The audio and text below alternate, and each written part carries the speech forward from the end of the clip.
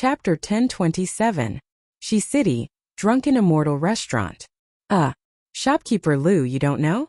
I thought you knew. Hu Hanyun scratched his head and chuckled at the shocked Shopkeeper Lu. Shopkeeper Lu's face darkened. What do I know? Is there something I should know? Hurry up and tell me.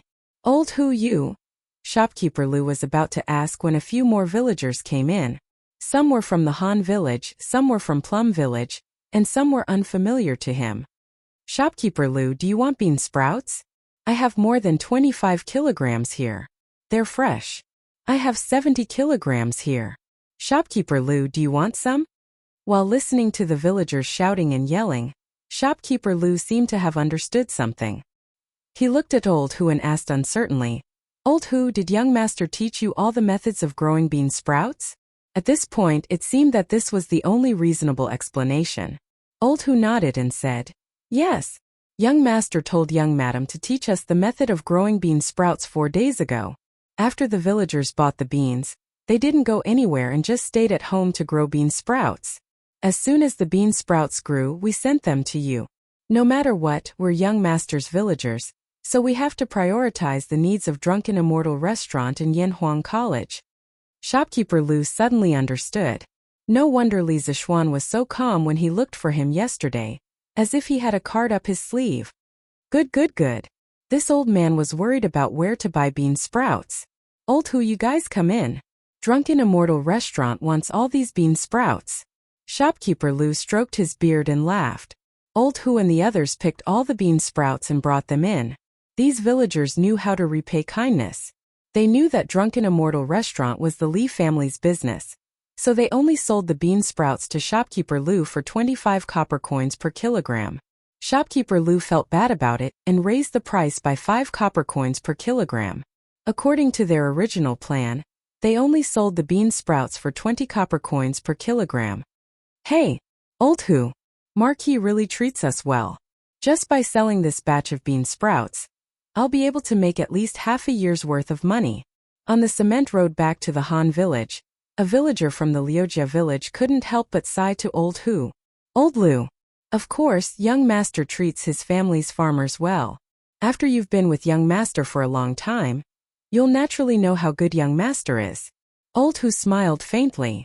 Hey, how much do you think the bean sprouts would fetch if they were sold to other restaurants?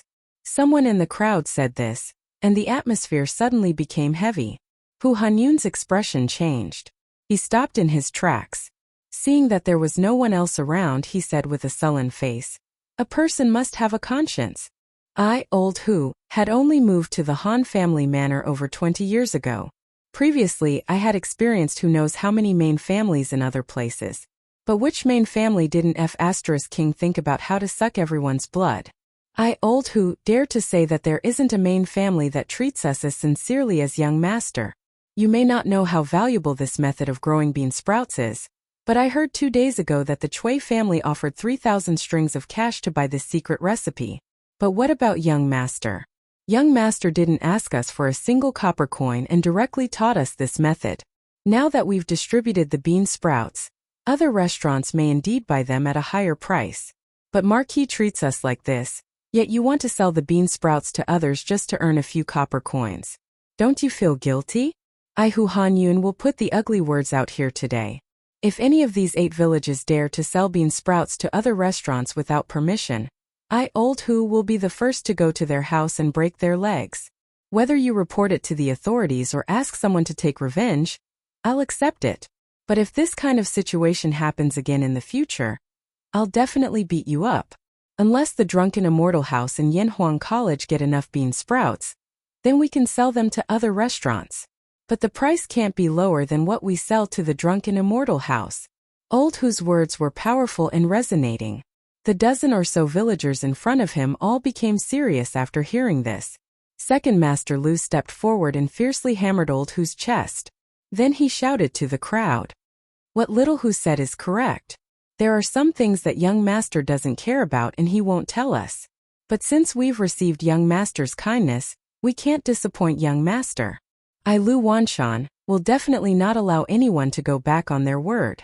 Right. I, Lu Meng, will definitely not allow anyone to go back on their word. Marquis brought us to live a good life, so we must repay Marquis. As a person, we can't lose our conscience. Second Master Lu was a well-known figure in the surrounding villages. With him saying this, who would dare to not believe him? As soon as he finished speaking, Lu Mang of the Liujia village quickly stood up and agreed. He sold more than 100 caddies of bean sprouts today and earned more than 2,000 copper coins.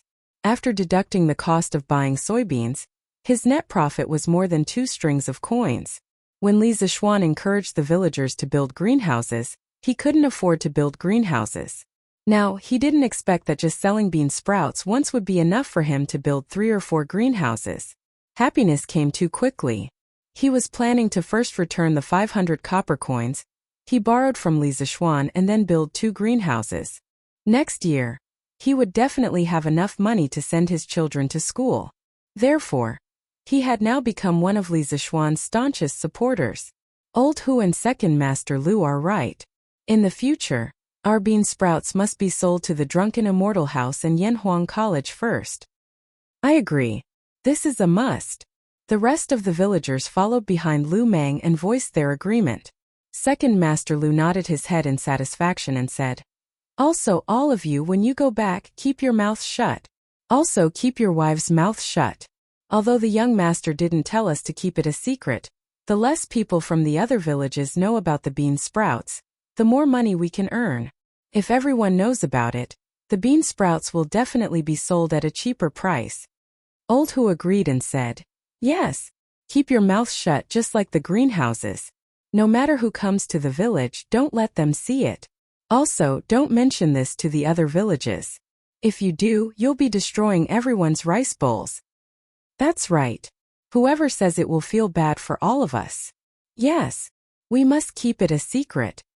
Under the mobilization of Old Hu and Second Master Lu's propaganda, the villagers of the 8 villages smoothly formed an alliance of interests and agreed to keep the secret. In Chang'an, the Drunken Immortal House's brotherhood connection continued to be popular. But today there was a disruptor. The Chui family's restaurant in the Eastern Market also introduced a dish similar to the brotherhood connection. They directly called it stir-fried bean sprouts. The price was still reasonable, 190 copper coins per serving. It was 10 copper coins cheaper than the Drunken Immortal House's brotherhood connection price yesterday. Why was it yesterday's price? Because today the Drunken Immortal House's brotherhood connection price was lowered by 10 copper coins. Therefore, the 2 prices were the same.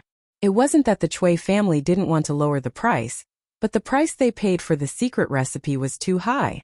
They had to get the original price back first, right? Otherwise, when the bean sprouts were overflowing in the future, the price would be even lower, and the profit margin would be even smaller. Obviously, after experiencing Li Zishuan's indiscriminate bombardment these days, Chui Junchuo had already predicted the future trend of the price of bean sprouts. However, he didn't expect that Li Zishuan would secretly teach the method of making bean sprouts to the farmer. As a result, the price of bean sprouts in Chang'an City would fall at an even faster rate. What? There are people selling bean sprouts in the Western Market and the Eastern Market? In the Eastern Duke's mansion south of Chang'an City. When Chui Junchuo heard the news, his heart sank. At this time, he completely understood that he had been tricked by Li Zishuan. Yes, great-grandpa. They should be villagers outside the city. Each of them has a lot of bean sprouts. The servant of the Chui family bowed and said, "Villagers? How could they know the secret recipe of bean sprouts? Did you find out which village they came from?" Chui Junchuo's face was gloomy. Although the Chui family was rich, they wouldn't ignore such a profitable business like bean sprouts. Moreover, the current situation was very obvious. The Chui family had been cheated by Li Zishuan for a whole 3,000 strings of coins. As a top aristocratic family, how could he tolerate this? "I think I saw a villager from Plum Village. I don't know the rest," the servant replied. Today, shopkeeper Lu had bought more than 2,000 caddies of bean sprouts from the villagers. If he bought more, the Drunken Immortal restaurant wouldn't be able to eat it all. Therefore, the remaining villagers were either sent to other restaurants to sell or brought to the Western Market and the Eastern Market to sell. After the other restaurants bought the bean sprouts, they hurriedly asked their chefs to study the method of making bean sprouts. They planned to join the ranks of selling bean sprouts tomorrow. When the people of Chang'an City saw the villagers selling bean sprouts, they would usually buy 2 caddies of bean sprouts so that their wives could try it. If this continued, the number of people eating bean sprouts in the restaurants would decrease greatly. The sales of bean sprouts in the restaurants would definitely not be as prosperous as in the Drunken Immortal restaurant. It could be said that the most popular stage of the bean sprouts business had passed. All that was left was the soup, and the meat in the soup had all been scooped up by Li Zishuan. Bam! Plum Village, Plum Village. Damn it. This brat is so ruthless. He actually resorted to a life and death struggle move. This is so infuriating. Cui Junchuo immediately understood when he heard Plum Village. He slammed the teacup on the table onto the ground and said angrily, "Life and death struggle? No. Grandfather, you might have misunderstood. This is not called a life and death struggle. It should be called a courageous retreat." Yongla Lane, Li Residence West Courtyard. When Yi Guozhong heard that the Hanjiazwang, Plum Village, Lijiazwang, and several other villages had started selling bean sprouts in the east and west cities today, he subconsciously felt that Li Zishuan was using the method of killing 1,000 enemies at the cost of 800 of his own men, to take revenge on the Cui family for stealing the secret. In the end, both families would not be able to earn any money if they fought to the death. Therefore, he came to the west courtyard to ask Li Zishuan what he was thinking. Li Zishuan laughed when he heard that. "What do you mean by a courageous retreat? I think you're just being stubborn. Sigh. You youngsters are so impetuous and easily let your emotions affect your decisions." Yi Guozhong shook his head and sighed. Li Zishuan could only patiently explain. "Grandfather, think about it carefully. Since the first day the Drunken Immortal restaurant started selling bean sprouts, our residence has earned a total of more than 2,000 strings of coins. Together with the 8,000 strings of coins that the Cui family stole from us, it adds up to more than 10,000 strings of coins.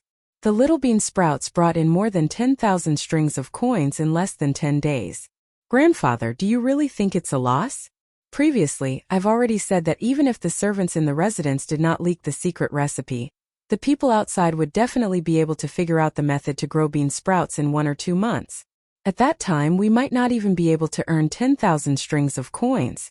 Now, not only have we maximized the income of the bean sprouts in the shortest time possible, but we have also cleaned up the disloyal servants in the residence. No matter how you look at it, I don't think I've suffered a loss." Yi Guozhong secretly nodded when he heard that. In the end he laughed and said, "Haha, you really are a sly fox. Those people in the Cui family provoked you. They're really unlucky."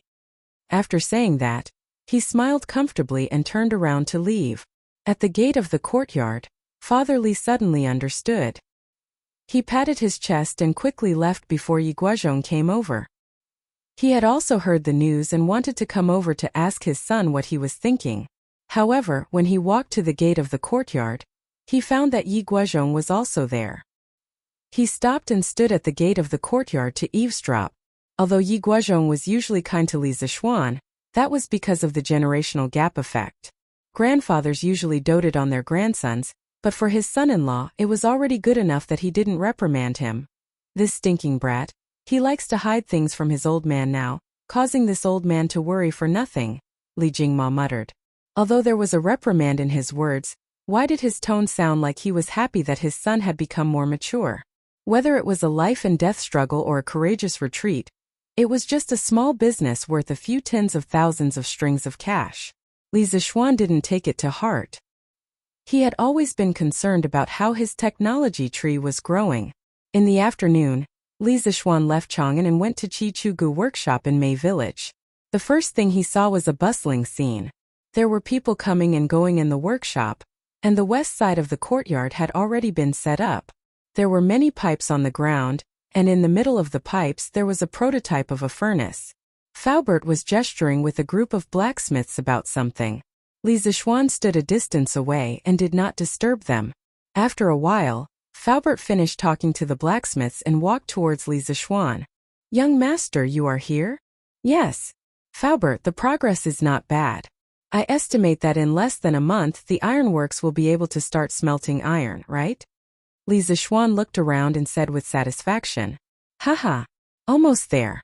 We have a lot of experienced blacksmiths in our workshop, and the construction of the furnace will only be faster. Now we just need to see when Xiaobing will be able to transport the platinum ores back. Oh. Chapter 1028. Is there still no news from Xiaobing? Strange Taste Pavilion's new workshop. Li Zixuan looked at Faubert and asked. Speaking of which, as the owner, he was not responsible at all. A few days ago, after he gave the blueprint of the ironworks to Faubert, he basically did not ask about it anymore. It was not because he was lazy but because of the sprouts and the spies in Chang'an which took up a lot of his energy. Young master, that guy sent a message back 2 days ago, saying that he had found the bauxite you wanted in Shua province. He should be sending a batch back in 2 days. Faubert replied with a smile. He had received the news from Fubin and wanted to report it to Li Zixuan, but he had heard about the recent turmoil in Chang'an City, so he gave up the idea. He wanted to wait until Li Zixuan was free to tell him. Li Zixuan was happy to hear that. He was secretly glad that his memory was not wrong, but he felt sorry for his old classmate. He had dug up his family's bauxite more than 1,000 years in advance. Just take it as a continuation of the glory of the Chinese people in the world. Old classmate, the bauxite that your family contributed is very meaningful. Li Zixuan muttered in his heart and then said to Faubert, well, after the bauxite from Shua province is shipped back, we will start firing the refractory cement that Faubert and I talked about previously. If there are any problems, send someone to call me at any time. The so-called refractory cement could be divided into aluminate cement, low-calcium aluminate cement, calcium-magnesium aluminate cement, and dolomite refractory cement. At present, the easiest cement to fire was aluminate cement, which was mainly made of bauxite and limestone. It was calcined to produce a clinker with calcium aluminate as the main component and alumina content of about 50%.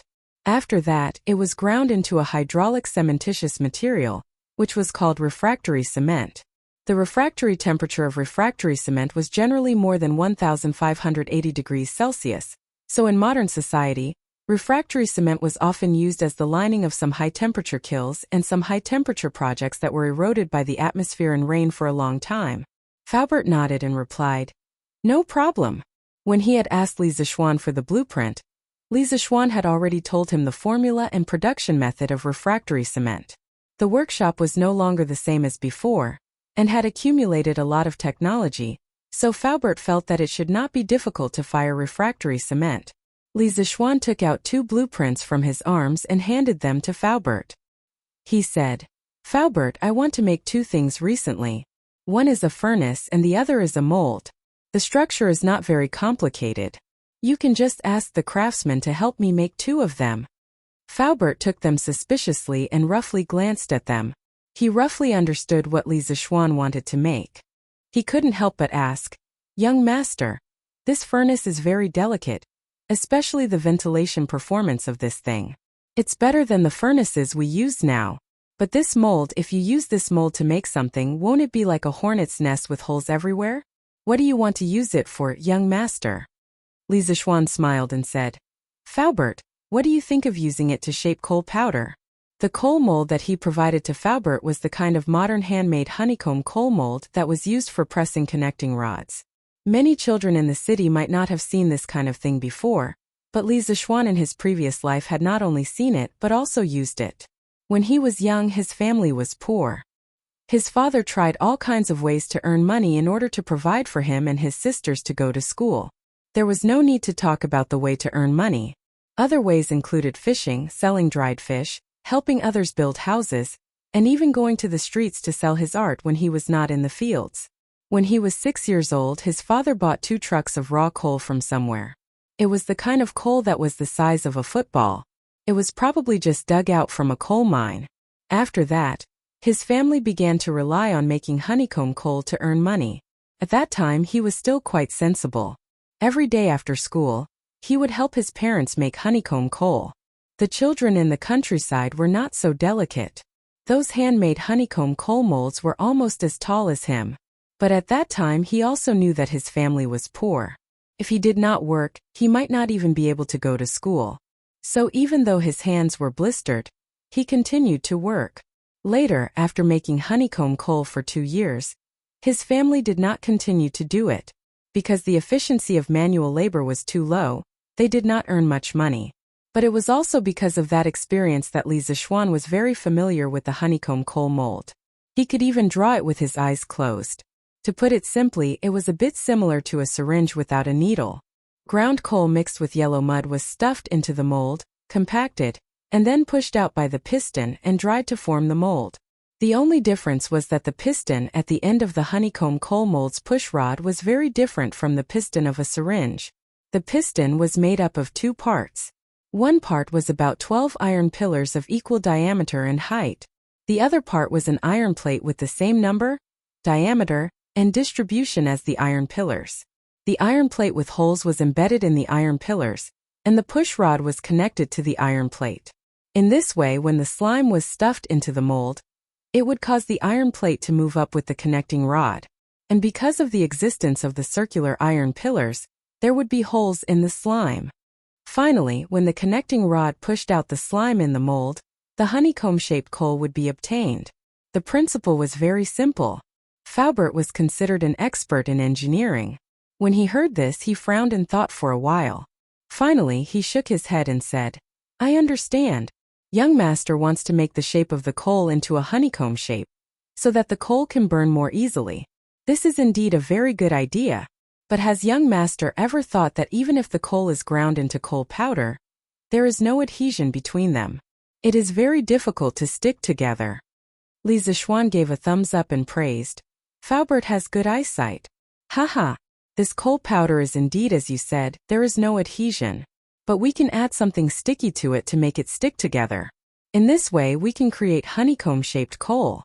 Together with the stove on the other paper, Faubert, do you think it will be very convenient for us to boil water in the future?"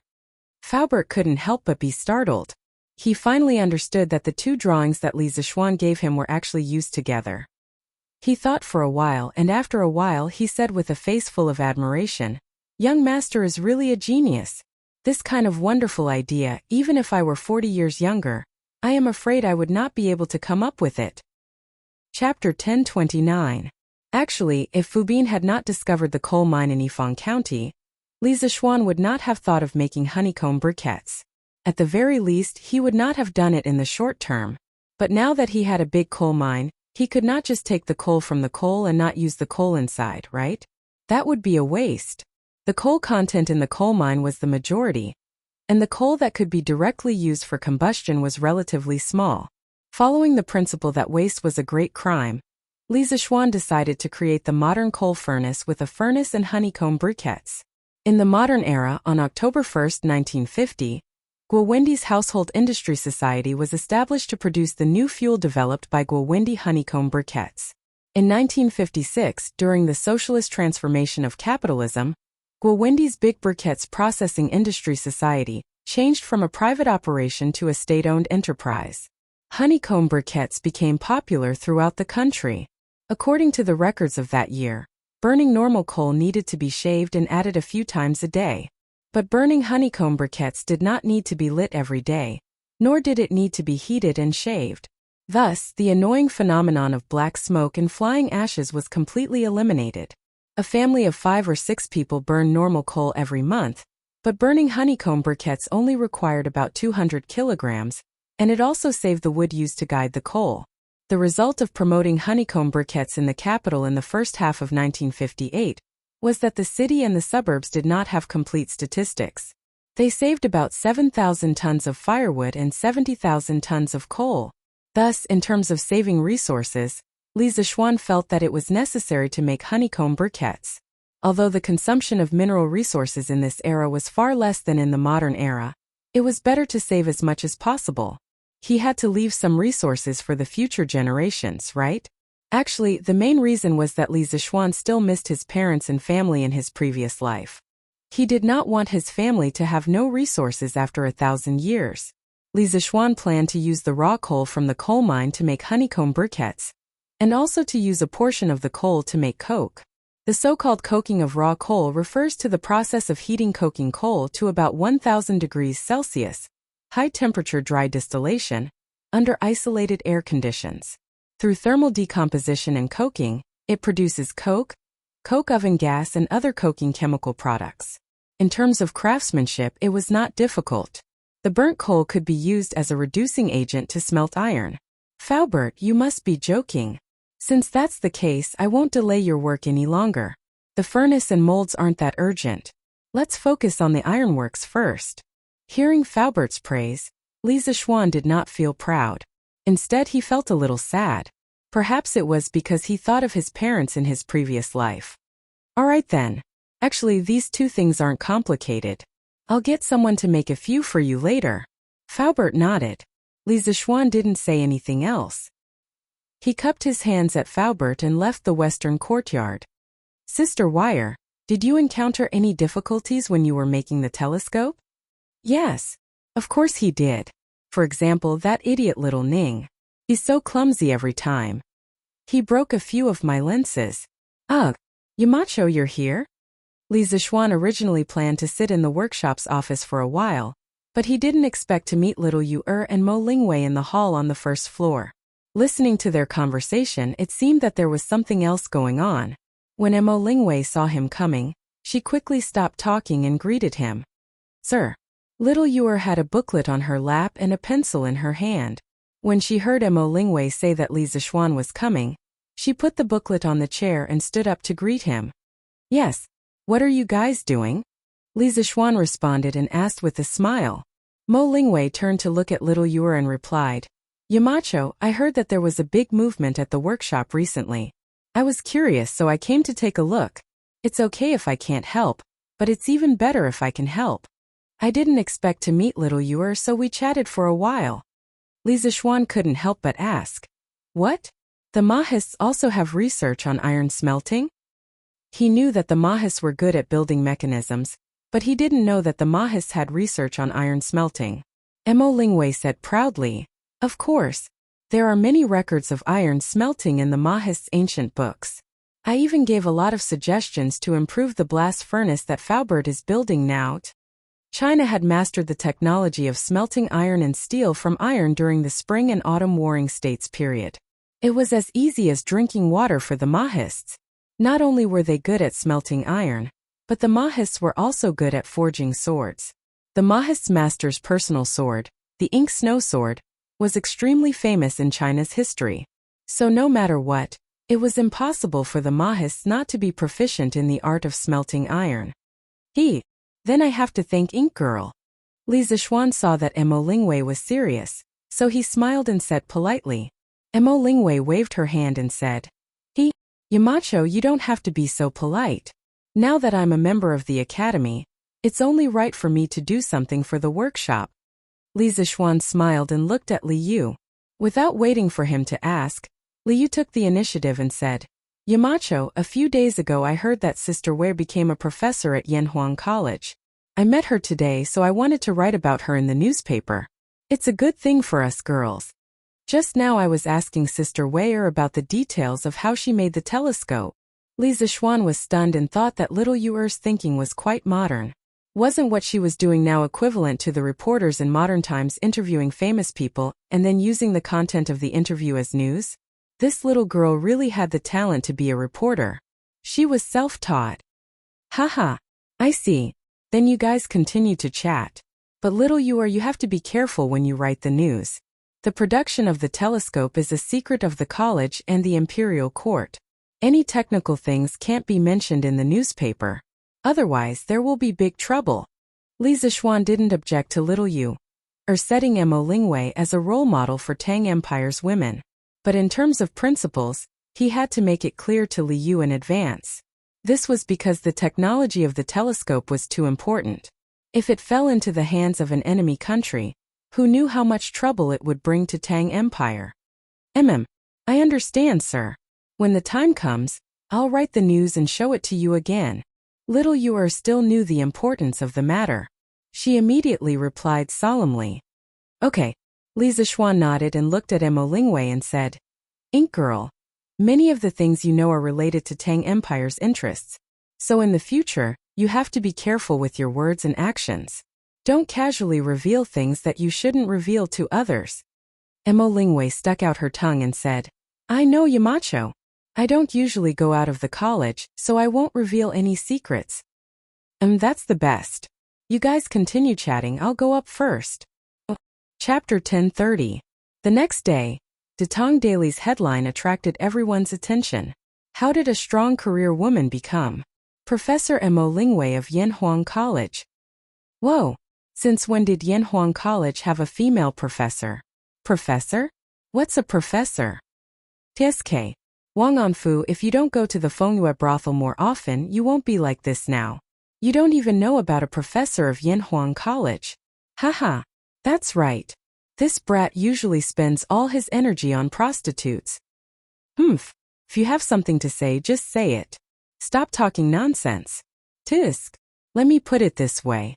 Being a professor is the highest honor in the Yanhuang Academy.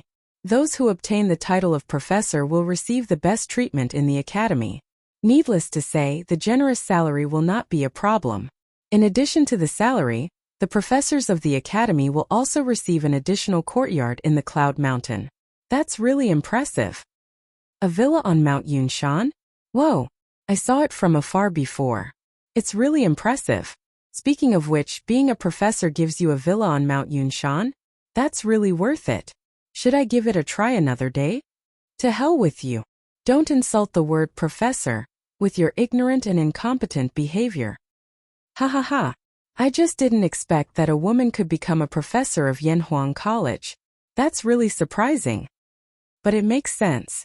Look, this girl participated in the construction of the astronomical telescope. It's not an exaggeration to say that she's a professor.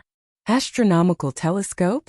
Brother Pang, can you tell me what an astronomical telescope is? Astronomical telescope. I heard an old man mention it before. Most of the ordinary people were talking about how generous the treatment of a professor in Yanhuang College was. It was shocking that a woman like Mo Lingwei could become a professor of the college. However, some scholars were unhappy after reading the newspaper. What an insult to the educated, what an insult to the educated. The Marquis of Yong'an is too much. A mere woman actually dares to call herself a professor? How can we, the disciples of the saints, continue to study the world? In the Imperial College of the Imperial College, a Confucian scholar couldn't help but slap the table and stand up angrily after reading the headlines in the newspaper during class. Uncle Huai, are you talking about today's news from Datong Daily? Another Confucian scholar asked as he stood up. The Confucian scholar named Uncle Huai stood up and said indignantly, "That's right, that's the news. The Marquis of Yong'an is really disgraceful. How can he compare a woman to the disciples of the saints? I'm so pissed off." In fact, his full name was Zheng Huaibua. He was a concubine-born son of the Zheng family of Xingyang. Although he was born of a concubine-born son, he carried the name of the Zheng family of Xingyang. No matter where he went, he was like a crane in a flock of chickens. I saw the news just now too. I'm furious too. Me too. The Marquis of Yong'an has really gone overboard this time. Why don't we all go to the Marquis of Yong'an and manner to demand an explanation? Zheng Huaibua saw that the students in the classroom were all furious. He gritted his teeth and suggested, "Okay, let's go and demand an explanation from the Marquis of Yong'an. Let the Marquis of Yong'an and revoke that woman's position as a professor. Yes, it must be revoked. Uncle Huai, if you want to go, I'll go with you." The classroom that was previously noisy suddenly became lively. After a while, a student weakly said, "Uncle Huai, I think we shouldn't go. Last time, the students of our college went to the Marquis of Yong'an and manner to demand an explanation. In the end, they were almost stripped of their academic status. The leader, Cui Yunhan, was even sent to Cheongzhou." These words woke everyone up from their dream. When these words came out, the few people who were arguing fiercely earlier were all jolted awake.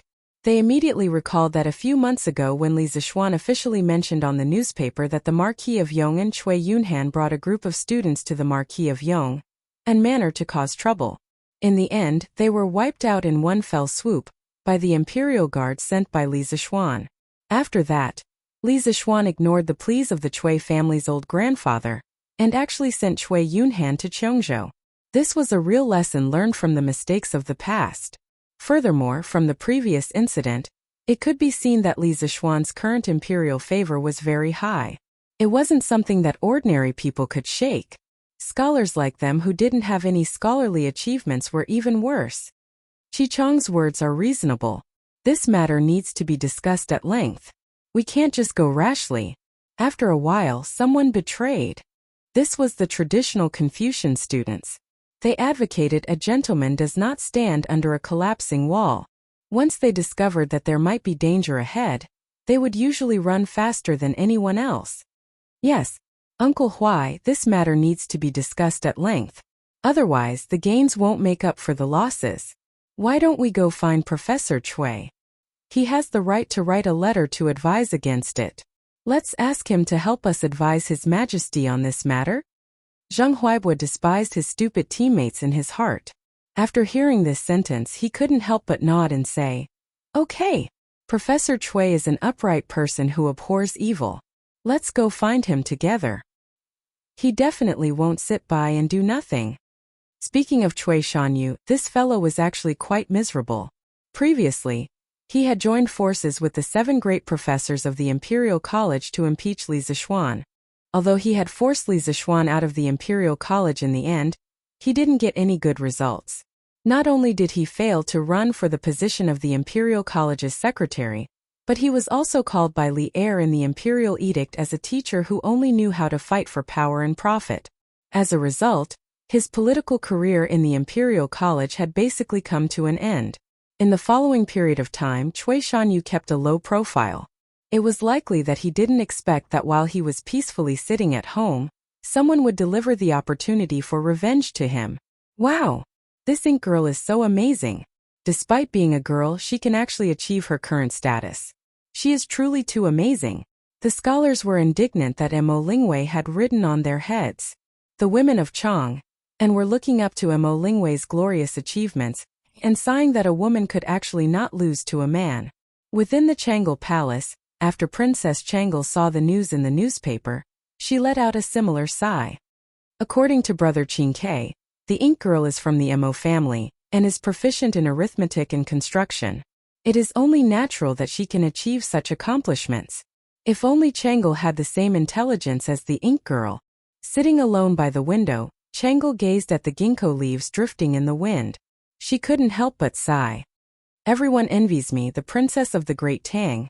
But they don't know that I envy the ink girl. A free person who can do what she likes and pursue her true love. Chapter 1031. Wow! Hanli, is this Mo Lingwei a professor at your college?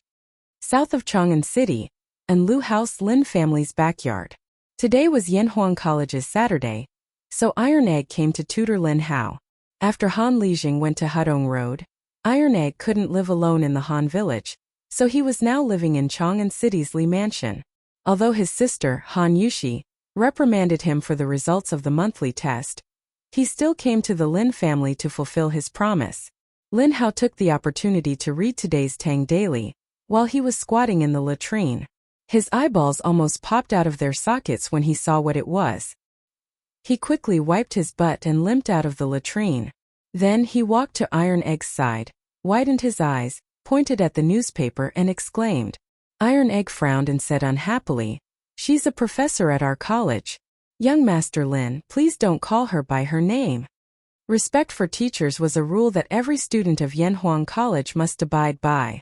Ahem, sorry. Lin Hao coughed and touched his nose embarrassedly. He then said, "What I mean is, why is there a female professor at Yanhuang College?" Iron Egg's expression relaxed. He replied, "My master said that Yanhuang College is a place to educate people, develop their wisdom, and promote engineering. Here it's all about talent. As long as one is talented and capable, no matter if he or she is male or female, old or young, he or she will be put in an important position." Professor Mo used her talent and knowledge to do hundreds of experiments in the workshop over the past few months. Finally, she created a telescope that can break through the limit of ordinary people's vision, so that even ordinary people can observe the stars in the sky. With such talent and achievements, my master said that she is worthy of being a professor. Lin Hao couldn't help but give a thumbs up. He praised, "This Professor Mo is really a heroine. It's hard to imagine that your college's telescope was made by her." Tai Dan chuckled and said, "The Flame Yellow Academy is a place of hidden dragons and crouching tigers. There are many capable teachers and students here. Wait until you enter the academy in the future, and you'll truly experience it." Lin Hao said with anticipation, "Don't worry, I will definitely get in next year. But your master is really a bold man. He actually dared to appoint a woman as a professor in the college. Isn't he afraid that other scholars will be dissatisfied?" Iron Egg frowned. "Yanhuang College was founded by my master. He can appoint whoever he wants to be a professor. Professor Mo. Is it a matter?" Lin Hao chuckled and said non-committally, "Heh, maybe." Li Zixuan didn't care about what other people were saying about the Datong Daily headline. As long as the content of the news wasn't confidential, other people could say whatever they wanted. In the afternoon, he received news that the first batch of bauxite that Fu Bin had brought back from Shuazhou had arrived at the workshop. It was earlier than Li Zixuan and Faubert had expected. Since he had nothing to do, Li Zixuan went to the new workshop of the Chitsu Pavilion to confirm whether Fu Bin was digging bauxite or not. "Young master, look, these are all here." Faubert pointed to a pile of gray stone-like ores in the front yard of the workshop and said, "Take a look and see if these are the bauxite ores you want." Li Zixuan went forward and picked up a piece. He looked at it carefully for a while and finally nodded. "Yes, Faubert. This is the bauxite ores that I want." Faubert was relieved when he heard this. He let out a sigh of relief and laughed. "I heard from Xiaobing that the local miners thought that he had lost his mind. If he was a normal person, why would he pay someone to dig up these seemingly useless stones?" The bauxite that Fu Bin was digging was mainly bauxite. The main component of bauxite was alumina, which was hydrated alumina with impurities. It was a type of earthy mineral that was usually white or gray in color. It didn't look any different from ordinary stones, but the texture was very different when you held it in your hand. Bauxite was very soft, and its hardness was only 1 to 3. Ordinary stones, on the other hand, had a hardness of 5 to 6. The difference was still very big. It wasn't until the end of the Qing dynasty and the beginning of the Republic of China that someone discovered the technology to extract aluminum from bauxite. Haha, not everyone would be able to discover good things. Faubert, follow the method that I told you before and make a batch of refractory cement. Li Zixuan said with a smile. These were all things that had been agreed upon before, and they had already been prepared. Uncle Fu naturally agreed. Li Zixuan saw that there was nothing else for him to do here, so he returned to Chang'an. Recently, he had been returning to his home in Chang, and every weekend. In the evening, Peng Feiji found Li Zixuan and cupped his fist. "Marquis, someone from the palace said that the emperor wants you to attend the morning court session tomorrow." "Morning court session?" Li Zixuan was puzzled. Why is he asking me to attend the morning court session so suddenly? Is there anything important that is related to me in the court session? Peng Feiji scratched his head and said, "Marquis, I don't know." "All right, you can go now." Li Zixuan had only asked subconsciously. He didn't expect Peng Feiji to answer. After all, with Peng Feiji's connections, he might be able to get some information. But in the imperial court, he was far from being able to do so. "I'll take my leave." After Peng Feiji left, Li Zixuan thought for a long time but could not come up with anything. He could only eat and rest early, feeling a little depressed. Early the next morning, he rode on Big White and led Peng Feiji and a group of guards to the palace. Outside Tai Chi Palace, he chatted with Cheng Yaojin and the others for a while. Then he realized that there was a familiar yet unfamiliar person in the crowd. He walked up to take a look and smiled. "Oh, isn't this Professor Cui? Why are you here today?" Cui Shanyu knew that he was no match for Li Zixuan when it came to insulting others. He snorted and said, "The emperor summoned me, so I had no choice but to come." Li Zixuan thought about it. How could there be such a coincidence in the world? Perhaps the reason why he was summoned by Li Er today had something to do with this guy. Not to mention what the old man was up to behind his back. Just the fact that he couldn't sleep in this morning was enough to make Li Zixuan feel very displeased. Thus, Li Zixuan did not show it on his face. He turned around and said in a voice that only the two of them could hear, "Professor Cui, I advise you to be kind. Otherwise, you will learn from Cui Shanfu's mistakes. You! Cui Shanyo's expression changed drastically. He turned around and wanted to scold Li Zixuan, but Li Zixuan had already walked back to the group of generals. He could not make it in time. Go to court. All officials go to court for an audience. At this moment, a eunuch at the top of the stairs shouted in a high-pitched voice. The officials immediately quieted down and lined up. They carried the imperial edict and walked up the stairs toward Taichi Palace. Chapter 1032. Cui Shanyu, are you the one who impeached the Marquis of Yong? And for insulting the teachings of the saints and misleading the students? Inside the Taiji Palace. Halfway through the morning assembly, Li Er suddenly called out Cui Shanyu's name and asked.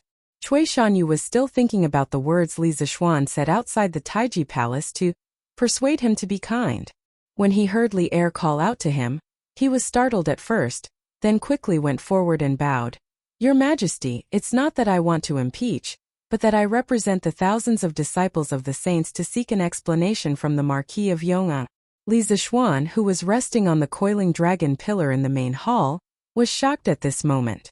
It was finally his turn to go on stage. As expected, Li Er said, Marquis of Yong, come forward. Professor Cui wants to seek an explanation from you. Yes, Your Majesty. Li Zixuan responded and walked in front of Cui Shanyu. He asked with a smile, Professor Cui, I wonder what kind of explanation you want from me? Oh no, it should be the thousands of disciples of the saints that you speak of.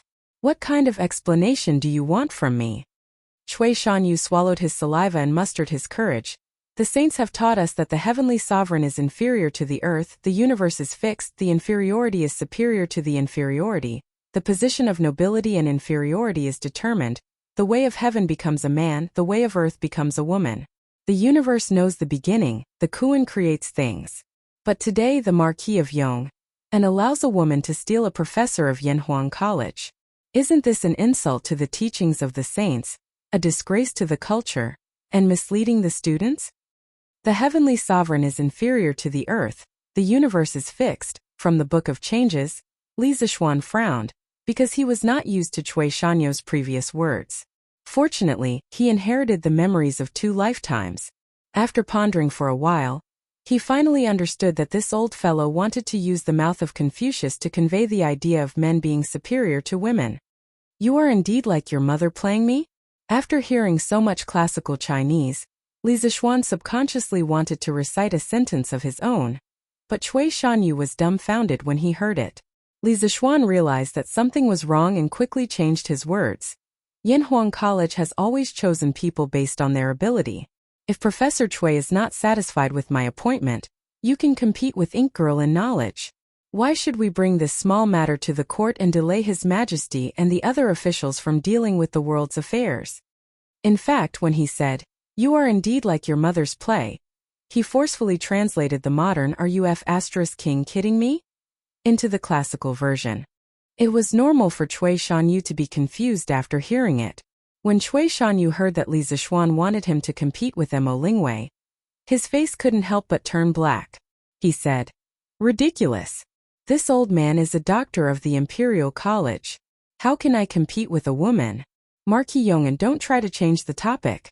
As a woman, Mo Lingwei shouldn't be a professor at Yanhuang College. What you're doing now, not only will I not agree, the millions of disciples in the world will not agree. No one would cheer for you if you won, but if you lost, people would say that you bullied a woman. Cui Shanyu knew this very well, so he wouldn't accept it even if he was beaten to death. There was a buzz of discussion in the civil officials' camp. Li Zixuan sneered. In the end, Professor Cui, are you looking down on women? Then let me ask you, do you have a mother? Meaning, do you have a mother? He was addicted to talking nonsense today, and some disgraceful words came out of his mouth. This time Cui Shanyu understood.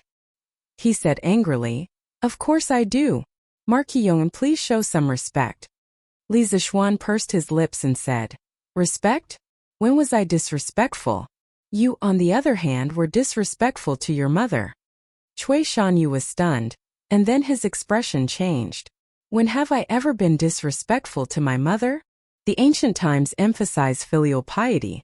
If he was labeled as unfilial, He would really be cursed by tens of thousands of people. Cui Shanyu was not willing to take the blame.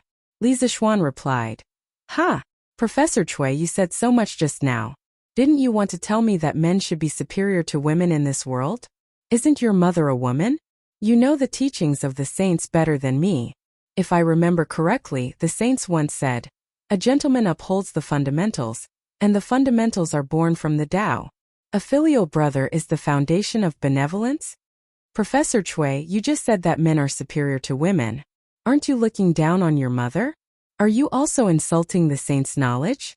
You can't even meet the basic requirements of the saints. What right do you have to criticize me?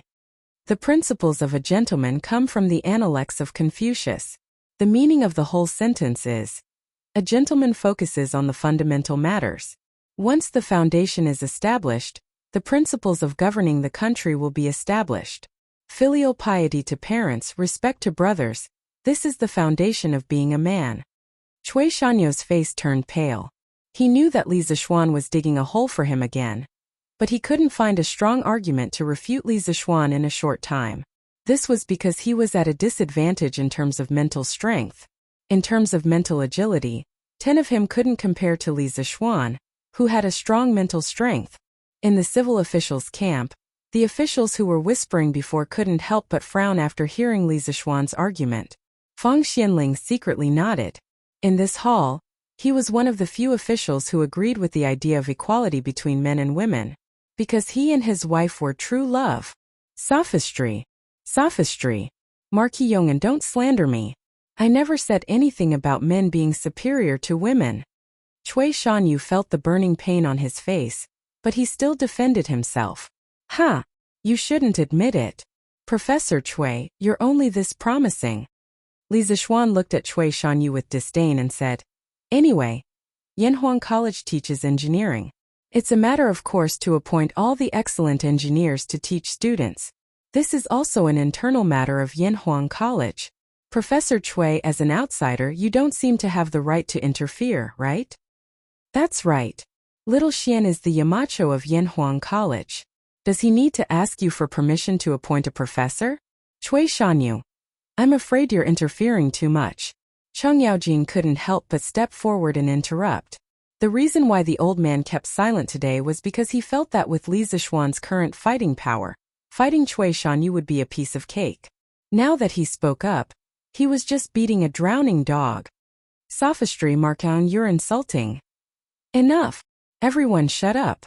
Cui Shanyu wanted to refute again, but Li Zixuan, who was sitting at the head of the table, was getting impatient. Today's matter was already very clear. Li Zixuan appointing Mo Lingwei as a professor was indeed inappropriate, but the Confucian defenders led by Cui Shanyu found it difficult to argue against Li Zixuan. The other civil officials were also unwilling to jump out and join the battle. After all, no one would be able to accept being called, "You have a mother." Mo Lingwei is a key figure in the construction of the astronomical telescope. Although she is a woman, her talent is enough to be a professor. Moreover, as far as I know, she's only in charge of experiments and not teaching. There's no such thing as misleading students. Li Er paused for a moment, then made the final decision. Chapter 1033. Moreover, we have also heard that the Marquis of Yong and had appointed Mo Lingwei as a professor. This matter will end here. In Taiji Palace, Li Er had completely settled the matter of Mo Lingwei becoming a professor of the academy. He then turned to Cui Shanyu and sternly said, Cui Shanyu, I see that you are quite proficient in Confucian classics. Staying in the Imperial College will be a waste of your talent. Therefore, I have decided to transfer you to the Hongwen Library as a scholar. You will be in charge of writing history. Are you willing? Cui Shanyu's heart instantly sank. He anxiously said, Your Majesty, this subject's life goal is to pass on the Tao and cultivate talents for the Great Tang. This subject still wants to teach students in the Imperial College for a few more years. Your Majesty, please grant my wish. He was no fool. Although becoming a scholar in the Hongwen Library was the same rank as his current Imperial College professor, going to the Hongwen Library to write history was basically an idle job. He understood that Li Er found him annoying and wanted to chase him away. Li Er's eyes instantly turned cold. The temperature in the hall seemed to have turned cold as well. Cui Shanyu inexplicably shivered, regretting his rashness. Make the best use of people and materials. Ever since we ascended the throne, we have always used people based on their abilities. Beloved official Cui, you have a belly full of wisdom. Do you think that we have made an improper arrangement for you to write history? Li Er's cold voice traveled into Cui Shanyu's ears, causing him to shiver once more. Your Majesty, this subject. Don't speak. Let beloved official Kong speak. Cui Shanyu still wanted to save himself, but Li Er didn't give him a chance to speak. He turned to Kong Ingda and said, Beloved official Kong, beloved official Cui has served in the Imperial College for so many years. You must understand his abilities the best. Tell me, is beloved official Cui suitable to write history in the Hongwen Library? When Kong Ingda heard Li Er call him, he couldn't help but frown. Cui Shanyu immediately looked over, praying that Kong Ingda would let him off the hook. But reality was merciless. After a few moments of silence, Kong Ingda clasped his hands and said, Your Majesty, Academician Cui is familiar with the classics and history. He is indeed suitable to write history in the Hongwen Library. Actually, not only was Li Er fed up with Cui Shanyu, Kong Ingda had long been fed up with him as well. Yesterday afternoon, Cui Shanyu had submitted a petition to impeach Li Zishuan, but Kong Ingda did not know about it. Kong Ingda didn't support Mo Lingwei's appointment as a professor in Yanhuang College, but he wouldn't oppose it either. Although Li Er was the dean of Yanhuang College on the surface, everyone knew that it was only in name. Li Zishuan was the real master of Yanhuang College. Kong Ingda understood that Li Zishuan had appointed a professor to his academy. Even if he objected, he had no right to do so. Besides, Kong Ingda had always felt guilty towards Li Zishuan. He felt that if Li Zishuan had stayed at the Imperial College, the college would have become more and more glorious.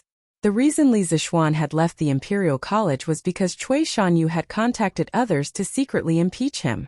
Now, a similar thing had happened again. Kong Ingda was really disappointed in Cui Shanyu. He might as well follow Li Er's wishes and send him to the Hongwen Library. Cui Shanyu's heart finally turned cold when he heard this. At this moment, his mind inexplicably echoed what Li Zishuan had said before the morning assembly. Professor Cui, I advise you to be kind. Otherwise, you will learn from Cui Shanfu's mistakes. What was karma? This was called retribution in this lifetime. In less than an hour's time, Li Zishuan's seemingly careless words had actually become reality.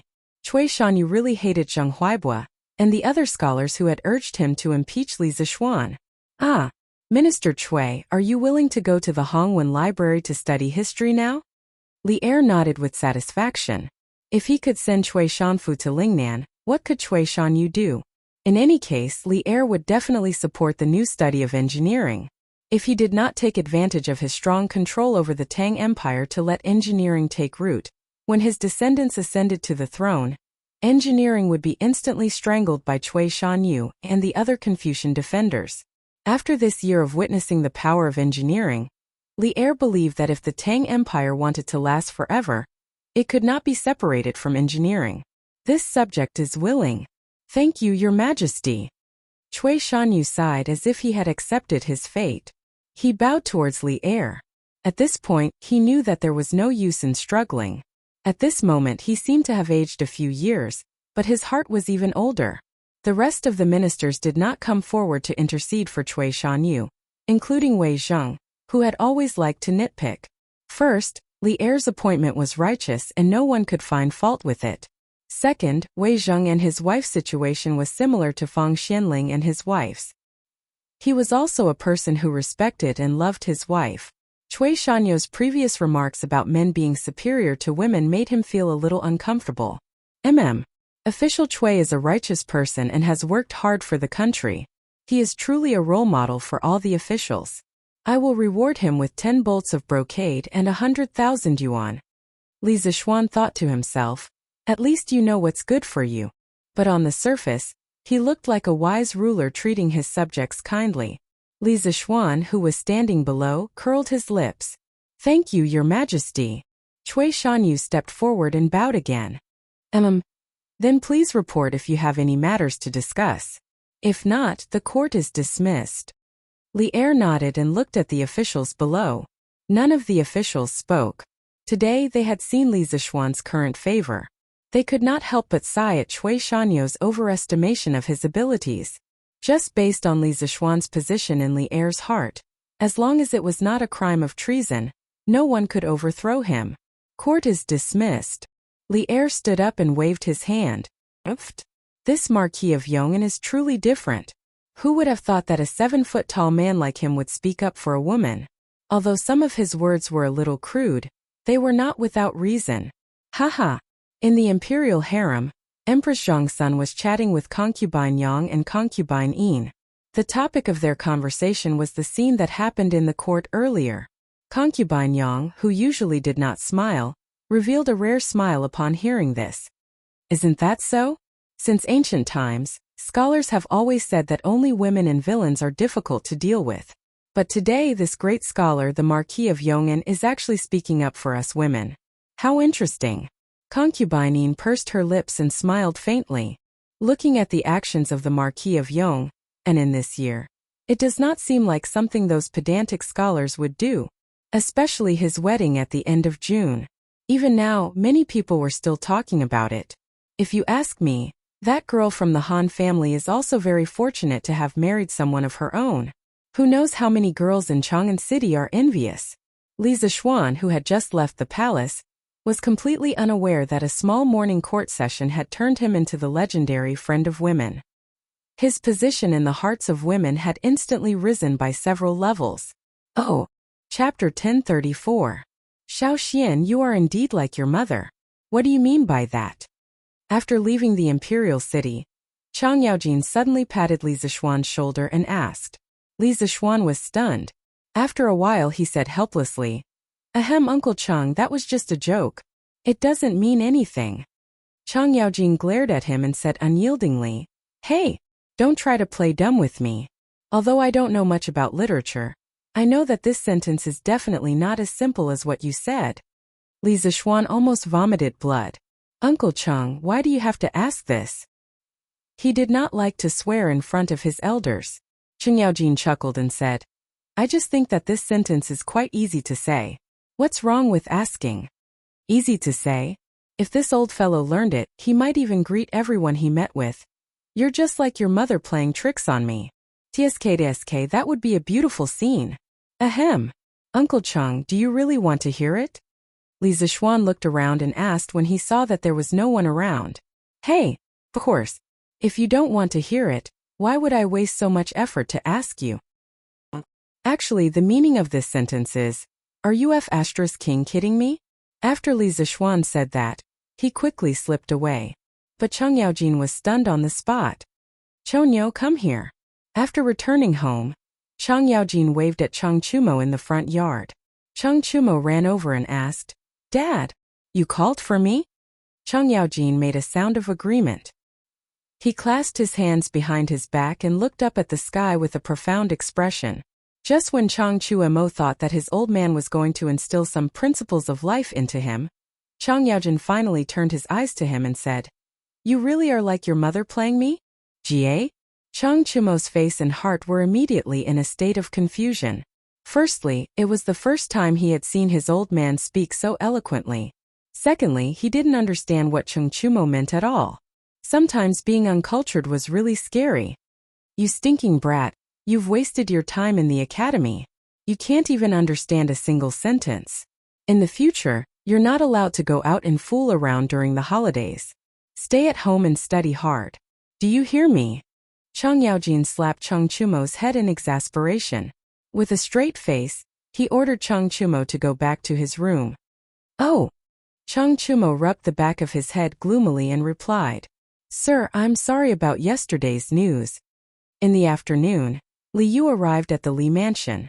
After finding Li Zishuan, she immediately apologized. Li Zishuan was stunned. Little Yu, what's wrong with the news? Why are you apologizing to me for no reason? Little Yu looked up and said, Sir, I heard that someone is impeaching you in front of His Majesty because of yesterday's news. This is all my fault if not for... Li Zishuan suddenly understood. He waved his hand and interrupted. Ha! So that's what happened.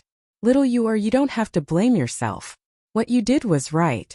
Besides, aren't I fine now? But. No buts. I agreed to let you publish that news. And regardless of whether that news is true or not, the news of Ink Girl being appointed as a professor at the academy will spread sooner or later. When the time comes, those who should come will come. After all, some people are willing to be cheap and look for trouble. You can't stop them, Li Zixuan said half-jokingly. In fact, when he asked Little Yuer to publish the news of Mo Lingwei being appointed as a professor, he had a deeper intention. That was to show that Mo Lingwei was treated well and widely respected for making telescopes. This was to stimulate people's enthusiasm for science in this era. This was to create momentum for public opinion. In his previous life, although the era he lived in was technologically advanced, there were still some unsatisfactory aspects. The one that left the deepest impression on him was when a teacher asked a student when he was young, "Student XX, what is your dream?" Under normal circumstances, the student would answer, "Teacher, I want to be a scientist when I grow up." Or, "I want to be a soldier when I grow up and protect my country." But what would happen when he went to university? "Little kid, what is your dream?" "Uncle, I want to be a celebrity when I grow up." Or, "Uncle, I want to be an internet celebrity when I grow up." Now that Li Zixuan had transmigrated to the Tang dynasty, he didn't want the Tang dynasty to develop like that in the future. He felt that his Datong daily needed to use public opinion to stimulate the enthusiasm of the people to advocate science and technology. He wanted everyone to feel that scientists like Mo Lingwei were honorable and worthy of respect. Perhaps his power was just a drop in the bucket and couldn't really affect the overall situation. But some things were better done than not done. Some things needed someone to take the lead. Hearing the second half of Li Zixuan's words, Little Fishy couldn't help but laugh. She said, "Sir, if Professor Cui heard this, wouldn't he be furious?" Li Zixuan shrugged and said nonchalantly, "What does it have to do with me whether he's angry or not? Little Fishy, in the future, Datong Daily has to write more of this kind of news. We have to let the people know how great our Yanhuang College is. Moreover, the teachers of the college have always been contributing their wisdom to the Tang dynasty. They are worthy of everyone's respect." Little Fishy nodded vigorously and said with anticipation, "Yes, yes. Sir, don't worry, I will." Actually, Little Fishy really wants to become someone as amazing as Sister Mo, but I can't understand the principles and formulas that Sister Mo talks about. I know that I'm still far from Sister Mo. However, it should be a very interesting thing to let more people worship people like Sister Mo. Little Fishy is willing to do it. Li Zixuan shook his head and laughed. "Little Fishy, what Ink Girl did is indeed great, but what you're doing now isn't bad either. You can use the pen in your hand to create a spiritual idol for the people." Little Fishy asked doubtfully, "Sir, what's a spiritual idol?" Li Zixuan thought for a moment and said, "It's someone who can inspire you, encourage you, and let you find your way when you're lost. They can all be called spiritual idols.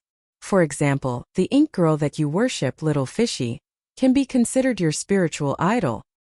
"Oh, I understand now. Thank you for your guidance, sir." Little Fishy smiled and thanked Li Zixuan.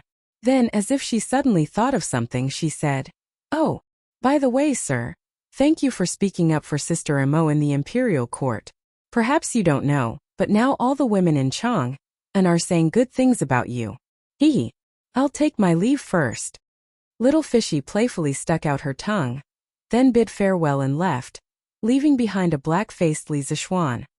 Chapter 1035. Cui Shanyu was entrusted with an important task by Li Er, and was sent to the Hongwen Library to revise history. The group of supervisors at the Imperial College did not dare to cause any more trouble. For this reason, the Zheng clan of Xingyang even sent someone to warn Zheng Huaibua to behave himself. Not only did Li Zixuan have the emperor's heart, but the power that was related to him was also deeply rooted. It was almost equivalent to half of the entire Tang Empire's military power. Most importantly, Li Zixuan might be hiding something extremely terrifying in his hands. Back then, the 7 cultivators sect of Snake Spirit Mountain was destroyed in a single night. The aristocratic family still remembered this in their hearts. The Zheng clan was not willing to provoke Li Zixuan. It was not that the Zheng clan was afraid, but that they did not have any deep grudges with Li Zixuan. It was not worth it to fight to the death with him. Aristocratic families were all profit-oriented. The days suddenly became leisurely. For several days, no one came to disturb Li Zixuan. As the end of the year approached, the weather became colder. Although it was not snowing yet, Chang'an was located in the north of China. Once winter came, the north wind would often howl. The wind was like a knife to the face. Recently, Li Zixuan had been wondering if he should let the students of the academy have their winter break in advance. After all, the weather was indeed a little cold. The cold weather made Lan'er, who usually liked to go out and play, unwilling to go out anymore. The little girl stayed at home all day, wrapped in a thick fox fur coat and wearing cotton clothes inside. Her chubby appearance made her look even cuter. Take note, cotton clothes were not cotton clothes. Although there was cotton in the Tang dynasty, it was only used as an ornamental flower. At this time it was not used to make cotton clothes. The so-called cotton robes were made from extremely high-grade silk. This type of silk was also known as bai. It was mainly used to make cotton robes. In the Book of Songs, the saying Chiwe has no clothes, so he robes with his son referred to this type of robe. This kind of robe made of silk had excellent insulation properties. Of course, it was also quite expensive to make. Only wealthy families could afford it. However, for the poor, wearing a robe with a bai on it was a luxury. Basically, they would wear a bai robe. The so-called bai robe was a robe filled with a type of low-grade silk, and its ability to resist the cold was extremely poor. Even when some famous people were not successful, they would cause a lot of trouble because of this. For example, the famous Zhangzi of the Warring States period, when he was not successful, he wore this robe. When he rolled up his sleeves in the middle of winter, his elbows would be exposed. Of course, in addition to silk materials, animal fur clothes were also necessary to keep out the cold. However, high-grade fur clothes were basically the patent of the rich and nobles. Of course, the common people could not count on them. It was conceivable that winter was a difficult season for most people in an era without cotton. Just listen to the great poet Du Fu's poem and you'll know. The cloth quilt has been cold as iron for many years, and the proud child is evil. Even the blankets were as cold as iron. Was this the Du Fu family in late autumn? What was the colder winter like? Just thinking about it made one shiver. Therefore, Li Zixuan could not help but sigh recently. Who knows how many poor people would freeze to death in an ordinary winter? Brother, look at how cold it is, hurry up and think of something. Lan'er clung to Li Zixuan and said pitifully. It was cold outside, but it was also cold inside the house. Although there was a charcoal brazier at home, she did not know why her brother went crazy and said that the charcoal brazier had to be ventilated at home. But this way it would really be ice and fire. The front would be hot from the fire, and the back would be cold from the cold wind. At this time she began to envy Li Zixuan. Although it was cold outside, Li Zixuan had internal energy and only wore a few layers of clothes. However, his big hands were always so warm. Therefore, whenever Lan'er saw Li Zixuan at home, she always liked to put her hands in Li Zixuan's palms to warm them up. Ha! You little girl. Hot summer and cold winter is a natural cycle. How can your brother change the weather for you? After hearing the little cutie's cute request, Li Zixuan was a little amused. Lan'er blinked and said cheekily, Brother can't change the weather, but there must be other ways. Brother is the best. Ha! You little girl, you call it cold when there is a charcoal brazier? Why don't you go out and see? Is there anyone in the Li family outside who can afford charcoal? Mrs. Li said to her daughter in a bad mood. Lan'er pursed her lips and did not say anything. Li Zixuan said happily, If you want to talk about that, it's not like there's no way. Young Master Faubert sent someone to deliver a furnace and a batch of strange-looking charcoal balls. He said that he wants you to try it. An idea popped up in Li Zixuan's mind. Sanbao suddenly came in and bowed. Oh? Haha. You came at the right time. Where are the things? Quickly bring them in. Li Zixuan's face lit up with joy as he said loudly. Ever since the last batch of bauxite, Fubin sent people to deliver a few more batches of iron ore, sulfur ore, and coal. The furnace in the workshop was almost completed recently, so Faubert started to study how to make honeycomb briquettes. As for the furnace used to burn honeycomb briquettes, the structure was too simple. Faubert directly asked his trusted craftsman to build it.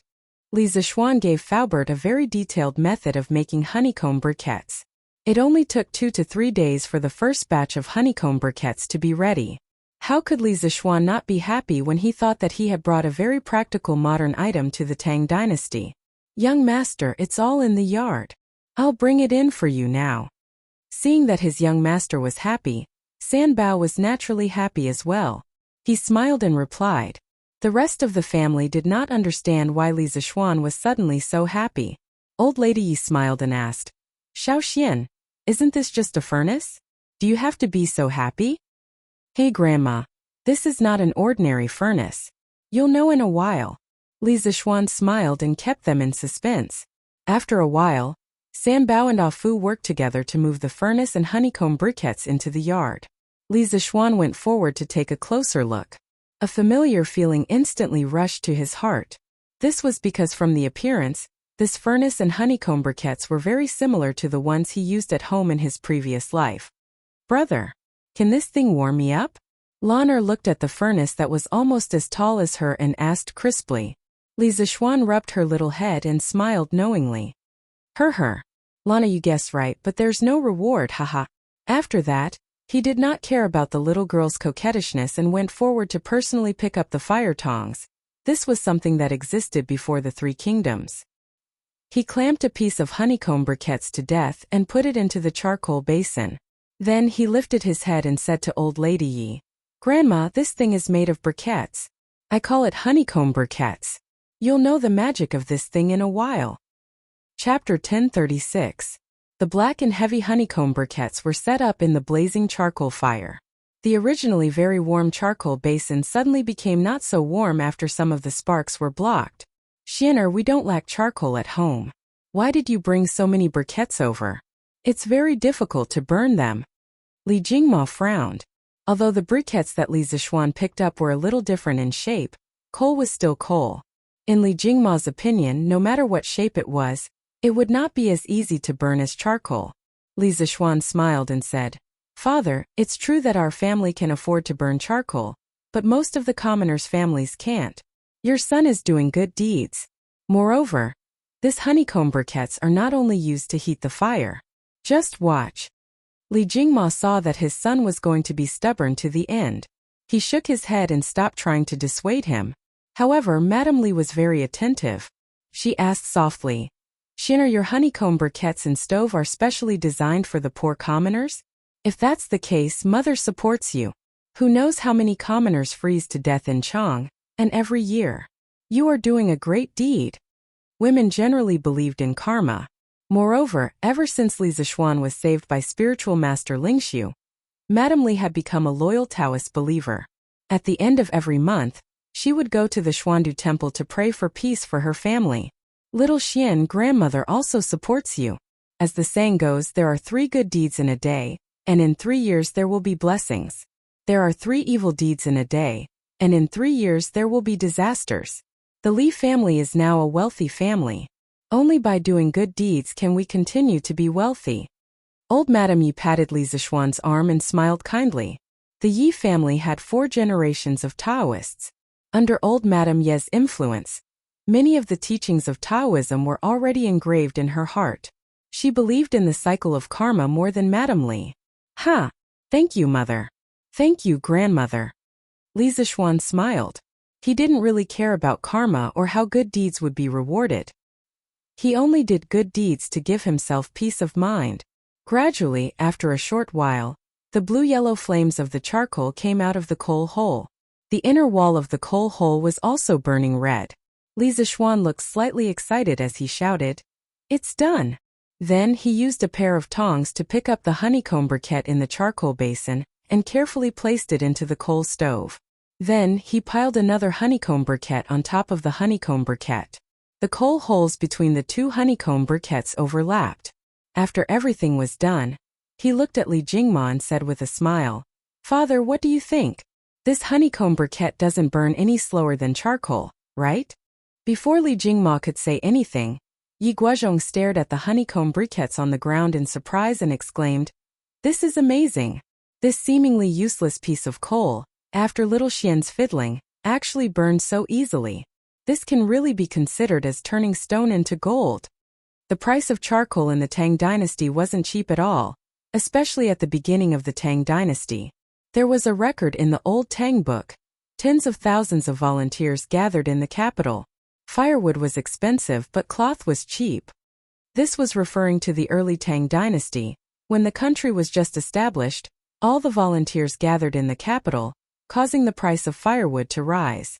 Although the price of goods during the Jingguan era was cheap, the price of charcoal was basically maintained at 700 to 800 copper coins per stone, 100 caddies. Good quality smokeless willow wood was even more expensive. Although 7 to 8 copper coins per caddy of charcoal didn't seem expensive, it was a consumable item. How long could one caddy of charcoal burn? For a wealthy family like the Li family, they naturally didn't care about the cost of charcoal, but for the common people, burning charcoal was equivalent to burning money. How many families could afford to burn charcoal? The late Tang dynasty Taoist poet Chao Tang described the kitchen in a fairyland in his 98 Little Traveling Immortal Poems. What do the kitchen maids cook? The stove is full of smokeless jade and red charcoal. In Chao Tang's view, using charcoal to cook was just a beautiful fantasy in fairyland. This poem proved the reality of the use of charcoal at that time. For the common people, using charcoal for cooking was an extremely difficult thing to do. In fact, during the Tang dynasty, the consumers of charcoal were mainly the upper class of society. During that time, the relatives of the imperial family and the first to fifth rank officials in the capital were provided with charcoal as part of their salary.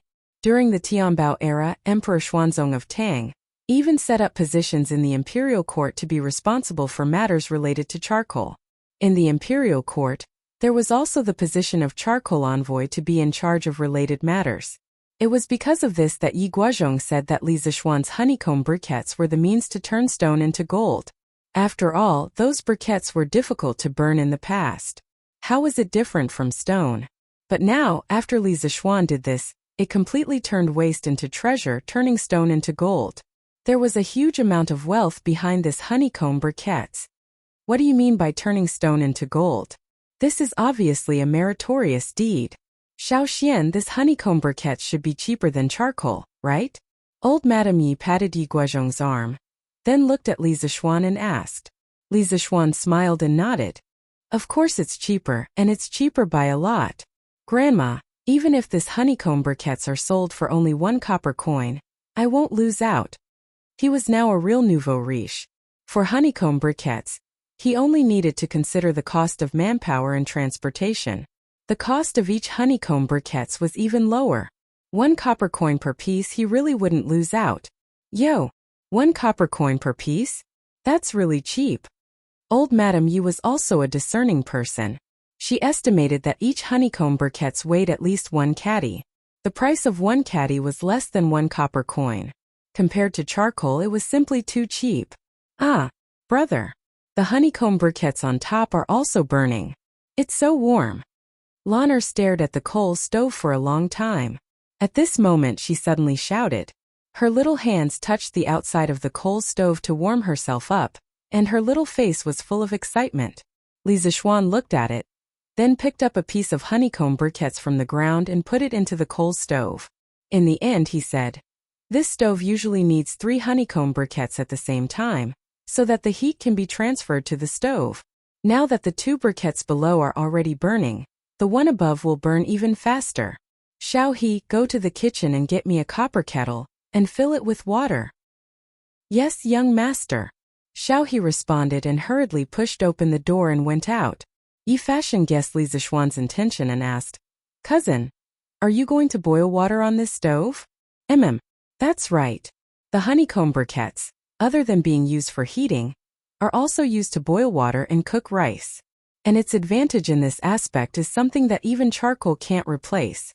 Li Zishuan replied with a smile. After a while, Xiao He came back with a copper kettle. The kettles of this era were made of pottery and copper, but their appearance was still very different from the modern kettles. Li Zishuan was too lazy to care about these things now. To him, it was fine as long as it could be used to boil water. He placed the copper kettle on the stove and opened the lid of the ventilation hole of the coal stove. After a while, the fire in the stove became more vigorous. In less than a quarter of an hour, there was a chee-chee-hoo-hoo sound coming from the kettle. Mrs. Li said in surprise. This honeycomb briquettes boil water really fast, much faster than firewood. Li Zishuan replied. Mother, not only does this thing boil water quickly, it also lasts for a long time. Don't look at the 3 honeycomb briquettes inside. If you only use them to boil water, 1 honeycomb briquettes can burn for 6 hours at most. You need to change 4 honeycomb briquettes a day. If you only want to keep the coal fire burning and leave a small hole in the ventilation hole, 1 honeycomb briquettes can burn for about 12 hours. You only need to change 2 pieces of coal a day. This way you can avoid the trouble of starting a fire every time. Combustion requires a certain environment, combustible, oxygen and temperature. A single honeycomb briquettes can't be burned because they can't maintain the temperature. Honeycomb briquettes can only burn normally in the stove, and at least 2 honeycomb briquettes are needed in the stove. A normal household stove needs 3 honeycomb briquettes at the same time to boil water and cook. Li Zishuan said all this from his experience. In his previous life, his family burned honeycomb briquettes for at least 10 years, so he knew the characteristics of honeycomb briquettes like the back of his hand. Beside him, Yi Yuzhu, old Madame Yi, and the others were all stunned when they heard Li Zishuan's words. Burning a full day of coal in the stove only requires 4 honeycomb briquettes, which is 4 copper coins. If they burn charcoal for a day, it would cost at least a few hundred copper coins. For copper coins versus a few hundred copper coins, this was a difference of nearly 100 times. Even if you don't use charcoal, you still need firewood. The people outside Chang'an City can go up the mountain to cut firewood, but the people in the city have to pay for the firewood. Calculating the cost of firewood for a day, it was about the same as burning coal. It has to be said that this honeycomb briquettes really save money. Moreover, this thing doesn't have smoke, so it's many times better than firewood. Little Xian, this is a good thing.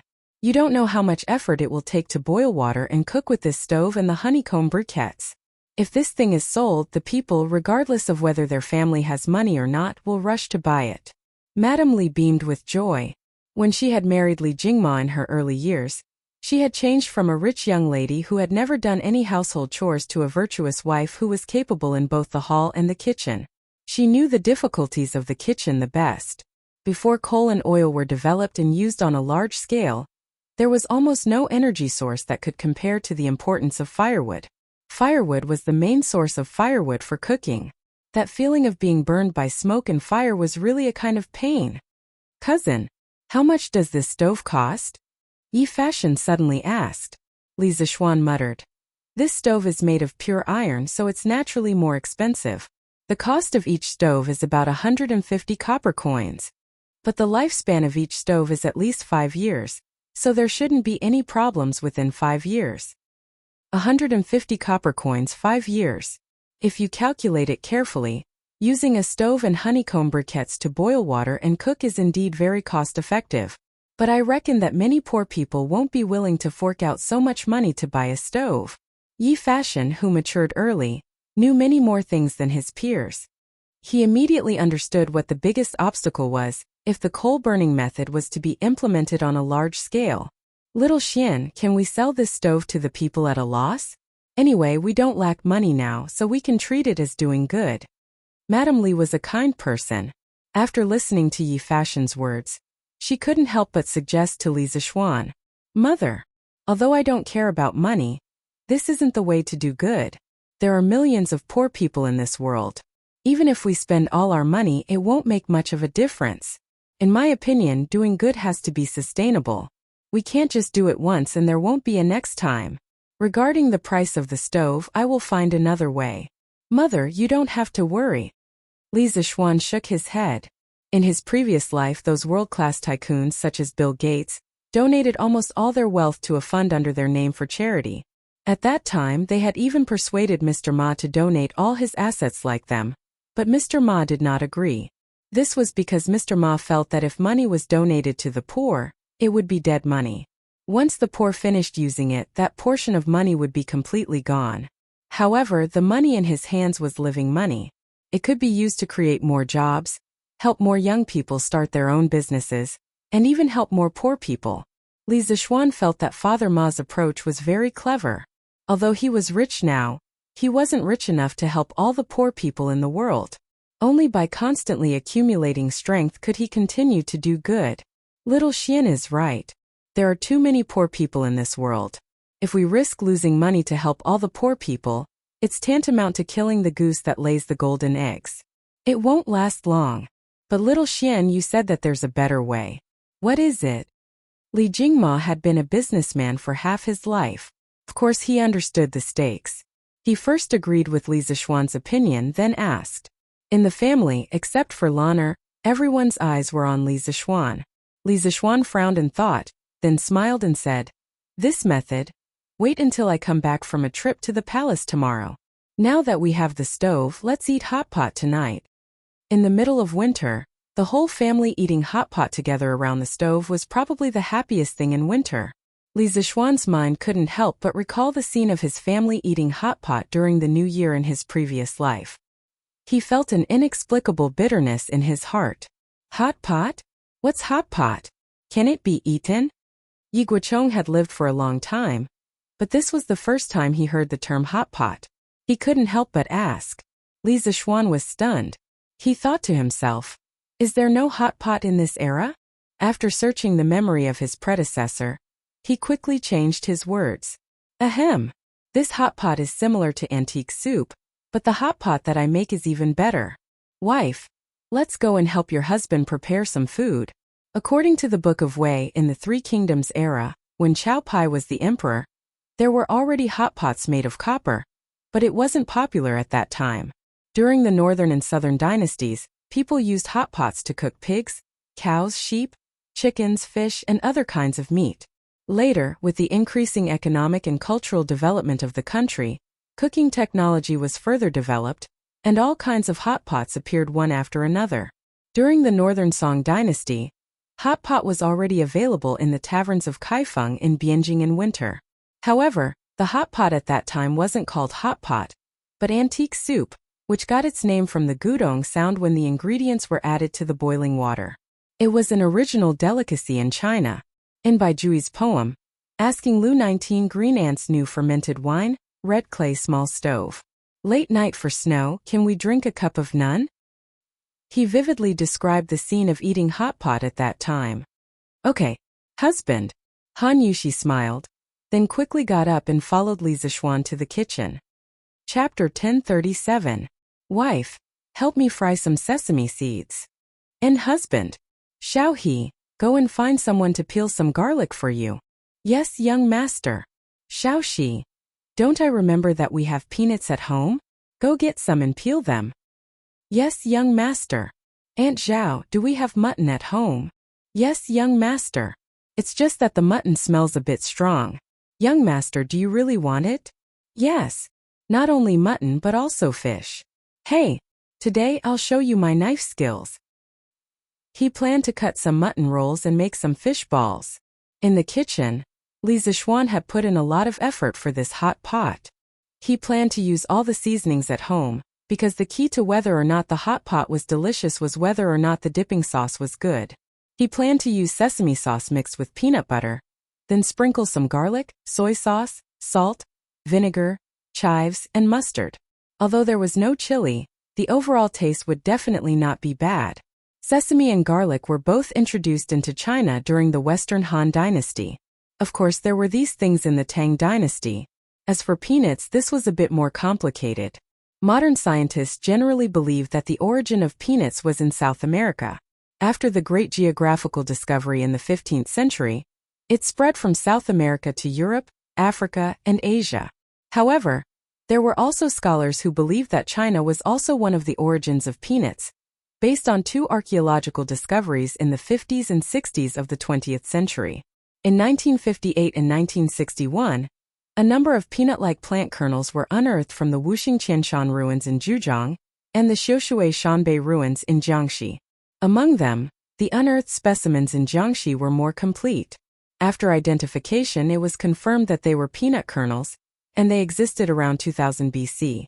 However, archaeology was very strict when it came to certain conclusions.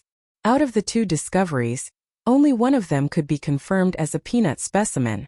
This kind of isolated evidence was far from enough to prove that peanuts were originally from China and were not introduced from America after the great geographical discovery. Therefore, there is still debate about the origin of peanuts in the academic world.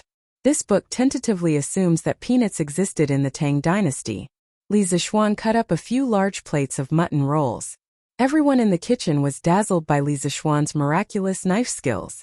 Fortunately, Li Zixuan had internal energy. If he had transmigrated into the body of a weakling who could not even truss up a chicken, he would not have dared to play like this. Seeing that Han Yushi had finished stir-frying the sesame seeds, Li Zixuan asked his wife to start stir-frying the peanuts. He personally ground the stir-fried sesame seeds into powder. As for the peanuts, he would do the same later. When the time came, the two sauces would be mixed together according to the ratio. Together with the seasoning, it would basically be done. As for the hot pot dishes other than the lamb rolls, there were also Li Zixuan's special fish balls, chicken slices, pork rolls, and other meat dishes. As for the vegetarian dishes, there were only bean sprouts and tofu. The vegetables in his greenhouse hadn't even grown yet.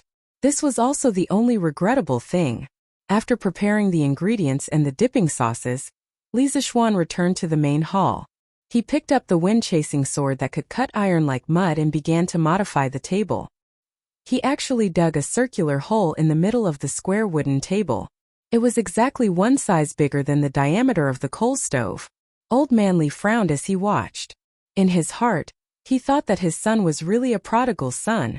After everything was done, Li Zixuan placed the coal stove under the table. By raising the coal stove, he made the coal stove extend out of the hole in the middle of the table. All right. Wife, serve the dishes.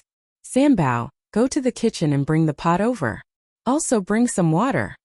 Li Zixuan clapped his hands and said. Speaking of which, he really put in a lot of effort in order to eat hot pot in the Tang dynasty. After a while, the washed and cut ingredients were all placed on the table. A big pot was placed on the coal stove that passed through the dining table. In front of everyone was a gray dipping sauce sprinkled with chopped green onions and garlic. It looked very tempting. Xiaoxian, how do you eat this? Don't tell me that after the vegetables are cooked, you still have to take them out to dip them in? Yi Guozhong stared at the bowl of dipping sauce in front of him and asked in puzzlement. Sometimes he was also very curious and wished that he could pry open Li Zixuan's head to see what was inside. Who asked this guy to come up with new tricks every once in a while? Good. Grandfather's eyes are really sharp. Actually, if you directly put all the ingredients into the pot and cook them, some things won't taste good if they're overcooked. The most authentic way to eat hot pot is to pick up the fresh vegetables and put them into boiling water. After boiling for a while, you take them out and dip them in the seasoning. It's fresh and delicious. At this time, the boiling water in the pot was already boiling. The bottom of the pot was actually just some seasonings like ginger, salt, green onions, and oil. It was very simple. As Li Zixuan spoke, he picked up a few pieces of mutton rolls and stirred them twice in the pot. The bright red mutton rolls turned dark gray in a short while. Li Zixuan directly put the boiled mutton into the dipping sauce bowl and dipped it in it. He smiled and said, although raw mutton has a strong rank odor, after it's boiled and dipped in the dipping sauce, not only will the rank odor be reduced, but it will also be very delicious.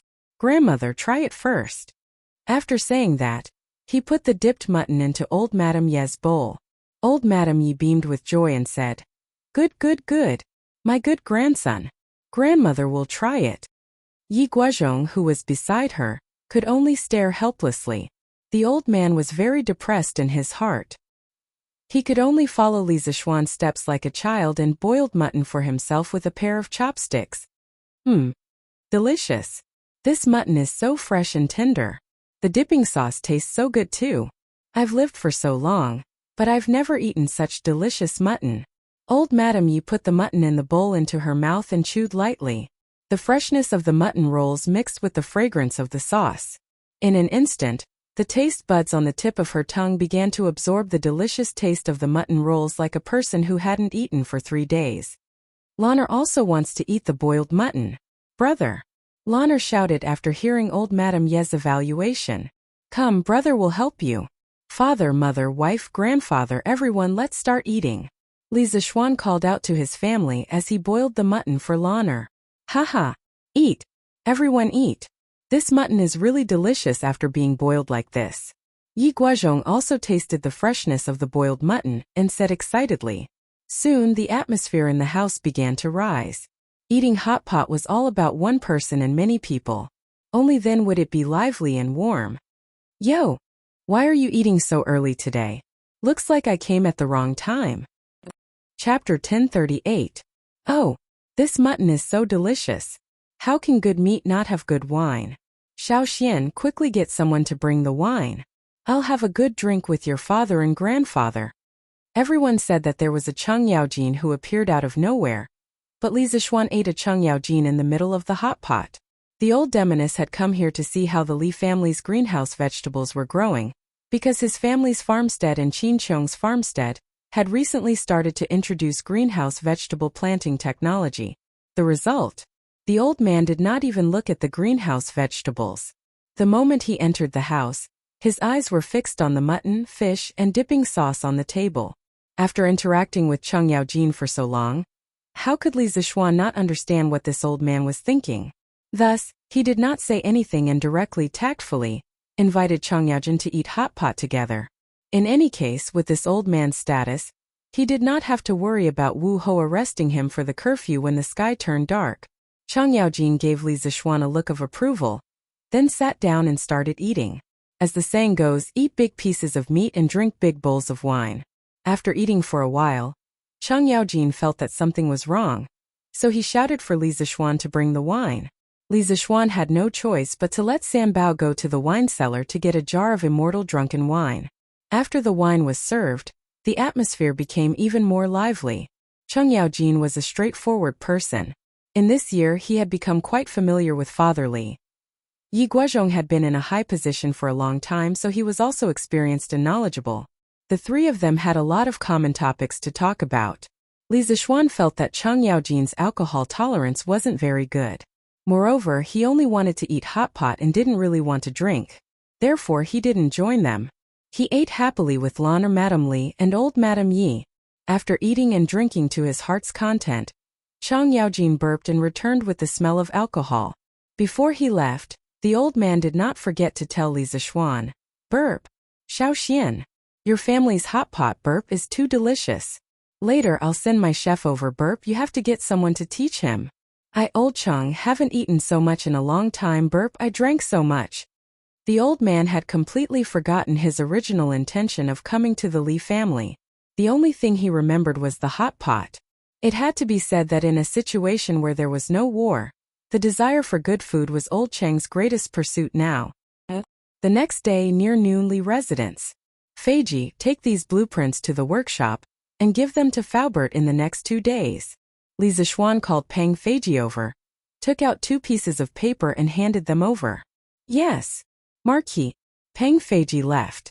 Li Zishuan asked people to carry a coal stove and a basket of honeycomb briquettes into the carriage. The coal stove was still burning, and then he rode the carriage to the palace. He wanted to see Li Air. As for the blueprints that he just gave to Peng Feiji, they were the radiators and heating pipes that he had just drawn in the morning. The structure was quite simple, and he had already measured the dimensions in the morning.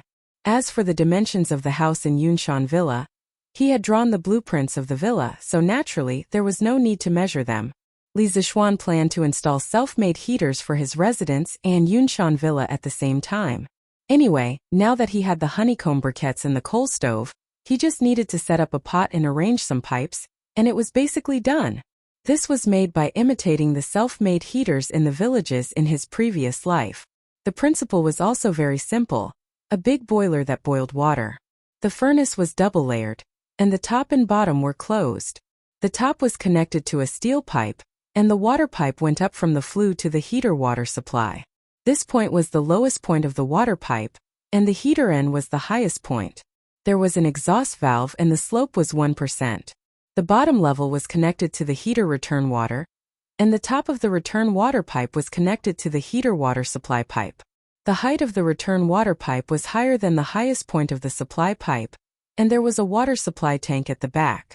The bottom of the return water pipe was the lowest point of the heater, and the slope was 1%. The water in the furnace was heated and turned into steam, and through the water pipe, It dissipated to the highest point and turned into a mixture of hot water and steam. The hot water entered the radiator to dissipate heat, and its temperature decreased, density increased, and volume decreased. It entered the boiler through the return water pipe, and thus formed a circulation circuit. The slope of the water pipe for self-made heaters was very important. If the slope was reversed, it would not be hot. The water layer in the furnace had to be thin, 1 to 3 millimeters, because the thick water layer would consume coal. The exhaust valve at the highest point had to be opened, or else the whole system would be closed, and there would be an explosion. The reason why Li Zixuan had only started to install a heater now was because he didn't have honeycomb briquettes or a coal stove.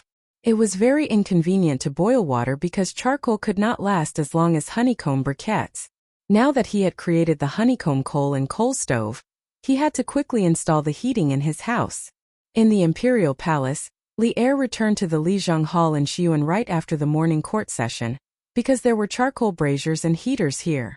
Although he was an emperor on horseback in new martial arts, he was far from being invulnerable to cold and heat like a martial arts grandmaster. In this kind of weather, he would also feel cold. Li Er had just spoken for a while with Empress Zhongsun in the Lijiang Hall when an attendant from the yellow door came to report, "Your Majesty, the Marquis of Yong, and requests an audience." Li Er was stunned for a moment before he laughed out loud. "Oh? When did this brat take the initiative to look for me? Did he say what happened?" Ever since Li Zixuan entered the officialdom, most of the time, he would only enter the palace when Li Er summoned him. It was extremely rare for him to take the initiative to enter the palace like today. Replying to Your Majesty, the Marquis of Yong, and said that he is here to present a treasure. That attendant replied cautiously, "Present a treasure? Heh, today new things are happening one after another. Let him wait at the Sweet Dew Hall first. I will be there soon." Li Er's curiosity was piqued. He didn't care about the cold weather outside. He put on a fox fur coat and prepared to go to the Sweet Dew Hall to meet Li Zixuan. After all, this was the imperial harem, and Li Zixuan was already an adult and a married man. Of course, he couldn't let him come here. If it was at the beginning of the year before Li Zixuan was married, Li Er might have met him in the imperial harem. But now it was absolutely impossible. "Your Majesty, this concubine also wants to see what treasure the Marquis of Yong and is offering. I wonder if I can go with Your Majesty?" It was Empress Zhongsun who was also interested. She asked Li Er, "Haha, since Mei Guanyin is interested, then let's go together. But it's very cold outside. Mei Guanyin, you have to wear an extra layer of clothing." Li Er laughed and agreed very straightforwardly. "Thank you for Your Majesty's concern. This concubine knows." Empress Zhongsun's heart warmed. A palace maid helped her put on a mink fur coat before the husband and wife left. Oh. Chapter 1039. Greetings, Your Majesty. Greetings, Your Majesty. In the Sweet Dew Hall, Li Zixuan saw Li Er and Empress Zhongsun walking out from the back of the hall. He quickly retracted his gaze and bowed towards the two. Rise." Li Er waved his hand and couldn't wait to get straight to the point. "I heard that you are here to present a treasure, but why don't I see the treasure?" Although Li Zixuan was young, he was extremely cunning. Usually it was hard to take advantage of him. Today he actually took the initiative to present himself. Li Er really wanted to know what surprise Li Zixuan brought. Li Zixuan said solemnly, "Your Majesty, the item that I brought today is a little big. It is still outside the hall. May Your Majesty allow me to get someone to bring it in?" "Oh, quick. Zhao Song. Get someone to bring the item that Duke Yong'an brought in." Hearing this, Li Er immediately said, "A little big." Now, he was even more curious about what Li Zixuan brought. Zhao Song received the order and left. Moments later, he brought in 4 eunuchs carrying a coal stove and a basket of briquettes. Seeing the eunuchs carrying in a lump of metal and a basket of black items, Li Er couldn't help but frown, because these 2 items didn't look high and mighty at all. Feeling slightly unhappy, Li Er walked down from above and looked at Li Zixuan unkindly. "This is the treasure that you want to present to me? What a special coal stove." Halfway through his sentence, Li Er realized that there was a fire burning in the stove. He couldn't help but exclaim in surprise. Li Zishuan cupped his hands and said, "Your Majesty, this isn't a coal stove. This is a coal stove. Inside is burning coal." Coal? How can coal fire be so strong? Li Er wasn't the kind of emperor who didn't know about worldly affairs. Hearing this, he immediately frowned in disbelief. At this moment, Zhang Sun also walked down from above. She carefully sized up the honeycomb briquettes in the bamboo basket and said after a moment, "Your Majesty, the briquettes brought by the Marquis of Yong and are very special. Not only are the coal briquettes of the same size, there are also many holes of the same size in the middle. This concubine guesses that it is because of this that the fire in the furnace is so strong." Li Zishuan was stunned. Then he turned his head to look at the bamboo basket. As he looked, he asked, "Li Zishuan, is what the Empress said true?" Li Zishuan cupped his hands and said with a smile, "Your Majesty, the Empress has sharp eyes. Just as the Empress said, the reason why the charcoal balls are so easy to ignite is because of its special structure. Because these briquettes were shaped like honeycombs, I call them honeycomb briquettes. Today, the treasures I present to your Majesty are this coal stove and the honeycomb briquette." Li Er calmed down and nodded. To be able to turn useless coal into this kind of easily flammable honeycomb briquette, it is indeed a treasure. In that case, the imperial court might be able to consider mining a few coal mines next year. But how did you make these honeycomb briquettes? Seeing the honeycomb briquettes, Li Er felt as if he had seen a pile of gold. The Great Tang had discovered many coal mines in the Hudong Road area. But because the raw coal was hard to burn, the mining value was not high. But now it was different. Li Zishuan said helplessly, "Your Majesty, these honeycomb briquettes were made by smashing the coal briquettes, adding a binder, and casting it through a mold. Today, I present these two items to your Majesty. First, I want to show your Majesty the advantage of combining the honeycomb briquettes and the coal stove. Second, I want to discuss something with your Majesty." Advantage? What advantage? Could it be that this honeycomb briquettes are easier to burn than charcoal? Li Er asked. Li Zishuan repeated what he had told his mother and grandmother yesterday about the advantages of using honeycomb briquettes to boil water and cook rice. Before Li Er could say anything, Zhang Sun couldn't help but exclaim, "That's right.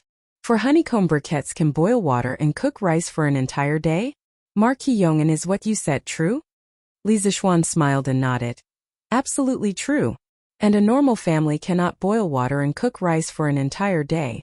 So the actual consumption of honeycomb briquettes is definitely less than this." "Haha, good stuff.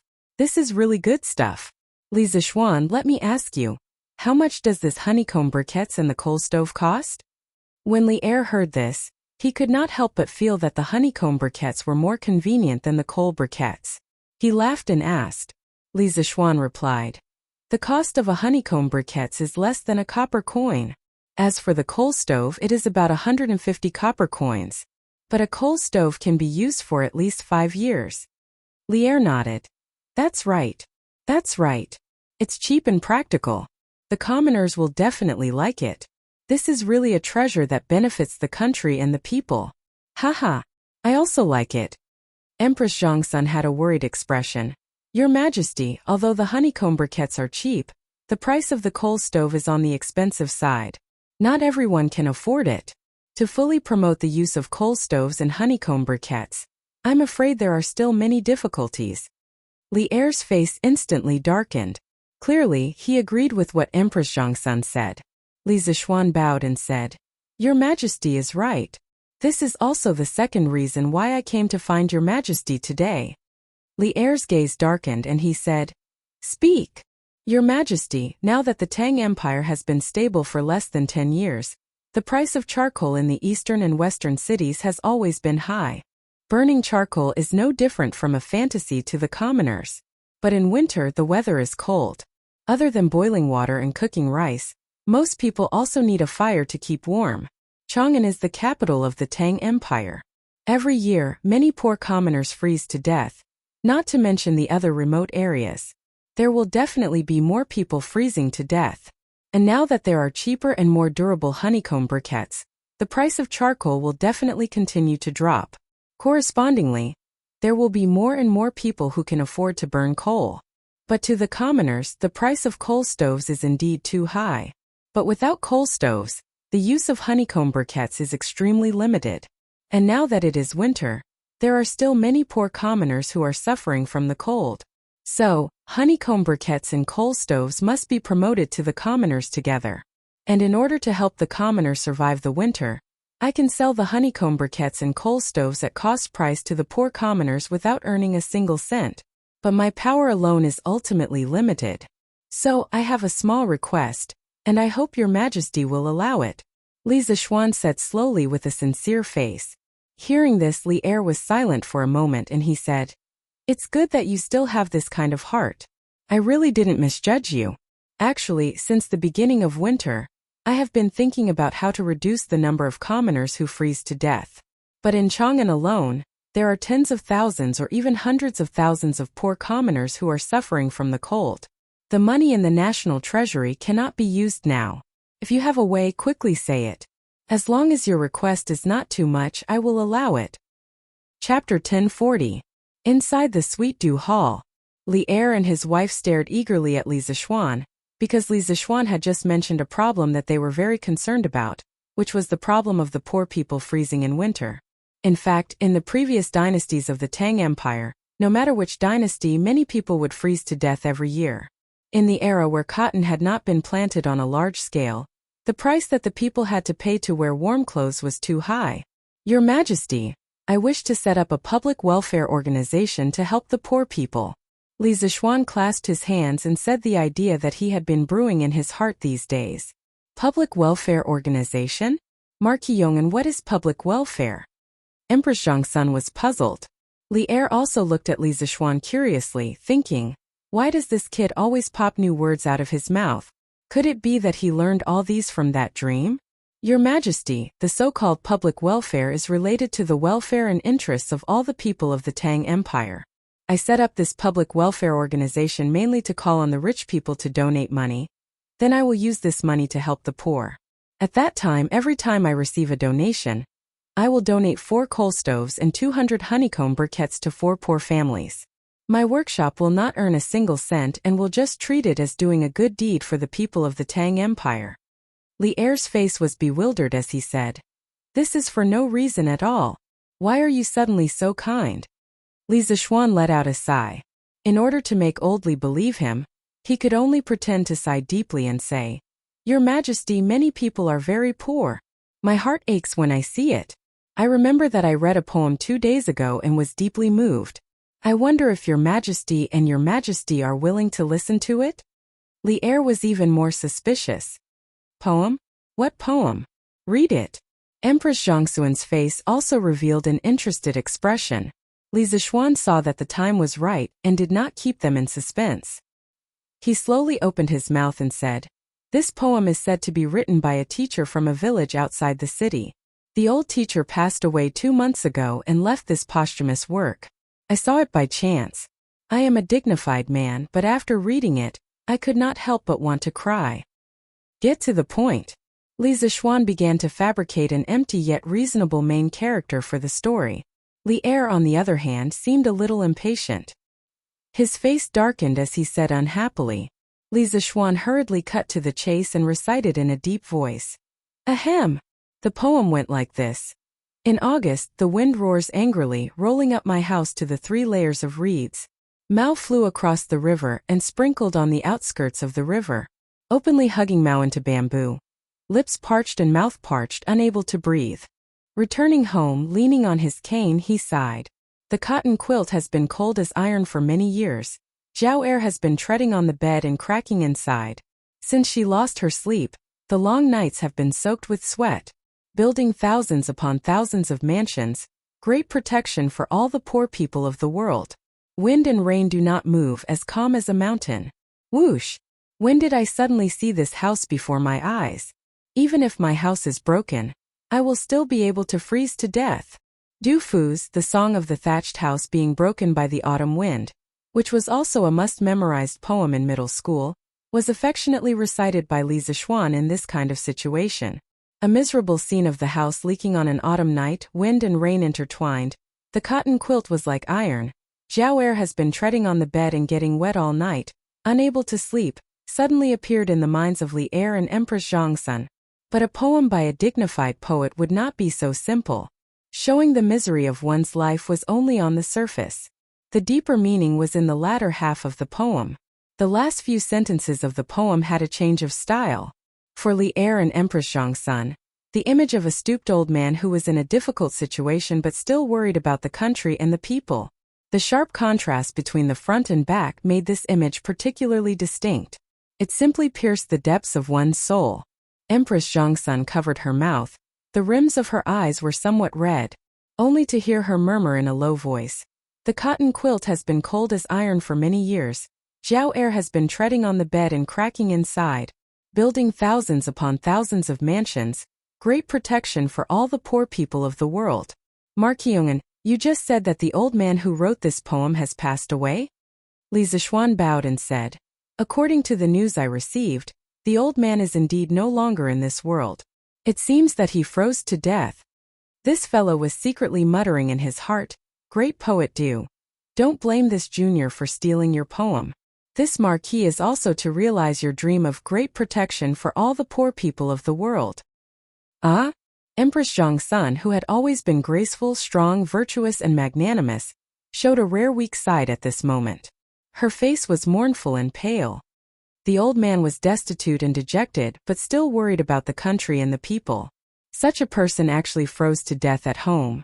It is really the misfortune of the Tang Empire. Li Er didn't say anything, but his face didn't look too good. After hearing Li Zishuan recite the poem, he first felt that he was a bit like a fatuous ruler. Otherwise, how could there be people under his rule who were full of wisdom, but didn't get the chance to use their talents, and finally froze to death in poverty at home? However, he quickly calmed down and felt that there were many suspicious points. The biggest suspicious point was that according to Li Zishuan's range of activities in the past 3 months, he could determine that the old man he spoke of was in a village near Chang'an City. However, since that village was very close to Chang'an City, if there really was such a talented old man in the village, how could there not be any news in Chang'an City? As long as there was a slight movement, his subordinates would definitely be able to find out. Therefore, in the end, Li Er's heart was already 70% to 80% sure that the old man that Li Zishuan spoke of at the beginning was completely nonsense. However, even if he was sure, what could he do? Inside and outside Chang'an, there were indeed many people who suffered from the cold every year, just like what was described in the poem. Although those people might not have the profound consciousness and lofty ambition to build thousands of houses and shelter the world from the cold, they were still Li Er's people. They should not be frozen to death. It is indeed a good poem. The person who wrote this poem is also a great talent. The thousands of thoughts in Li Er's heart could only turn into a long sigh. At this time, Li Zishuan struck while the iron was hot and said, Your Majesty, Your Highness, the original intention of this official to set up the Public Welfare Fund was to gather everyone's strength to help those poor and destitute people, or people like the old man who had talent but had no opportunity and was in a difficult situation. Only in this way, tragedies like the old man's would become fewer and fewer. Empress Zhongsun took a while to calm down her emotions. She turned her head and said to Li Er, Your Majesty, Marquis Yong'an's method of setting up the Public Welfare Fund is really novel. This is the first time I have heard of such charity. However, it will not bring pressure to the national treasury. Your Majesty, why don't you approve? Li Er looked at Li Zishuan and nodded. Yes, I approve. I allow your Public Welfare Fund to be set up in the name of the Imperial Court. Li Zishuan smiled and cupped his hands. Thank you, Your Majesty. Chapter 1041. Inside the Sweet Dew Hall. After Li Er agreed to Li Zishuan establishing the Warmtang Public Welfare Foundation in the name of the Imperial Court, Empress Zhongsun said happily, Marquis Yong, if your public welfare organization is established, remember to tell Bengong. Bengong also wants to contribute her meager strength. Li Zishuan cupped his hands and said, Empress, you misunderstand. What ability does this official have to shoulder such a heavy responsibility? What this official means is that the president of this public welfare organization should be Empress. This official will not hold any position in this public welfare organization. Empress Zhongsun couldn't help but be startled. This answer was completely out of her expectations.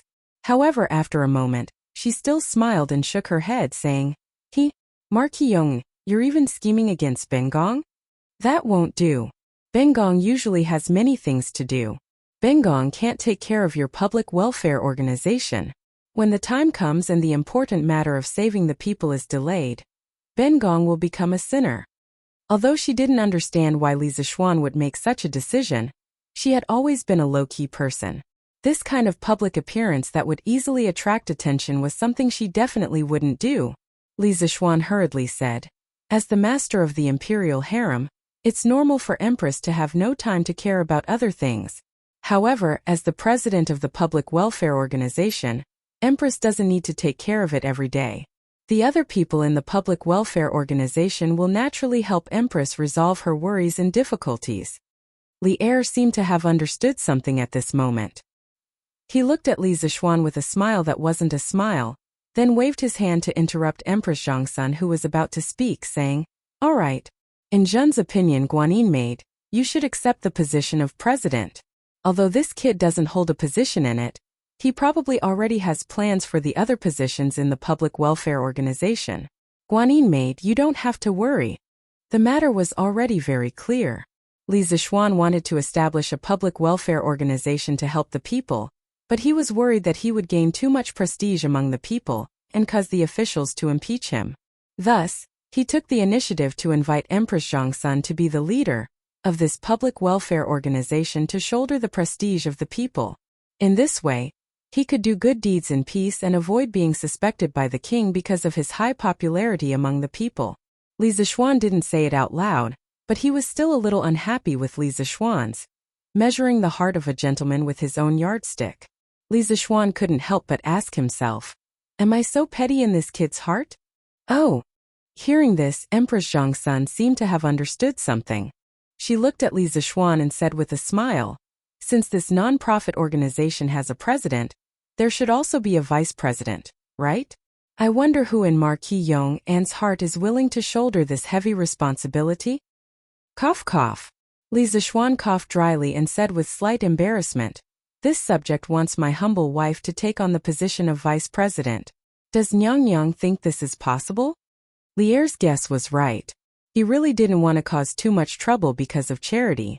Moreover, he did charity for his own happiness, not for the people to be grateful for his kindness. Of course, since this charity organization was proposed by him, it couldn't be that it had nothing to do with him, right? It wasn't that he was blowing his own trumpet, but this charity organization really couldn't become popular without him operating it. It just so happened that his wife had always wanted to find something to do, so he could let her participate in the management of this charity organization. Hearing this, Li Er's face showed an as expected smile. Empress Zhongsun blinked and said with a smile, since you proposed the candidate, I certainly have no objections. It's just that this charity organization should have a name, right? To be honest, she really didn't have time to take care of this charity organization. Li Zixuan was willing to let Han Yushi be the vice president, and Zhongsun couldn't wait. Because Han Yushi was here, if something happened to the charity organization in the future, would Li Zixuan have the nerve to stand by and watch? Therefore, she was happy to see Li Zixuan's candidate. Li Zixuan pondered and said, why don't we call it the Nwantang Charity Fund? Your Majesty, what do you think? Nwantang. Good. Let's call it Nwantang. Li Er's eyes lit up, and he clapped with a smile. It's indeed a good name, the meaning is good. Empress Zhongsun also praised. Li Zixuan smiled and said, since Your Majesty and Your Majesty have no objections, then let's call it Nwantang. I will personally invest 20,000 strings of cash, and these 2 days, I will also use Datong daily to gather the rich folk to donate money, and strive to let all the poor people in Chang'an City be able to use coal stoves and burn coal before the new year. As for the other provinces and counties, time is too tight. I'm afraid there won't be enough time this year. Empress Zhongsun hurriedly said, since I'm the president, how can I not contribute money? Marquis Yong'an, I will take out 3,000 strings of cash to use for the Nwantang Foundation. She thought that with some of her own private money and some gold and silver jewelry, she should be able to gather 3,000 strings of cash. The virtuous Empress Zhongsun never thought of letting Li Er use the national treasury or the palace treasury's money for personal matters. Li Er waved his hand and said, Guanyin servant, there's no need for that. I'll take 5,000 strings of cash from the palace treasury and donate it to the Nguyen Foundation in your name. After that, he turned to Li Zishuan and said, Marquis Yong'an, I have no objections if you want to establish the Nguyen Foundation to do good deeds. I also believe that with your personality, you won't embezzle the donations, but you have to control your subordinates. My money isn't that easy to take. Li Zishuan cupped his hands and said, Don't worry, Your Majesty, I'll be careful. I'll make sure that every donation of the Nguyen Foundation is properly spent. As a modern person, he knew better than anyone how important honesty and fairness were to a charity foundation. The incident with a certain Mimi in his previous life had directly lowered the social credibility of a certain 10-word association to a freezing point. That's for the best. Li Er said faintly. Seeing that there was nothing else here, Empress Zhongsun said goodbye to Li Er and left. In the hall, only the two of them were left. Li Er clasped his hands behind his back. After a long time he said slowly, You little brat. I'll tell you one more time, I'm not Liu Bang, and you're not Han Xian. After saying this sentence that had no head or tail, Li Er snorted and left in a huff. It was obvious that he was very unhappy. Sigh. I'm just too lazy to mess around. Otherwise, even if you're Liu Bang, I'll still be able to pull you down. Li Zishuan curled his lips as he fantasized in his heart. He understood what Li Er meant, but he didn't regret doing so, because he was a person who didn't like trouble in his bones. However, just because he didn't like trouble didn't mean that he was afraid of trouble. Just as he thought, if Li Er was really an emperor like Liu Bang, who killed meritorious officials, he, Li Zishuan, wouldn't just sit and wait for death. Whoever didn't let him have a good life, he wouldn't let them have a good life. Chapter 1042. Marquis Manager Fu said that the things you want will be ready in 2 days. When the time comes, he will send someone to deliver them to you. After returning home from the palace, Li Zishuan met Peng Feiji at the entrance. Peng Feiji cupped his fists. I understand. Li Zishuan nodded lightly. He was secretly happy. It seemed that he would be able to use the heater in a few days. What a corrupt life. When he returned to the main hall, his family was waiting for him to eat. Seeing that he had returned, Han Yushi hurriedly ordered the dishes to be served. Because the food cooled quickly in winter, before Li Zishuan returned, the cooked food was kept warm in the pot. From this, one could see Li Zishuan's important position in the Li family. He was the proper head of the family. During the meal, Li Zishuan told his family about the Warmtang Foundation that he had told Li Er and Empress Zhongsun in the palace. Sure enough, old Madame Yi, Madame Li, and Han Yushi immediately became enthusiastic. Good. This is a good thing. Old Madame Yi put down her chopsticks and looked at Li Zishuan. She said enthusiastically, Xiao Xian, I didn't bring much money this time, but I still have some valuable jewelry. If I pawn it, it can be exchanged for 1,000 or 2,000 strings of coins. When the time comes, I will donate it to your Warmtang Foundation. Consider it a token of my appreciation. Madame Li hurriedly said, Mother, what are you talking about? You can keep your jewelry. If you want to donate money, take it from your daughter. How can I let you pawn it? As the son-in-law, Li Jingma naturally had to show off in front of his mother-in-law. He also said, Mother-in-law, Yuzhu is right. You two are now in Chang'an. No matter what, we can't spend your money. This 2,000 strings of coins will be paid by your son-in-law. Old Madame Yi patted Yuzhu's hand and smiled. Yuzhu Jingma, this old woman is doing a good deed. How can I use your money? This will make it seem like I am not sincere in my heart and will be punished. You two don't fight. If you really feel bad, you can also donate some money to Little Xian's Warmtang Foundation. Li Jingma still wanted to argue, but Yi Guozhong directly waved his hand and said, Enough. There was no need to persuade him anymore. The Yi family still has a shop in the capital, so there's no need for you to pawn it off. Tomorrow, I'll go to the shop and withdraw 2,000 strings of coins. In any case, the Yi family was a prominent family. How could they not have any property in Chang'an? No matter what, there were still 1 or 2 small shops. But in the end, it was mainly because Yi Guozhong, who had been cultivating all his life, wanted to do charity. Otherwise, he would not have used his family's wealth. When Madame Li heard Yi Guocheng's words, she didn't try to persuade him any further. She turned to Li Zishuan and said, "Then Xian'er mother and your father will also donate 2,000 string of coins as a token of our appreciation." Although Li Zishuan was in charge of the family, Mrs. Li and Li Jingma still had their own private savings. "Husband, I will also donate 2,000 strings of coins. However, you should find someone else to be the vice president of the Nuantang Foundation. I'm afraid that I'll ruin your plans." Han Yushi hesitated for a moment and said to Li Zishuan.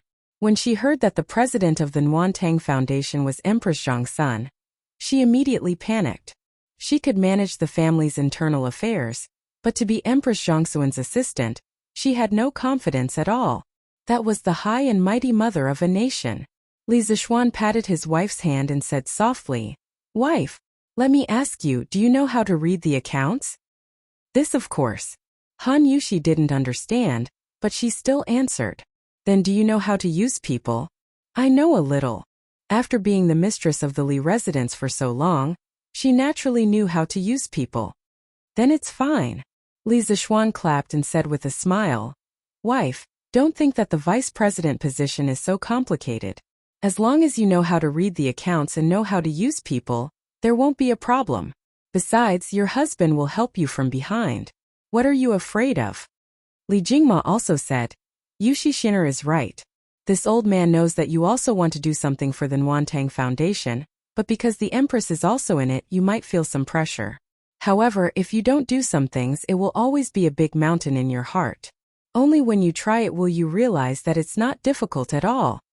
Li Jingma, who was old and experienced, already understood the hidden purpose of Li Zishuan, pulling Empress Zhang's son into the Nuantang Foundation. Old man Li was very pleased with his son's wise decision, so he also hoped that his daughter-in-law could participate.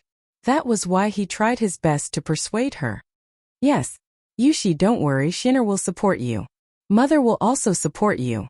Now that I have nothing to do at home every day, I'll help you manage the Nuantang Foundation," Madame Li persuaded with a smile. When Han Yushi saw this, she couldn't bring herself to refuse. Most importantly, she was willing to accept this responsibility. Therefore, she hesitated for a moment, then nodded and said, "All right, husband, I'll be the vice president. Thank you, father, thank you, mother. Your daughter-in-law won't let you down." "Hee. Sister Yushi, don't be afraid. When the time comes, Lan'er will also help you." The little cutie Lan'er joined in the fun. Instantly, everyone laughed. 15 minutes later, after lunch, everyone dispersed. Only Li Zishuan, Yi Fashion, and Lan'er were left in the main hall. Yi Fashion came over to Li Zishuan and said, "Cousin Fashion also wants to do something for the Nuantang Foundation, but Fashion only has 20 strings of money. Can you lend me some first?" When Li Zishuan heard this, he thought to himself that his cousin's worldview was extraordinarily righteous. No wonder he could become an immortal revered by millions of people in the future, and eventually become the leader of the world's Taoist sects. Fashion, doing good doesn't matter if it's big or small. As long as you put your heart into it, it's true good. A good heart will be immortal. 100 lanterns will shine brightly for 1,000 miles. Yi Fashion was silent. After a while he saluted and said, "Thank you for your advice, cousin. Fashion will donate all the strings of money in a while. However, Fashion still wants to do something. I wonder if Fashion can help with the Nuantang Foundation in the future?" Li Zishuan smiled and said, "Of course." Yi Fashion expressed his thanks and left in satisfaction. Lan'er was not to be outdone. She said, "Brother, cousin Fashion has already donated money. Lan'er also wants to donate money. Lan'er saved up 50 strings of money. Lan'er wants to donate all of it." "Ah, Lana, where did you get so much money from?" Li Zishuan was shocked. I'm not telling you. Anyway, Lan'er wants to donate money," the little rich lady said proudly. Chapter 1043. The next day, Datong Daily threw out 2 bombshells, and Chang'an City was once again bustling with noise and excitement. From today onwards, Curious Pavilion will launch a honeycomb-shaped coal ball and a matching coal stove. Using honeycomb-shaped coal to boil water and cook rice, you only need to consume 4 pieces of honeycomb-shaped coal each day. Each piece of honeycomb-shaped coal only costs 1 copper coin. The The coal stove only costs 200 copper coins. Moreover, a coal stove can last for at least 5 years. A coal stove sold to the rich would definitely not be sold at cost price. There are so many workers in the workshop who need to eat too. First, there was an advertisement in the newspaper that piqued the curiosity of the people. In the layout of Tang Dynasty Daily, apart from the headline in the middle of the first page, another important position was the position of the first article at the beginning of the article. Under normal circumstances, advertisements would not be placed there. This time, Li Zixuan was abusing his position for personal gain. Honeycomb-shaped coal? Coal stove? What the hell is this? Is it really as amazing as the advertisement says? When the people saw the advertisement, their first reaction was to ask questions. Hey, other shops' products might be fake, but Curious Pavilion's products are definitely not fake. The advertisement says that 4 coal balls cost 4 copper coins and can boil water and cook rice for an entire day.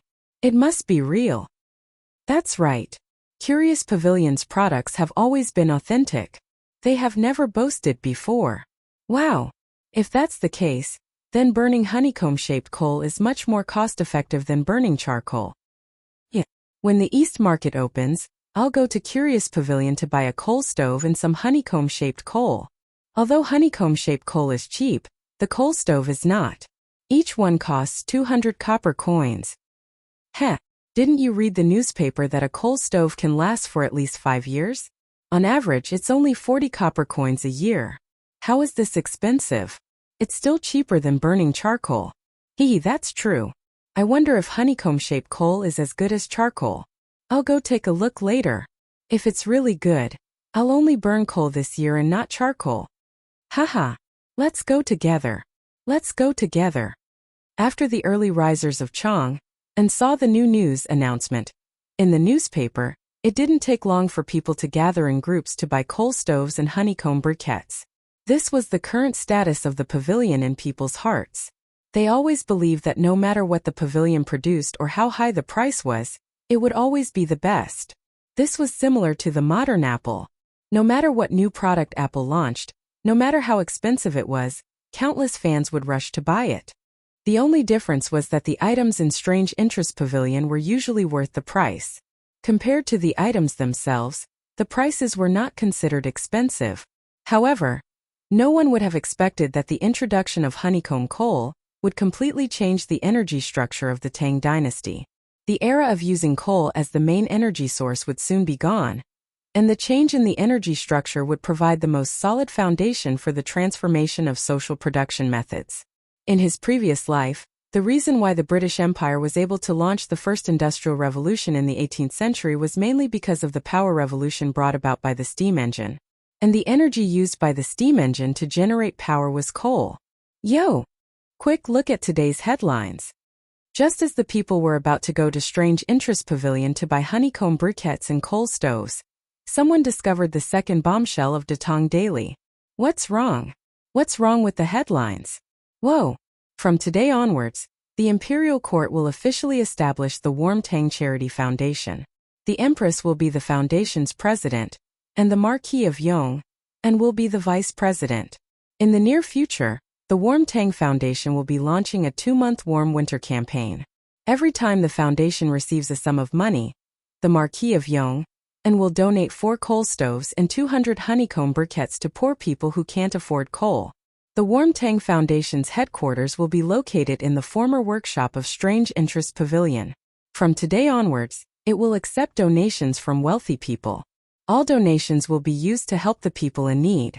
The Warm Tang Foundation is willing to accept the supervision of the people and promises that every donation will be recorded and verified in the future. In addition, the Emperor and Empress are extremely benevolent. They will donate 5,000 strings of cash to the Warm Tang Foundation to help the poor. The Marquis of Yong, and will donate 20,000 strings of cash to the Warm Tang Foundation. The Marquis of Yong, and will donate 2,000 strings of cash. The Marquis of Yong and Anne's mother will donate 2,000 strings of cash. The Yi family of Nanyang will donate 2,000 strings of cash. Kindness will taint the heart and never die. The Warm Tang Foundation appeals to all citizens of the Tang Empire who are able to afford to donate a portion of your love. Not a single copper coin is missing, and not a lot of money. Every single copper coin you donate will be sent to the people in need. Let us use our love to warm Chang'an City. Someone read out the headline of Datong Daily. Those who were lucky enough to hear the news were stunned. Charity, foundation, donation, these were terms that had never appeared before or rarely appeared. All of a sudden they all appeared, catching people off guard. The news of Li Heir and Empress Zhongsun donating 5,000 strings of cash was even more shocking. It made the people's scalps tingle. Since ancient times, the dynasties of the Central Plains changed every few hundred years. However, there had never been an emperor who used his own money to help the poor people. Many emperors were high and mighty. They had never stepped out of the palace in their entire lives. They had no idea what the suffering of the people was. As a result, there was a Jinhui emperor in history who said, "Why not eat meat?" However, ever since Li Heir ascended the throne, not only did he implement benevolent policies, he even wanted to use his own money to help the poor. In this era where imperial power reigned supreme, this was extremely rare. Many old people who had experienced the chaos of war couldn't help but kneel in front of the palace and chant, "His Majesty is benevolent. Long live Tang Empire." After a long while, some citizens couldn't help but comment, "The Marquis of Yong'an is also very benevolent. He actually donated 20,000 strings of cash." Heh, isn't that obvious? The Marquis of Yong'an has always been benevolent to the citizens. Didn't you see that his wife and mother donated money? That means that the Marquis of Yong'an alone donated 24,000 strings of cash. Wow! The Marquis of Yong'an is really a philanthropist. Heh, you're still saying that it's too little. Don't you know the relationship between the Yi family of Nanyang and the Marquis of Yong'an? The previous head of the Yi family is the Marquis maternal grandfather. He's currently living in the Marquis residence. Ah? Then doesn't that mean that the Marquis of Yong'an's family donated 26,000 strings of cash? Of course. Right, didn't you guys notice that the newspaper said that the Marquis of Yong'an would give 4 coal stoves and 200 honeycomb briquettes to the poor every time he received a donation? According to the price of honeycomb briquettes and coal stoves, that's worth 1,000 copper coins. That means that the Marquis of Yong'an will have to fork out 200 copper coins every time the foundation receives a donation. I'll say it again. Back then, money was equivalent to 800 copper coins. Hiss! Without a doubt, I'll definitely support the Marquis of Yong'an's business in the future. Why wait until the future? I'll go to Chitsu Pavilion to buy some coal stoves and honeycomb briquettes later. It's just nice that the weather has been cold recently. I can use them. I'll go too. I'm going to donate money to the Warmtang Foundation. I don't have much, but I can still donate 3 to 500 copper coins. I'll donate 3 to 500 copper coins too. I'll donate 10 strings of cash. Wow, Boss Lu is generous. I'll be eating noodles at your noodle shop from now on. Yes, I'll definitely come here often in the future. A storm of public charity was about to sweep through the city.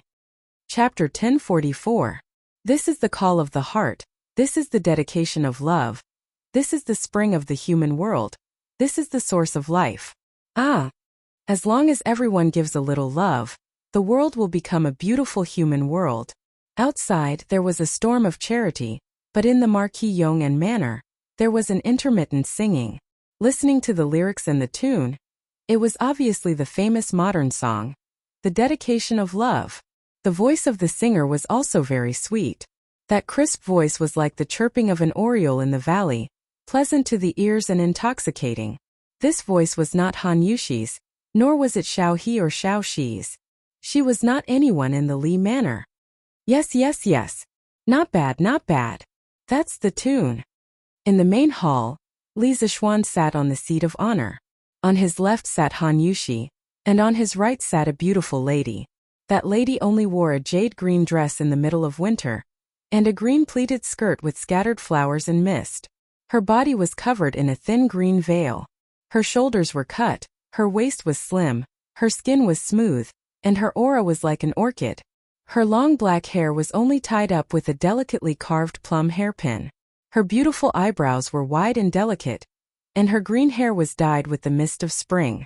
She had a spiritual energy that was like the clouds and mist of Mount Wu, But if one looked carefully, one would be able to see that there was a faint sadness that seemed like self-pity within her.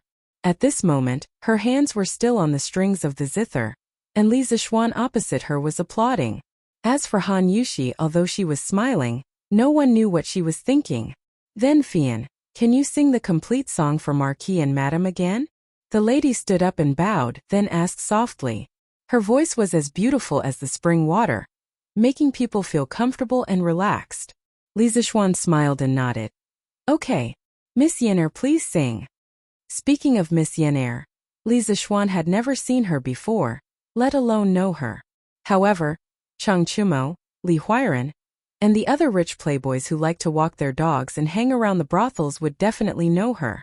This woman was the famous courtesan of 100 Flowers Tower in Chang and City Fang Fian. She was the goddess of countless men's dreams. Many rich young men could not get close to her even if they spent a lot of money. At most, they could only get a smile from her. But even so, there were still countless people who flocked to her. Today, Li Zixuan had asked Pang Feiji to invite back a girl who could sing the best in Chang. Pang Feiji did not know what Li Zixuan wanted to do. First he hesitated. He hesitated about what kind of girl he should find for Li Zixuan. Then he felt a little conflicted. He felt that if he found a girl for Li Zixuan, he would be letting down Han Yushi, the mistress of the Li mansion. Later, this fellow secretly found Xiao He and asked her to send this news to Han Yushi of the West Courtyard, and let her make the decision. He did not have to wait for long before Han Yushi's reply came. Her reply was very simple. There were only 2 words, do it. Pang Feiji thought about it and ran to 100 Flowers Tower. He found the so-called Mother Hua and asked her to invite Fang Fian out. Under normal circumstances, 100 Flowers Tower did not receive guests during the day.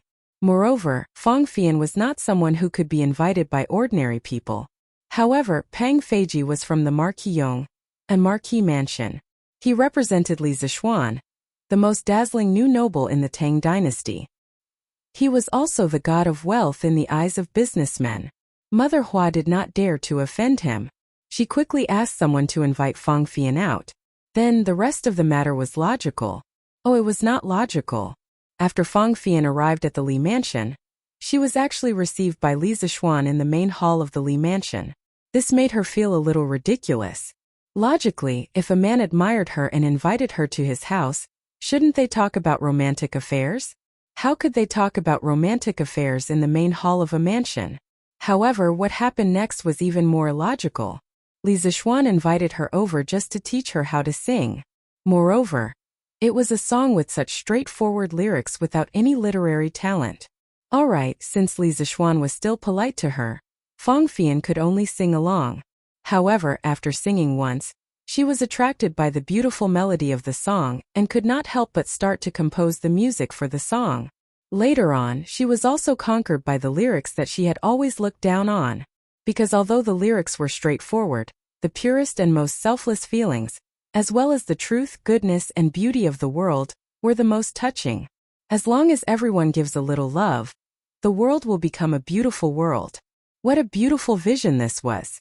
At this moment, Fang Fian's jade-like fingers were gently stroking the strings of the zither. Her fingers were like butterflies dancing on the strings as she softly sang. This is the call of the heart. This is the dedication of love. This is the spring breeze of the human world. The sound of the guqin and the singing were like thin and bright silk. They were smooth and dense as they quietly stretched out.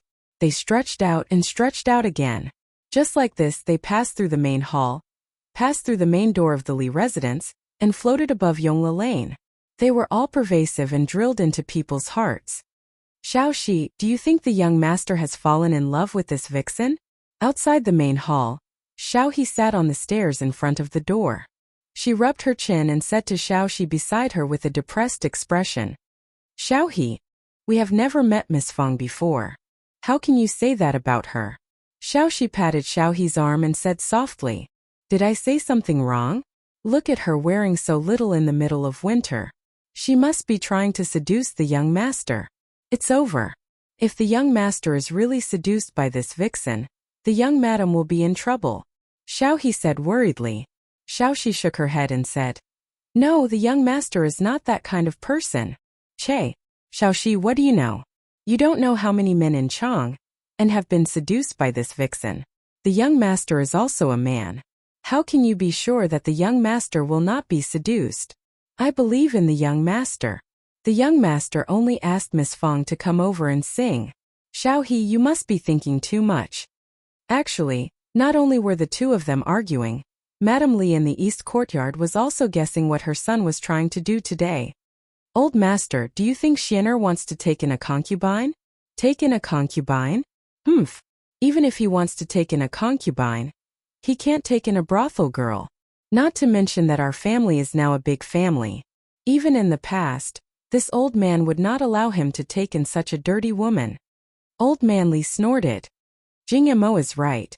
Xiao Xian can take in a concubine, but he definitely can't take in a brothel girl. This was Yi Guozhong's voice. Actually, these people were thinking too much. Front courtyard, main hall. The song ended and the crowd dispersed. Li Zixuan stood up to send the guests off and said, Miss Yana, when you go back, you must teach this song to the other sisters in your brothel. Also, tell your Mama Hua that for the next month, it's not that the 100 Flowers brothel can't sing other songs, but this song must be sung 10 times a day. Otherwise, I will definitely settle the score with her. Chapter 1045. Li Zixuan did not look down on the women in the brothel, but he did not like them either. Fang Fian was indeed beautiful, but he was not the kind of loser who could not move when he saw a beautiful woman. To be honest, ever since Fang Fian entered the house, he was only admiring her voice and beauty. He did not have any improper thoughts about Fang Fian. This was because he felt that women who lived in that kind of environment would not be simple.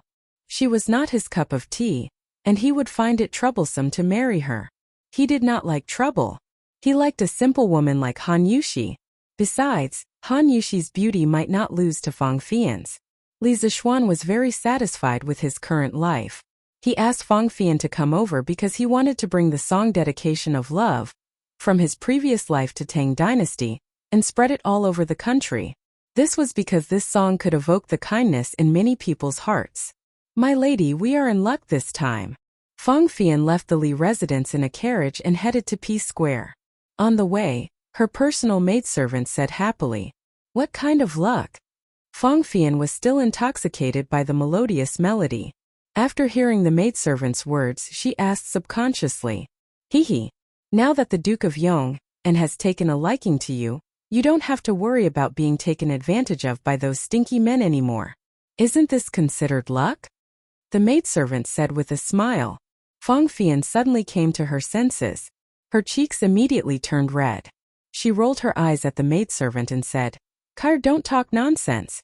Which eye of yours saw that the Duke of Yong and was interested in me? If you talk nonsense again, I'll tear your mouth apart. Then I won't talk about it, I won't talk about it. The maidservant thought that her lady was shy and hurriedly begged for mercy with a smile. However, Fang Fian knew herself best. She did not see any lust in Li Zixuan's eyes when she was in the Li Zixuan's house. Moreover, Li Zixuan had treated her to the main hall of the mansion, which explained the problem. From the beginning to the end, Li Zixuan did not have the slightest interest in her. Others might not believe it, but Li Zixuan's purpose of inviting her over was most likely to simply let her learn the song Dedication of Love. To be honest, Li Zixuan was young, promising, handsome, talented, and knew how to take care of women. After all, he had the title of Friend of Women. Fang Fian was a little attracted to him. However, from Li Zixuan's cool and clear eyes, Fang Fian understood that it was impossible between them. Moreover, she was just a prostitute in a brothel. She was not worthy of marrying into a big family like the Li family. Therefore, Fang Fian could only smile bitterly in her heart when she heard Kair's words. Since ancient times, beautiful women were often ill-fated. As a prostitute, she felt that the best ending for her was to obtain her freedom and live out the rest of her life peacefully by herself. The first news of the day on Datong Daily had completely aroused everyone's interest and curiosity about coal stoves and honeycomb briquettes. As soon as the East Market opened, the commoners flocked to the Strange Taste Pavilion. In an instant there was a very long line in front of the Strange Taste Pavilion. Shopkeeper's son didn't disappoint his customers. He placed 7 to 8 coal stoves in front of the Strange Taste Pavilion. Each stove was filled with 3 burning honeycomb briquettes. On top of the stove was a kettle that was boiling hot water. Ladies and gentlemen, as you can see, these are the coal stoves and honeycomb briquettes. It is extremely convenient to use them to boil water and cook rice. Ladies and gentlemen, please take a look first before you decide whether to buy or not. Shopkeeper's son yelled at the top of his lungs. So this is what a coal stove looks like? It looks like it is very convenient to boil water. It is said that it can burn for a day at most 4 pieces of coal. I don't know if that is true. Hearing someone ask this question, Shopkeeper's son smiled and said, "Ladies and gentlemen, please be at ease. Our Strange Taste Pavilion has never sold fake goods, nor have we ever boasted. Actually, when you use this coal stove, you will find that it saves more coal than you think. Furthermore, this coal stove is especially convenient when you want to change honeycomb briquettes. Here words alone are no proof. This old man will give everyone a demonstration." After saying this, Shopkeeper's son asked someone to bring over a pair of fire tongs. He found a coal stove that had been burning for a long time, lifted the kettle from the top, and then inserted the fire tongs into the stove. The crowd only saw him press down hard, and a burst of crackling sounds could be heard. That was the sound of the honeycomb briquettes being crushed under the stove. Shopkeeper's son took out the fire tongs and removed the ventilation cover under the stove. Then, he used the fire tongs to dig out the crushed coal. After that, he picked up a new honeycomb briquettes and placed them into the stove. Alright, ladies and gentlemen, as you can see, changing coal is as simple as that. Shopkeeper's son handed the fire tongs to the servant and turned around to look at the customers in the queue with a smile. The whole process didn't even take half a cup of tea's time. Seeing this, everyone was shocked again and again. This coal stove is really too convenient. That's right, these 200 copper coins are really worth it. Shopkeeper's son, don't say anymore, quickly start selling. No matter what, I want to buy a coal stove today. How can Strange Taste Pavilion's products be bad? Even if it's bad, I still want to buy it. I'll just treat it as supporting Marquis's charity. At the back of the queue, a large man impatiently shouted. Immediately, countless people followed behind him and responded. That's right. Shopkeeper Lou, don't say anymore, quickly start selling. The people in front aren't willing to buy it, but we are. That's right. They don't believe in Strange Taste Pavilion's products, but we do. Whether it's good or bad, we still want to buy it. Who says I'm not buying? Shopkeeper Lou, quickly start selling. I want to buy a pair of stoves and 200 honeycomb briquettes. Seeing this, Shopkeeper Lou decisively announced the start of the sale. This time, the workshop had started preparing the stoves and honeycomb briquettes a few days in advance. They had prepared a sufficient supply, so he didn't have to worry about running out of stock. Speaking of which, the workshop's blast furnace had already been completed 4 days ago. On the same day, they had started refining steel. The iron ore, coal, and sulfur ores in Yifeng County were all being transported to the workshop in an unending stream. Now, the new workshop had basically said goodbye to the predicament of a shortage of raw materials. With the raw materials, the workshop could produce the stoves and honeycomb briquettes at full capacity. The production speed was terrifying.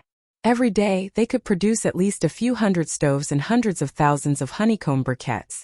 Moreover, as the process matured, the production speed would only increase. As for the production of bicycles, the workshop had temporarily put it on hold. Firstly, the stoves and honeycomb briquettes were life-saving items.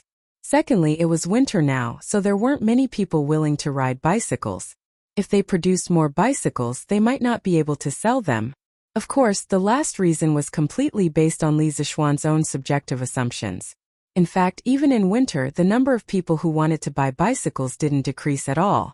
Every morning, there were still people riding bicycles in the cold wind, blindly comparing themselves on Vermilion Bird Street.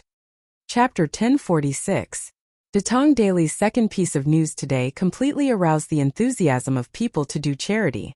The original workshop of the Strange Interest Pavilion was completely surrounded today. As today was the first day of the Warmtang Foundation's establishment, Empress Zhongsun, as the president of the foundation, naturally had to make a trip. Under the protection of the palace guards, Empress Zhongsun led a group of palace maids into the workshop of the curious pavilion slowly. This place had already been cleaned up yesterday. And now, the original materials and equipment in this workshop had all been transferred to the new workshop in Plum Village.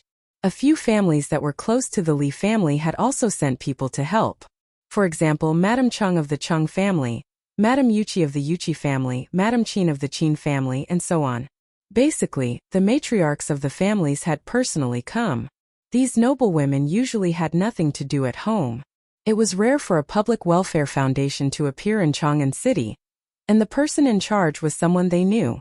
This kind of work that could not only help acquaintances but also accumulate virtue and do good deeds. And the work was not complicated, how could they not come? They all rushed over as soon as they heard the news in the morning. With them by the side to help command and dispatch, the burden on Han Yushi's shoulders instantly became much lighter. So much so that when Empress Zhongsun arrived, everything that should be prepared in the workshop was already prepared, and they were just waiting for people outside to donate money. "Greetings, Your Majesty." Empress Zhongsun's phoenix carriage arrived, and Han Yushi and a group of noblewomen in the workshop all bowed and saluted. Empress Zhongsun smiled and said gently without any airs, "No need to be so polite. It's so lively today. All the Duchess madams are here." Madame Qin smiled and said, "We're all idle people at home. We heard that Yushi has a work that can accumulate virtue here, so we discussed it and all came to help." Madame Chung agreed and said, "Although I often go to the temple to burn incense and worship Buddha, after hearing about this Warmtang Foundation, I still feel that this is more practical. In the future, I won't have to go to the temple every few days." Empress Zhongsun nodded and said, "Compared to the illusory heavenly merit, the Warmtang Foundation's actions of directly helping the people can be seen and touched. It is indeed more practical. This Empress thanks the Duchess madams for coming to help today. Your Majesty is too polite. This is what we should do," everyone hurriedly said. Empress Zhongsun smiled, then turned to Han Yushi and said, "Yushi, I usually have many matters to deal with in the palace. In the future, you will have to take responsibility for many matters here. If there's anything you're unsure of, just send someone to inform me." Han Yushi was still a little reserved in front of Empress Zhongsun. After all, they didn't interact much. Moreover, the other party was the high and mighty mother of a country. Hearing this, she bowed and said, "Thank you, Your Majesty." Empress Zhongsun walked over and grabbed her hand. Smiling gently, she said, "You little girl, I am now the president of the Warmtang Foundation, and you are the vice president. In the words of men, we are colleagues. Why do you need to be so reserved? You're Marquis of Yong, and isn't as obedient as you are in front of His Majesty and this princess, huh?" Li Zixuan, who had just walked through the gate of Yanhuang College, inexplicably sneezed. This fellow couldn't help but think to himself, "Looks like the weather is indeed getting colder. I, this young master, have the strength of a martial arts master, but I still can't withstand it." In the original workshop of the Strange Interest Pavilion, Han Yushi heard Empress Zhongsun say this, and the reservations in her heart instantly disappeared by half. She smiled slightly and said, "Your Majesty is right. Yushi doesn't know much about the world. In the future, I hope Your Majesty can give me more guidance." Empress Zhongsun smiled and said, "Speaking of experience, although the Marquis of Yong'an is young, he is like an old fox who has lived for who knows how many years. On this point, why do you still need to consult this Empress? Haha, alright, no more jokes. From now on, this will be the headquarters of the Warmtang Foundation. Yushi, if you lack manpower, just tell this Empress. Now let the people outside who are waiting to donate money quickly come in." Han Yushi smiled and agreed. To be honest, she really did lack manpower right now. If it weren't for the Chung family, Yuchi family, Qin family, Niu family, and Li Jing family's madams bringing people over to help with the current situation with the people she brought from the Li family, she really wouldn't have been able to handle it. However, these dukes' madams definitely couldn't come over to help every day. Now that Empress Zhongsun said this, Han Yushi's heart immediately calmed down a lot. She ordered the servants to open the door of the workshop, and the people outside consciously lined up and began to donate money one by one. Small donations like a few hundred copper coins and a few strings of coins were basically counted in person. As for large donations like 100 strings of coins, they would be specially brought to another place and counted on the spot by a dozen or so experienced warehouse workers. This wasn't done for the sake of special treatment, but to save the entire line's time. My master wants to donate 10,000 strings of coins. The money is all in the cart behind. Please send someone to count it. The moment the manservant at the front of the line spoke, he immediately shocked everyone. Han Yushi, Empress Zhongsun, Madame Cheng and Madame Qin, who were standing in the corridor and talking, all looked over in unison. 10,000 strings of coins. Just looking at the number might not move all of them, but what was this 10,000 strings of coins used for? This was for charity, not for business. To put it bluntly, it was a gift. Other than people like Li Zixuan who were extremely wealthy and didn't think much of money, there probably weren't many people in the entire Tang Empire who would be willing to take out 10,000 strings of coins to give away for no reason. This little brother, may I ask who your master is? In the courtyard of the workshop there were several tables set up today, and the people naturally lined up in several lines. The person in charge of the line that the manservant who said he wanted to donate 10,000 strings of coins was Wang Zhong. Old Wang stared and asked. That manservant was still considered polite. He cupped his hands and then replied loudly, Steward Wang, my master's surname is Chow, and he avoids literary works. He can be considered old friends with the Marquis of Yong. My master said that the current emperor is so considerate of the people, and the Chow family is also willing to share the emperor's burdens. So it's Boss Chow. Boss Chow is deeply righteous. This old man admires him. This little brother, please come in. There will be someone in charge of counting the coins. Wang Zhong came to a realization, and then had someone bring the manservant to the backyard. Chow Wendong, this empress has heard of him. I didn't expect there to be such a deeply righteous person among the merchants. In the corridor, Empress Zhongsun whispered softly. Then she looked at the time and said, Yushi and the duke's madams, this empress still has some matters to attend to, so this empress will leave first. Thank you for your hard work here. No one had any objections. Empress Zhongsun led her people and left through the back door of the workshop. Chapter 1047. After Empress Zhongsun left, Han Yushi, Madame Qin, and the others all heaved a sigh of relief. Although Empress Zhongsun appeared approachable, it was inevitable that they would feel pressured when they were with her. Yushi, this Boss Chow is really generous. He actually took out 10,000 strings of cash all of a sudden. Compared to him, Godmother is really stingy. Madame Qin lamented. After they saw the newspaper this morning, not only did they come over to help, but they also followed behind to donate some money. Most of them were hundreds or thousands of strings of cash. Although it was not a small amount, it paled in comparison to Chow Wendong's 10,000 strings of cash. Godmother, you can't say that. My husband once told me that no matter how good or small it is, as long as there is sincerity, then it is true kindness. Once the heart is touched by kindness, it will be immortal. Han Yushi held Madame Qin's hand and explained with a smile. Haha.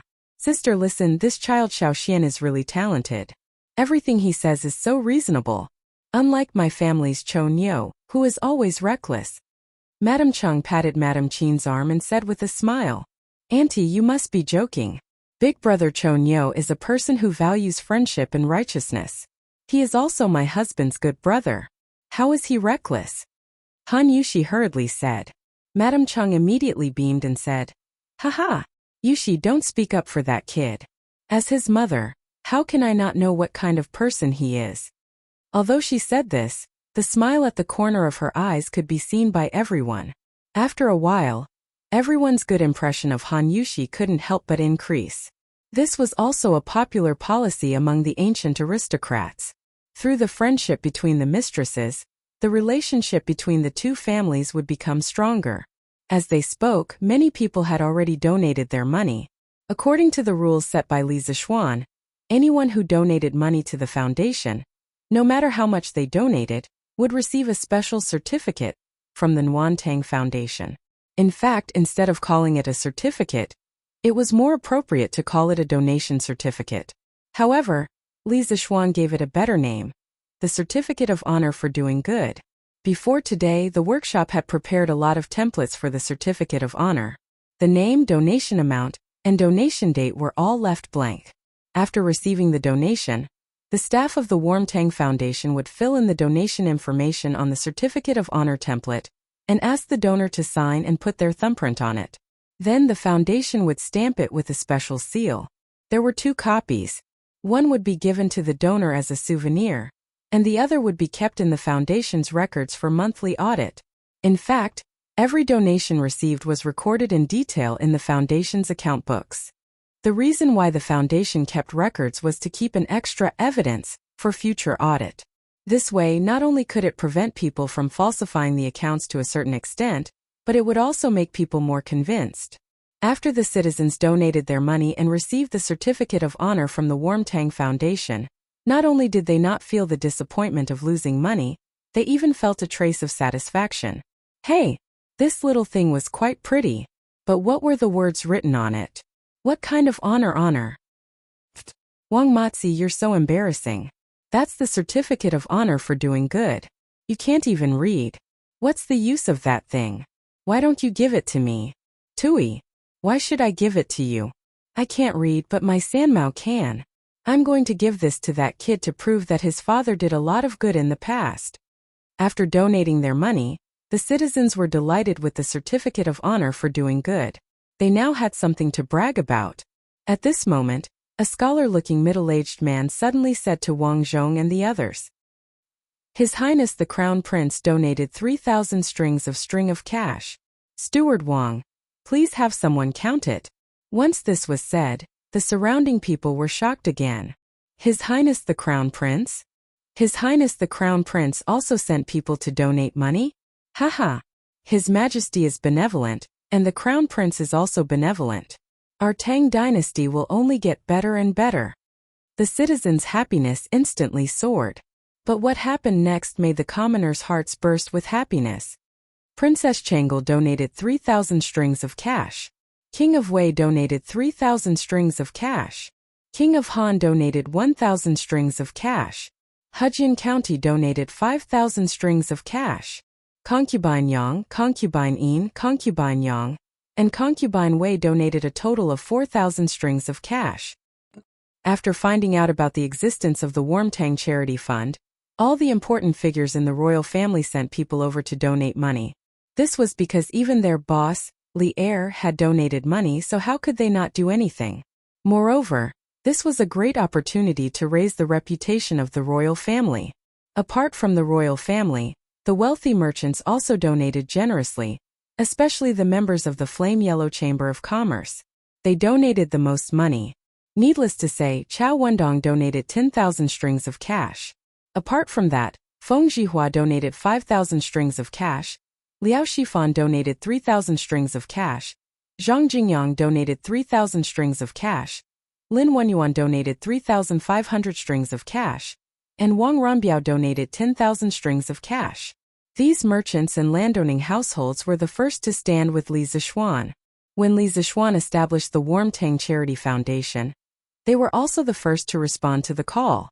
The effect of them taking the lead was undoubtedly very beneficial to the foundation's development. Under the influence of Li Er and the other members of the Yanhuang Chamber of Commerce, many commoners who were not from wealthy families had also come to donate money. Although it was a small amount, many a little makes a mickle. There were over 1 million permanent residents in Chang'an City. If these people worked together to do something, then the accumulated power was definitely not something to be ignored. This was not the end. In the afternoon, at the original workshop of the Strange Taste Pavilion, the headquarters of the Warmtang Charity Foundation, there was a small wave of people who came to donate money. This was because when the civil and military officials heard about the charity storm in Chang'an City, they all sent people to express their sincerity, regardless of whether their families were rich or not. Because Li Er had taken the lead in donating money, if they did not do anything, wouldn't that be not giving old Li face? Of course, the political environment in the early days of the Tang dynasty was very clear, so there were still many civil and military officials who sincerely wanted to do good. Duke Zhao donated 3,000 strings of cash. Elder Xiao donated 2,000 strings of cash. Left Minister Wei donated 100 strings of cash. Among the thousands of strings of cash, 100 strings of cash suddenly popped out. Everyone was stunned, but strangely, no one mocked the donor for being stingy. Wow, Left Minister Wei is so generous this time. He actually donated 100 strings of cash. Yeah, I remember when Marquis Yong'an's wedding, Left Minister Wei only donated 5 strings of cash. Heh, Looks like Left Minister Wei really cares about the commoners. Of course. Chapter 1048. South of Chang'an City, and Lu House Lin family's front yard, main hall. Dad, why did we only donate 3,500 strings of cash? I heard that the Chow family donated 10,000 strings of cash. Lin Hao said with a hint of dissatisfaction. From his tone, it was clear that he was disdaining his father for donating too little money this time. He was truly the foolish son of a landlord. Lin Wenyuan's face darkened when he heard that. He was so angry that he almost vomited blood. Bastard! So what if it's 3,500 strings of cash? Is 3,500 strings of cash too little? Our 3,500 strings of cash can definitely be ranked in the top 20 of the donations received by the Nguyen Foundation today. Lin Hao was not afraid of his father. He pursed his lips and said, "No, Dad. What I mean is that since our family is doing business in Tang Dynasty, we should do something for the people of Tang Dynasty. We have to be a righteous merchant in the eyes of the people. Only then will the people take care of our family's business. Dad, look at the reputation of the world's righteous merchant that His Majesty personally bestowed upon him." Lin Wenyuan's face darkened. He immediately felt that his son's words made sense. In today's era where Datong Daily could quickly transmit information, if he could leave his name on the newspaper by donating money and it reached Li Er's ears, he might even be bestowed the title of Righteous Merchant of the World. Even if Li Er did not give him the title, his benevolence and righteousness would spread to the ears of thousands of people through the newspaper. At that time, the Lin family would have a reputation. Would they still have to worry about their business? But, have you finished the homework Han Xiao gave you a few days ago? If you haven't, then hurry up and do your homework. If you can't get into Yanhuang College next year, you'll see how this old man will deal with you. Lin Wenyuan was silent for a moment, then scolded Lin Hao with a straight face. Dad, if you want to do homework then do it. Why are you being so fierce? Besides, when it comes to exams, man proposes and God disposes. There's no point in forcing me. Hey, don't hit me. I'll go, okay? Lin Hao still wanted to pester his old man for a while longer, but he saw that Lin Wenyuan was about to get up and hit someone. He didn't dare to stay here any longer. Immediately, this guy didn't say anything and turned to leave. Humph! Stinking brat. Lin Wenyuan clapped his hands and snorted. A moment later he shook his head and sighed. Alas! This old man also wants to donate more money. However, the current Lin family did not have that much money in their accounts. Only this kid is carefree and doesn't know the taste of worry. A large portion of the Lin family's wealth was now spent on the Yanhuang Chamber of Commerce's business. But up until now, Lin Wenyuan had only received 4 bicycles from the Chamber of Commerce, which only added up to a few hundred strings of coins. Compared to the money he had invested, the rate of return was too low. Therefore, most of the Lin family's wealth was tied up in the Chamber of Commerce. There was not much cash flowing in their accounts. Lin Wenyuan had really tried his best to raise 3,500 strings of coins this time. However, Lin Wenyuan was not worried about his family's business. He was waiting for the next cycle of bicycle production. When that time came, just by selling bicycles, he would be able to recoup his costs. Oh, Master, why did you donate 10,000 strings of coins all of a sudden? Even if you're doing a good deed, you shouldn't do it so generously. In Chow Wendong's house, Chow Wendong's wife was complaining unhappily. Madam, this old man has his own plans. You don't have to worry about this. Chow Wendong was unmoved and frowned. The woman wanted to say something but was interrupted by Chow Wendong. Madam, let me put it this way.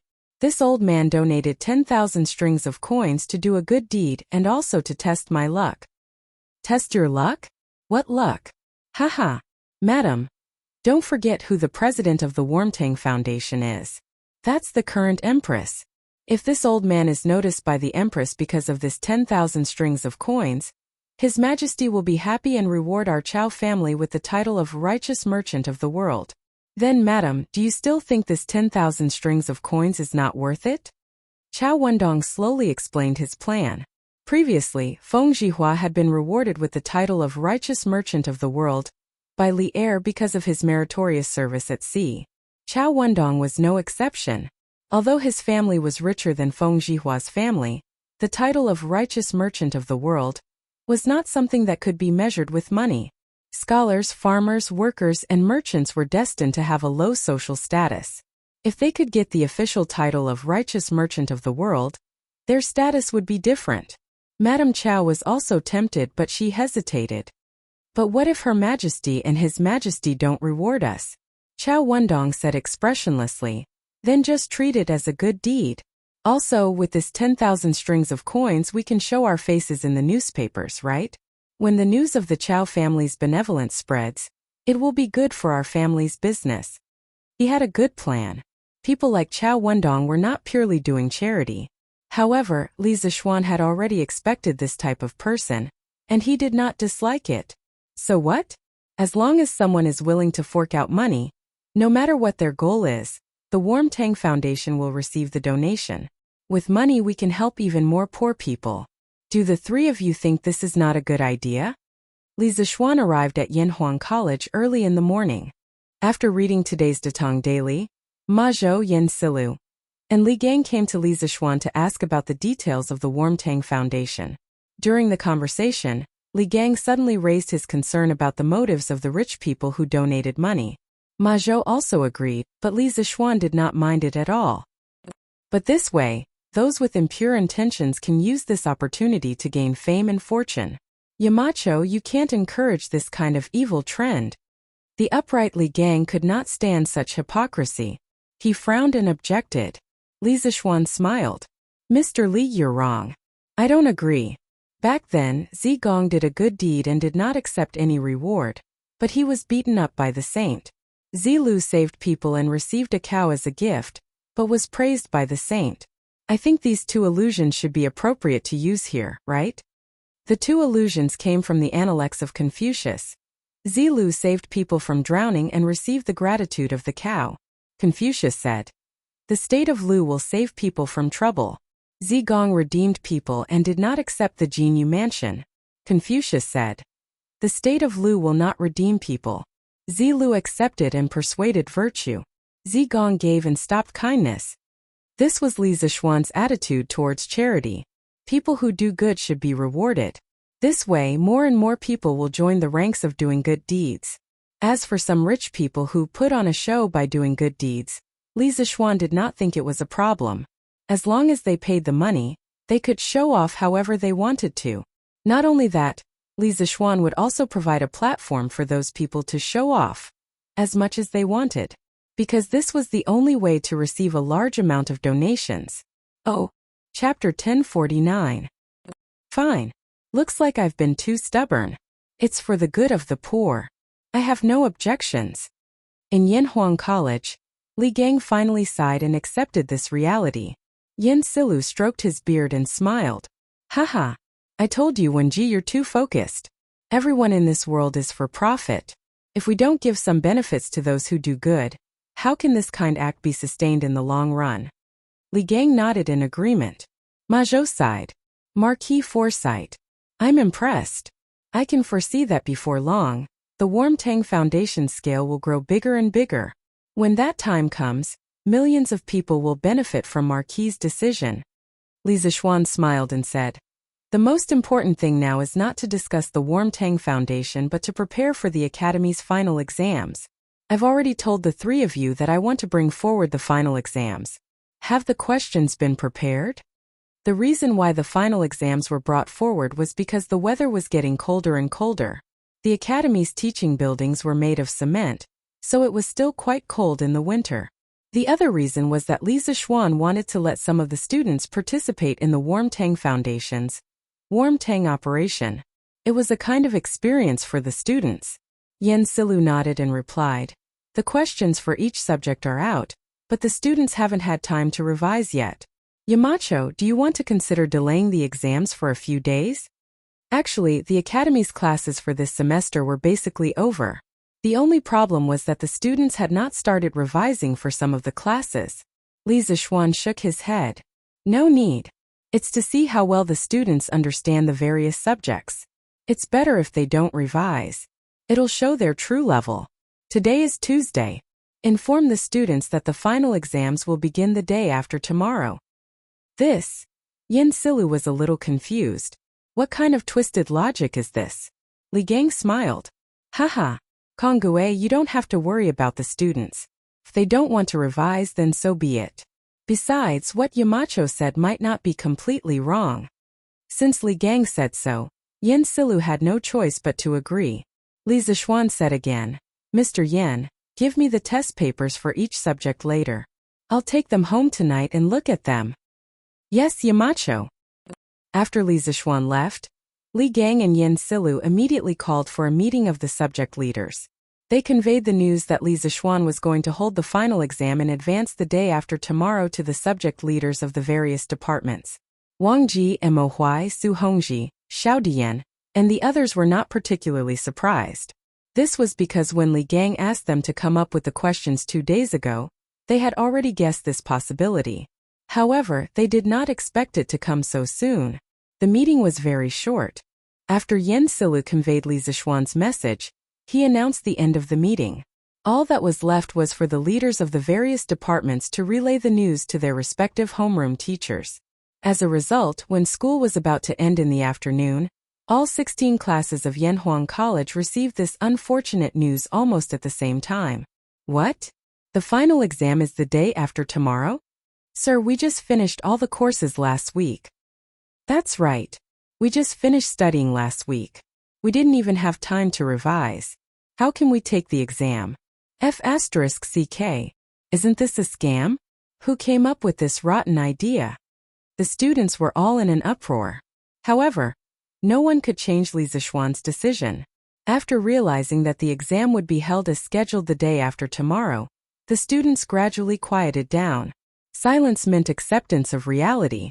Many students had already secretly planned to work overtime to revise for the next 2 days. Sure enough, when it was time for dinner today, the students ate exceptionally quickly. After dinner, most of them returned to the teaching building and took advantage of the fact that it was not yet dark to read for a while. When it was dark, they returned to the dormitory. Without washing their feet or faces, they took out their books and immersed themselves in reading. F***CK. It must be Yamacho who set us up. Only Yamacho would be so evil. In the dormitory, Chang Chumo muttered as he flipped through the classics textbook. Alright, Chonyo, it's useless to say more now. Why don't you read for a while before the lights go out? Qin Huayu advised. Look. There are 5 courses in just 1 day. Even if I don't sleep, I won't be able to finish them. Sai, I guess I'm done for this time. I just hope the final results don't come out before the new year. I still want to have a good new year. The far-sighted Chang Chumo had already considered the problems after the exam. One could not help but admire his big heart. Qin Huayu shook his head and said, Chonyo, it's not good for you to give up on yourself like this. It's not like you're the only one who didn't revise. All the students are in the same situation. If you can read more before the exam, you'll have a better chance. You should hurry up and study. To put it bluntly, he was saying, don't give up on treatment. You can still be saved. Chang Chumo thought about it and felt that it made sense. He laughed and said, Huayu, what you said makes sense. Alright, I'll study. Study? I might not be the one who gets the last place. Qin Huayu was speechless. So this guy's pursuit was to be satisfied as long as he didn't get the last place? Sun Zifan and Li Tai, the 2 guys who usually like to insult others, did not mock Chang Chumo tonight. That was because the 2 of them were fully focused on their revision. Similar scenes were happening in almost every dormitory. The dormitory, which was usually bustling with noise and excitement after school, was exceptionally quiet today. That was because the academy had a rule that when it was 9 o'clock, all the dormitory lights had to be turned off and the students had to go to bed. If anyone violated the rule, the consequences. Actually, many students had experienced the consequences of violating the rule. Those who had experienced the collective punishment of standing up that night would never forget it for the rest of their lives. Therefore, the students wished they could break the quarter hour into half to use. Who would have the time to gossip? As night fell, tens of thousands of lights lit up one after another. Because of the curfew in Chang'an, there were only patrolling marquises and night watchmen on the streets. Peace Square was the most special square in Chang'an City. It was the only square that did not have a curfew. It was brightly lit every night. Meng Jiao wrote in after passing the imperial examinations. The past was filthy and unworthy of praise, but the present is debauched and unrestrained. Flushed with success, the horse galloped swiftly, seeing all the flowers of Chang and in a day. He wrote about how proud he was of becoming the son of heaven's disciple. Speaking of which, this old man was also a refined person. After becoming a grand scholar, the first thing he did was to ride a fast horse to admire the flowers. He didn't admire peonies, nor did he admire morning glories. Instead, he went to Peace Lane to look for beautiful girls in the brothel. Tonight at Peace Lane there was no proud scholar like Meng Jiao, who had just passed the imperial examination. However, tonight was destined to be an extraordinary night. Chapter 1050. Mama Hua, when will Miss Yenner come out today? Yes, usually Yer would have come out by now. What's wrong today? Is Miss Yenner sick? Mama Hua, I know an old imperial physician with superb medical skills. If you need, 100 Flowers Tower was a 4-story wooden building. It was brightly lit and crowded. In the hall on the first floor, many unrestrained young masters were hugging girls in revealing clothes with one hand and roaming around with the other. It was an unbearable scene. However, there were also many men in the hall who did not care about those common women. Instead, they were asking the procuress for Fang Fian's whereabouts. Yo, ladies and gentlemen, please wait for a moment. Miss Yenner learned a new song today and is dressing up now. She'll be out soon. The brothel keeper of the 100 Flowers Tower laughed so hard that her body trembled. It was a pity that she was already over 40 years old. If she were 10 years younger, she might have also charmed all the lechers in the tower. A new song? Great. We're going to have a good time today. Haha, that's right. We didn't come here in vain. Being able to listen to Miss Yenner sing a song is really worth coming to this world. Everyone was excited when they heard that Fang Fian had a new song. They must have heard Fang Fian singing before. The waiting time was unbearable. The young masters drank the fine wine, but they felt that the wine in their cups had lost its flavor. However, they did not like the ordinary women beside them, so they could only drink cup after cup of wine into their stomachs. Fortunately, Fang Fian did not make them wait for too long. After about 15 minutes, Fang Fian's graceful figure finally appeared behind the stage on the first floor. She was wearing a light pink dress with a pure white veil over it, which accentuated her graceful figure. Her long hair was casually draped over her back. There was no decoration on her head except for a light blue ribbon that gently tied a lock of hair. She wore a pearl necklace on her neck. The pearls shone slightly under the light in the hall, making her skin as white as snow. She looked like a fairy who had descended to the mortal world. Her hands were soft, her skin was creamy, her collar was smooth, her teeth were like a gourd, her eyebrows were like moths, her eyes were beautiful, her eyebrows were like emerald feathers, her teeth were like shells, and her waist was like a bundle of silk. The lower half of her beautiful eyes were covered by a white silk-like veil, but it still couldn't hide her alluring face. Her gaze was pure like water, occasionally carrying a hint of melancholy, giving people a feeling that they could only look at but not touch. It was intoxicating and it was beautiful to the extreme. Lady Yin, I love you. Lady Yin, I love you too. As soon as Fang Fian appeared, all the flowers in the hall paled in comparison. Compared to her, the other girls could only be considered as ordinary women. She was so pure and holy that people could only look at her from afar, not daring to take a step closer. The young masters in the hall immediately let out a burst of wailing and howling. Such a peerless beauty, it was rare for them to fight over her. Due to the veil, people could not see whether Fang Fian was happy or angry.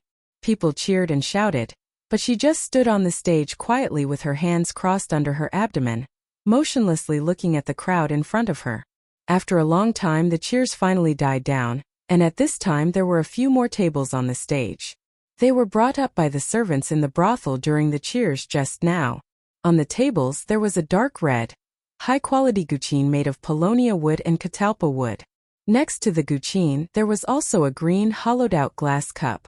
Fang Fian bowed slightly to the crowd, then she opened her red lips and said, Young masters, Fian accidentally learned a song today, and I'm here to perform.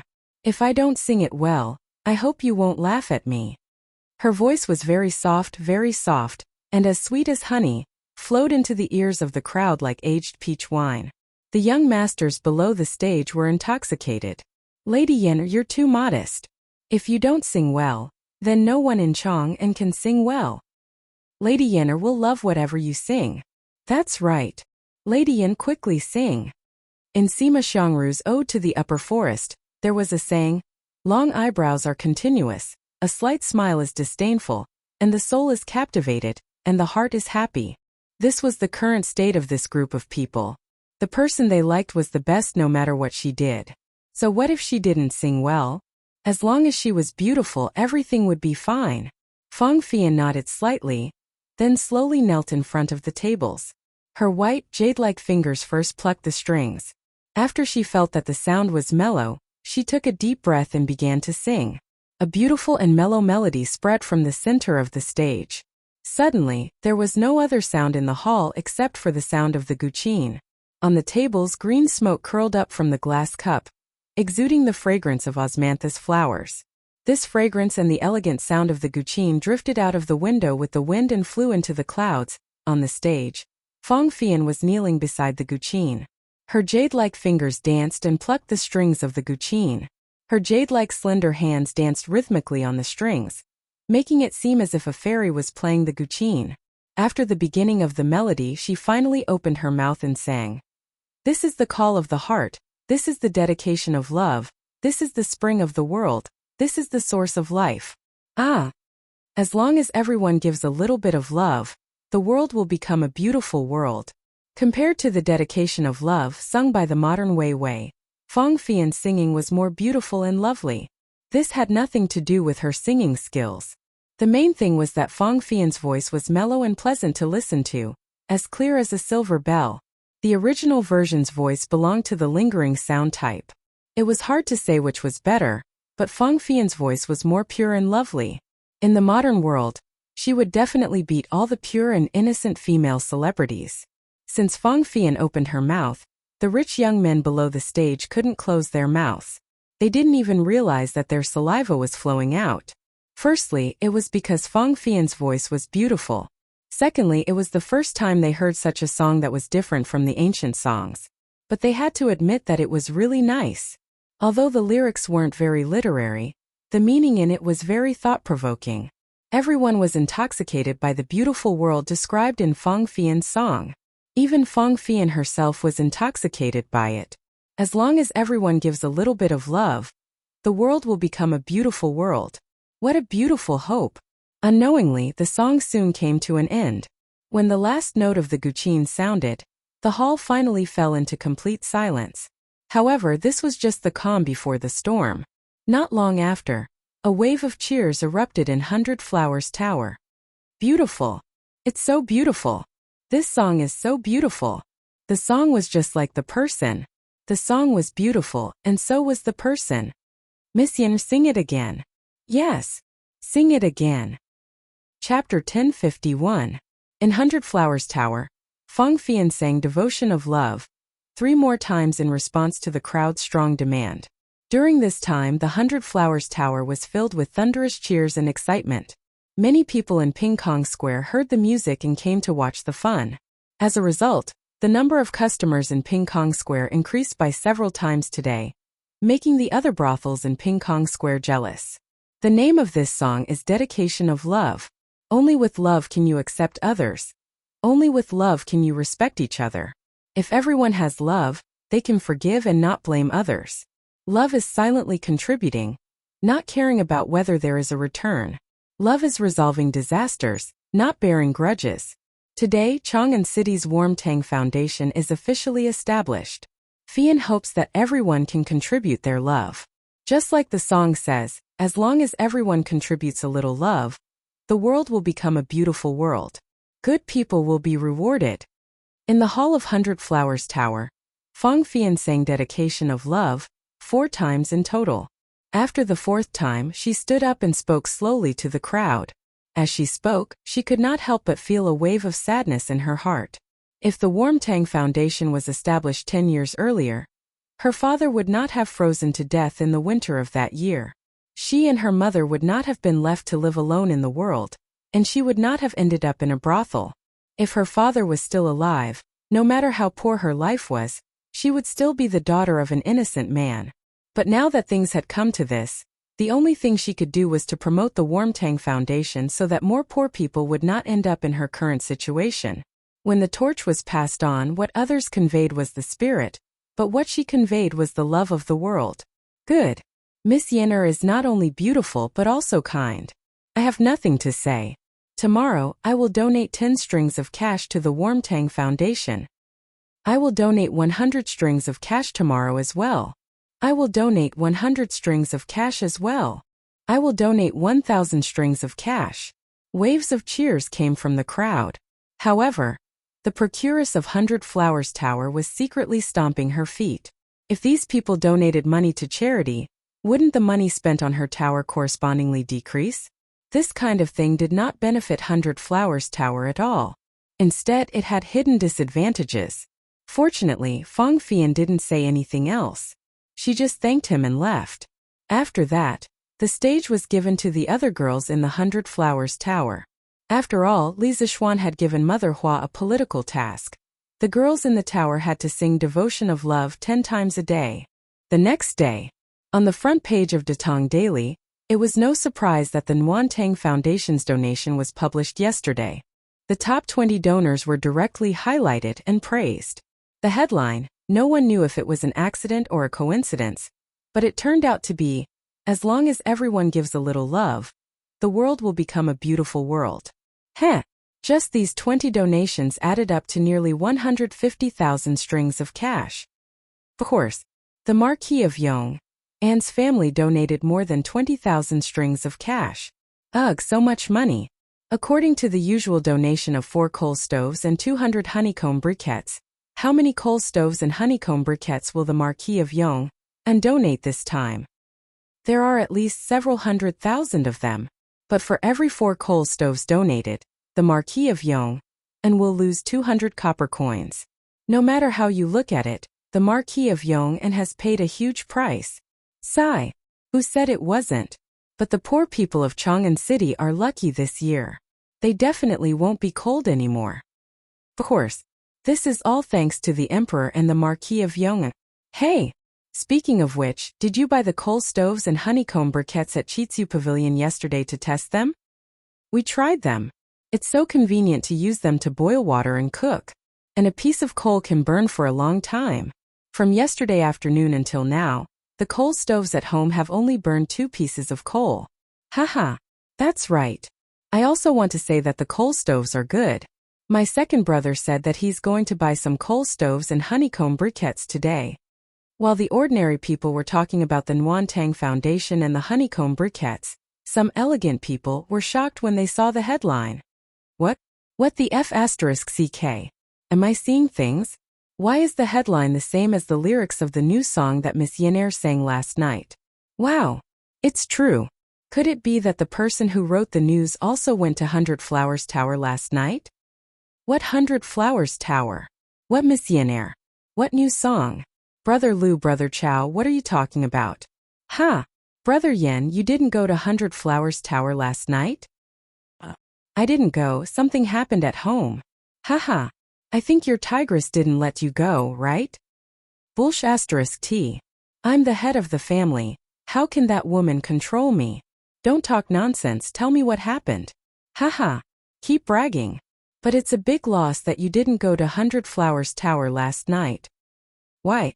Because Miss Yenner sang her new song last night, and it was really good.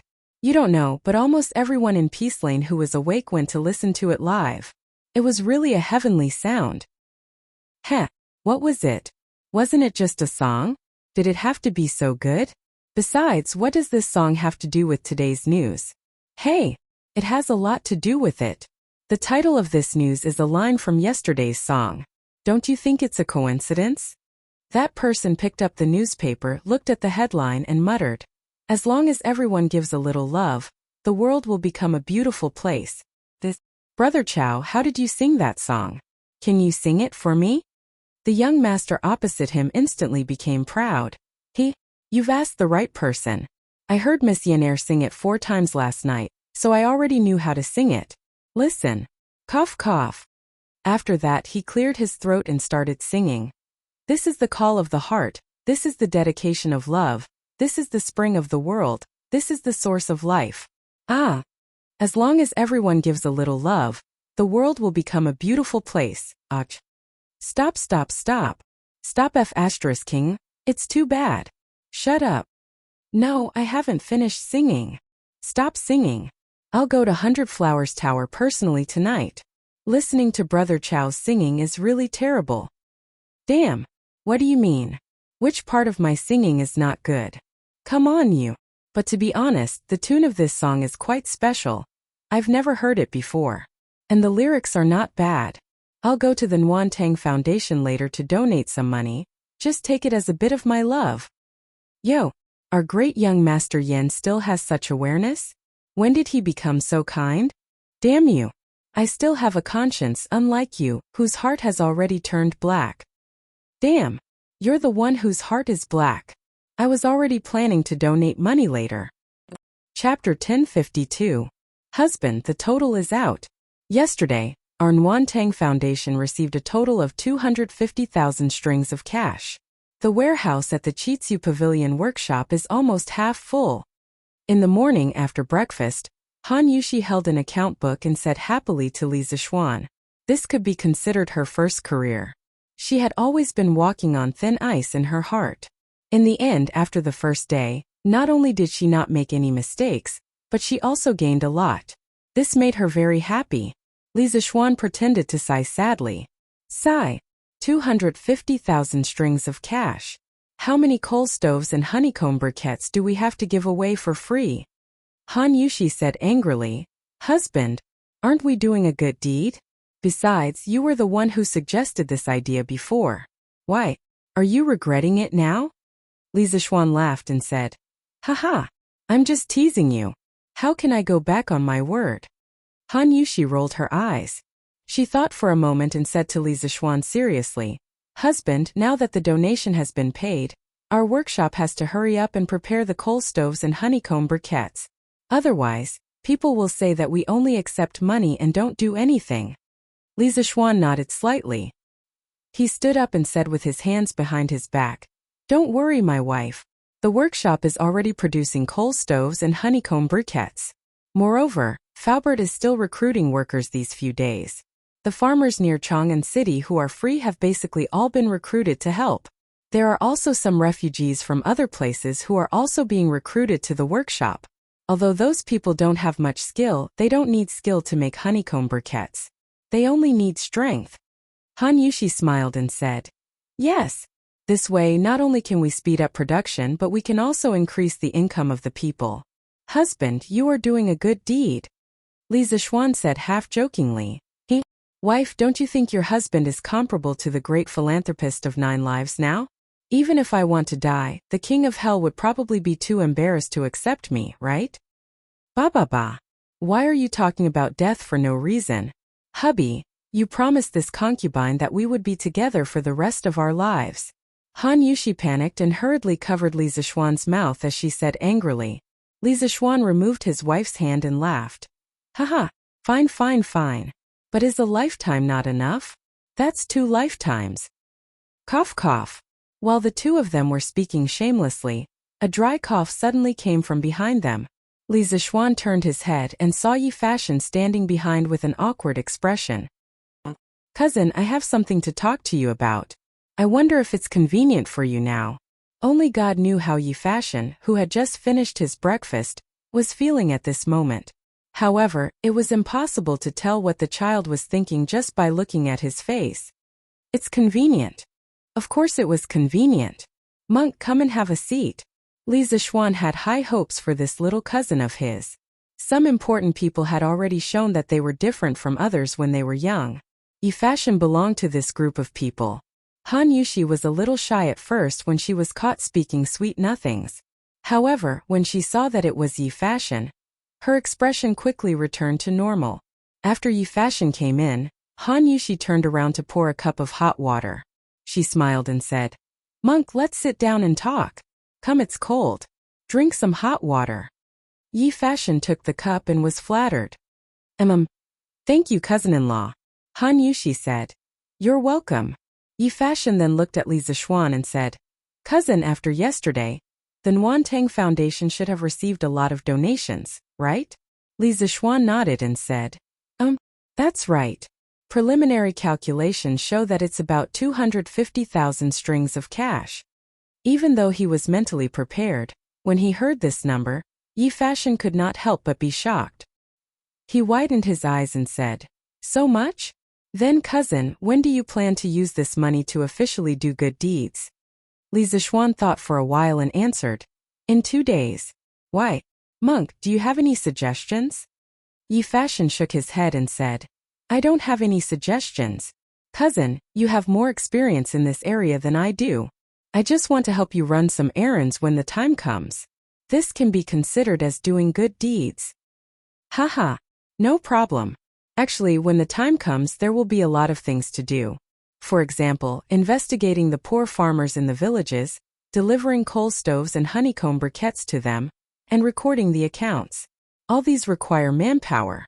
Monk, if you're willing to come and help, that's the best. I'll do my best. In the morning, when the morning court was about to end, Li Zixuan took the carriage and went to the palace again. After the eunuch reported his arrival, Li Zixuan met Li Er in the Ganlu Hall. What's wrong? You've been running to the palace recently. In the past, when you saw me, you couldn't wait to take a detour. What's wrong with you now? Have you changed? Li Er raised his head and joked with him. Li Zixuan's face was instantly filled with black lines. He said gloomily, Your Majesty, you've misunderstood me. You have a lot of things to do every day. You're responsible for the entire Tang Empire. If I were to disturb you for no reason, wouldn't I become a sinner of the Tang Empire? Li Er laughed and said, You're such a smooth talker. All right, let's cut the small talk and get down to business. Li Zixuan then said seriously, Your Majesty, the Warm Tang Foundation received a total of 249,816 strings of coins yesterday. I plan to distribute coal stoves and honeycomb briquettes to the poor in 2 days' time. Li Er was stunned and said in surprise, Almost 250,000 strings of coins? That much? Li Zixuan smiled and said, This is only yesterday's amount. I think there will be more in the future. Li Er came back to his senses and said, Do you have enough manpower? Do you need me to send some people over to help you? Li Zixuan replied, Thank you, Your Majesty. I have enough people under me. However, when the time comes to distribute coal stoves and honeycomb briquettes, I will need the help of the county magistrates. Although Xiao Yu was in charge of the Ministry of Civil Affairs and managed the household registration of the entire Tang Empire's people, it was more convenient to find the local county magistrate. After all, a county magistrate was better than a county magistrate. There were more than 20 counties under Chang'an City. In terms of rank and merit, Li Zixuan was indeed higher than those county magistrates. However, everything had to be done properly. Without Li Zixuan's special permission, those county magistrates had no obligation to cooperate with Li Zixuan. That was because they did not have a direct subordinate relationship with Li Zixuan. Li Er nodded and said, I'll give you an imperial edict. You can take this imperial edict and get all the county magistrates near Chang'an City to cooperate with you. Li Zixuan cupped his hands and said, Thank you, Your Majesty. Is there anything else? Seeing that Li Zixuan had no intention of leaving, Li Er took the initiative to ask. Chapter 1053. Inside the Hall of Nectar. Li Zixuan said again, Your Majesty, I have an idea, but I don't know if I should say it. Li Er said unhappily, If you have something to say, just say it. Since when did you know how to do this? Li Zixuan smiled and said, Your Majesty, I think that if we want the people to do good for a long time and let the Warm Tang Foundation continue to operate, we have to give out some rewards to encourage the people and rich merchants to donate money. Back then, Zilu was praised by Confucius for saving people from drowning, and Zigong was criticized by Confucius for not receiving gold for saving people. It's not completely unreasonable. Li Er couldn't help but say, Didn't you give the people who donated a certificate of honor? Isn't that a benefit? Li Zishuan shook his head and said, Your Majesty, this is just a small benefit. If we want the rich people to donate money willingly, we have to give them some sincere and tangible benefits. For example, some special treatment. Bastard. Are you asking me to become Lu Hong and sell my official position? Li Er suddenly guessed something and immediately slammed the table and stood up in anger. The Lu Hong he was talking about was Emperor Ling Han, a fatuous emperor who pushed selling officials to the extreme. Some emperors before Lu Hong had also sold officials, but most of them only did it occasionally, and the money they received was usually for the urgent needs of the country. Only this comrade Lu Hong was able to push this shady business of selling official positions to the extreme. The most ridiculous thing was that this comrade had actually opened an official exchange in the West Garden. He had clearly marked the price and openly sold officials. Regardless of talent, character, integrity, as long as one had money they could buy officials. And the money from selling officials would all go into Emperor Ling Han's own pocket. This guy even unified the market price of officials, and personally set the rules for selling officials. He set the price of an official's position to be 10,000 times the official's annual income. For example, an official's position with an annual salary of 2,000 sure was priced at 20 million. His method of selling officials was very innovative, and he was not willing to let go of any opportunity. Even Zhang Wen and the others, who had made great contributions and had a high reputation, had to first pay enough money to the emperor to buy an official position before they could ascend to an official position. Li Erjing had thought of the possibility of him selling his position, so he scolded angrily. Li Zishuan stared blankly, thinking, When did I ask you to sell your official position? Is it because your imagination is too rich? Your Majesty, I have no such intentions. This official's idea is that every year, we should select 3 people from the people who donated money, and give them the title of righteous merchants of the world. It was just a title. Not only would it not damage the prestige of the imperial court, but it would also stimulate the enthusiasm of the wealthy citizens to donate. Moreover, there were precedents before. It's just a few more, right? In order to prevent old Li from misunderstanding again, Li Zishuan directly told him his plan. Just a title? You brat, it's easy for you to talk. Do you think the title of righteous merchant is so worthless? Li Er said with a dark face. Your Majesty, I didn't say that it was worthless. According to my preliminary estimates, if a wealthy businessman wants to be selected, he will have to donate at least 50 to 60,000 strings of cash. This wasn't cheap at all. Moreover, all the land under the heavens belongs to the emperor, and all the people who live on the land are the emperor's subjects. Businessmen are also your Majesty's subjects. Why should your Majesty be so biased against them? Li Zishuan couldn't help but say. Li Er frowned and didn't say anything. After a while he said meaningfully, Ha! You're here to persuade me today. The division of scholars, farmers, workers, and merchants has existed since the spring and autumn period. And it has been like this for generations. How do you want me to change it? Li Zishuan clasped his hands and said, This official has never thought of changing the status of the merchants, but this official feels that giving the title of righteous merchant of the world to some merchants who have made outstanding contributions to the Tang dynasty should be harmless. For example, Feng Zhihua from before. Li Er thought for a moment and finally waved his hand and said, All right. I'll give you a place every year. Li Zishuan laughed and said, This official thanks your Majesty on behalf of the millions of merchants and poor citizens of the Tang dynasty. Li Er waved his hand and motioned for a certain someone to scram. Your Majesty, does this year count? Scram. Ooh. Hey, I didn't say it doesn't count. I just said scram. That means it counts this year too. Sitting in the carriage, Li Zishuan muttered to himself as he recalled the situation in the Sweet Dew Hall. Ah, as long as everyone gives a little love, the world will become a beautiful world. Ah. Just as he was thinking, Li Zishuan suddenly heard someone humming a tune outside the carriage. He couldn't help but feel happy. He thought to himself that this modern song had spread quite quickly after it came to the Tang dynasty. However, he didn't know that the reason why this song dedication of love could spread so quickly was that, other than the special tune itself, the main reason was that the first singer Fang Fian was extremely charismatic and sang it very well. While listening to people humming along the way, he unknowingly arrived home. "Sir, you're finally back." He jumped out of the carriage and found little Fishy waiting at the door. Li Zixuan smiled and said, "What's the matter? Are you looking for me?"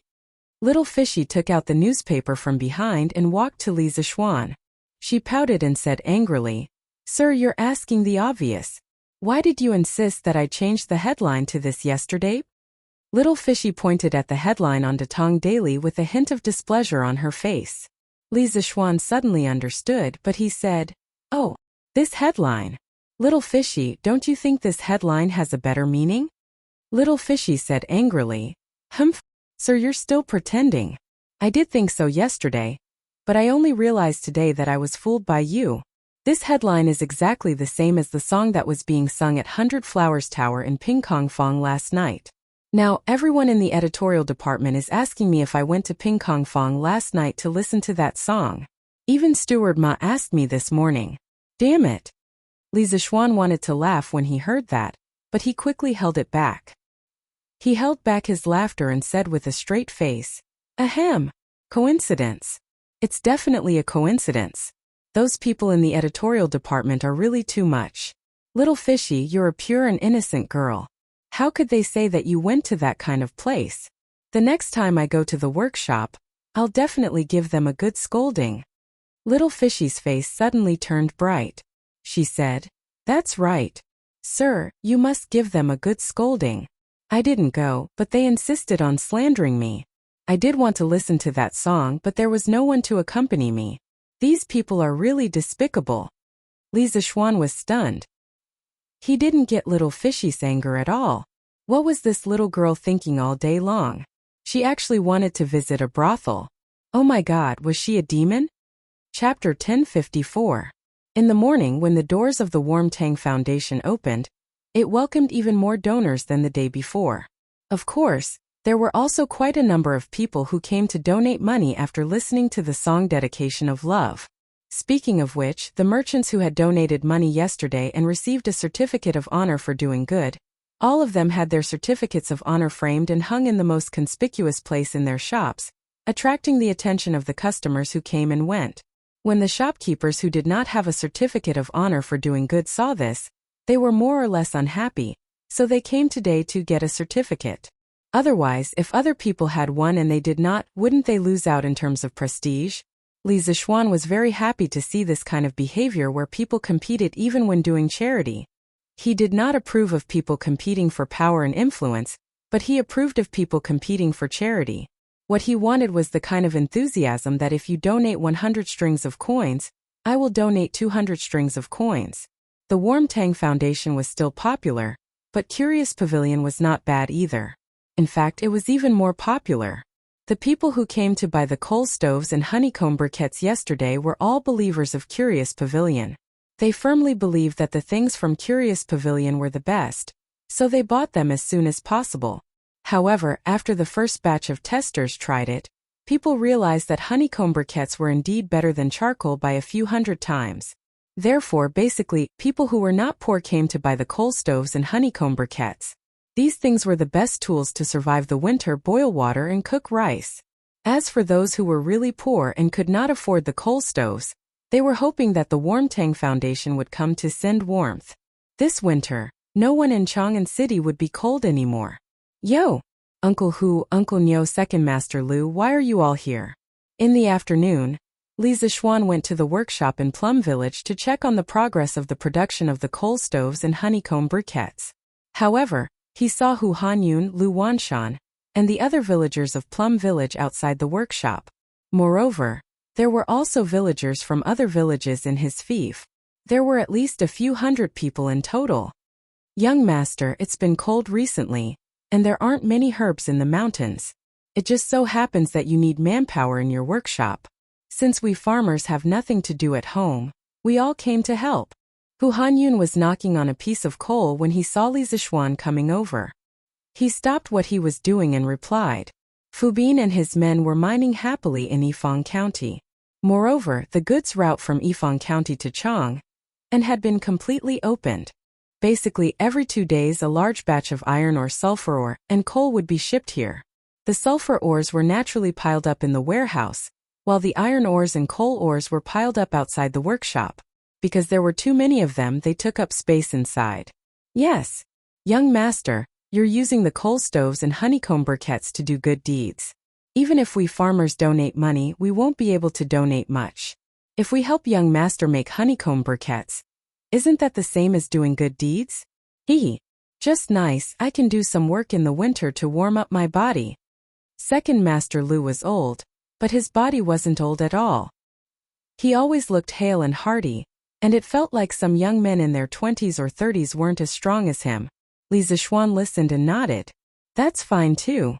One more person means one more share of strength. Moreover, the farmers can also earn more money because of this. Not bad, not bad. At first, Li Zishuan didn't let Faubert recruit people from his fief. The main reason was that the commoners usually had to go into the mountains to gather herbs. Moreover, recently, every household was basically distributing bean sprouts. He expected that they wouldn't be able to free themselves.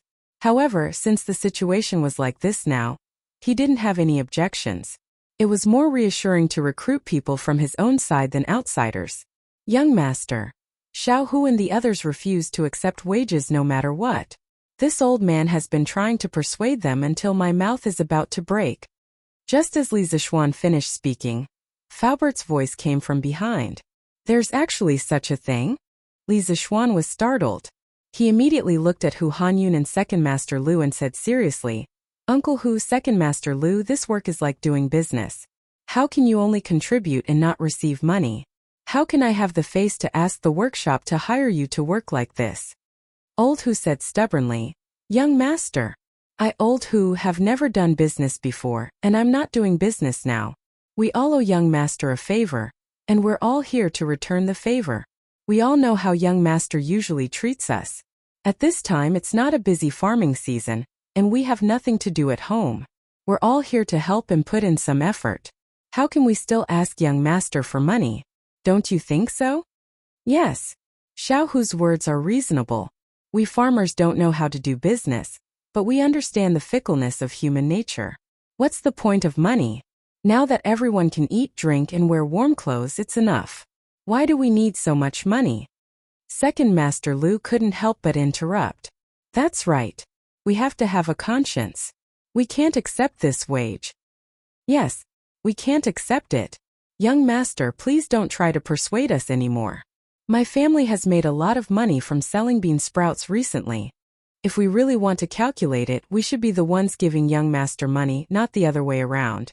So we definitely can't accept this wage. At the side, the other farmers in Li Zishuan's fiefdom all shouted loudly. Li Zishuan smiled helplessly. These farmers were usually quite clumsy with their words, but now each one of them was better than the other. Moreover, their thoughts were very clear. He didn't know how to persuade them even if he wanted to. All right then. I'll accept the friendship of my fellow villagers. It's fine if you don't accept the wage, but everyone has to eat lunch at the workshop. It's best if you call your wives and children over to eat. There'll be enough food. Some friendships could not be measured with money. It would only be an insult to these friendships, so Li Zishuan decisively stopped trying to persuade them. Instead, he said half-jokingly, Good. That's not a problem. Haha. I, Old Hu, can eat a few more bowls of rice to my heart's content. Hearing Li Zishuan's bold and unrestrained words, the other farmers also laughed heartily. When the other farmers who came to work saw Li Zishuan and the other farmers in the fiefdom, their eyes were filled with yearning. At this time they, who could get paid, started to envy the farmers in the Han village, Plum village, and Liujia village who couldn't get paid. This was because they also wanted to have such a kind-hearted master. Faubert, ask the people below to improve the food conditions of the construction site. At the very least, we must ensure that there's fatty meat in every meal. After entering the workshop, Li Zishuan said to Faubert. The corners of Uncle Fu's mouth twitched. This is really, of all the construction sites in Great Tang, which one would provide meat for every meal? However, he also knew that Li Zishuan didn't lack money, so he didn't object. Yes, young master. Chapter 1055. That's right, Faubert.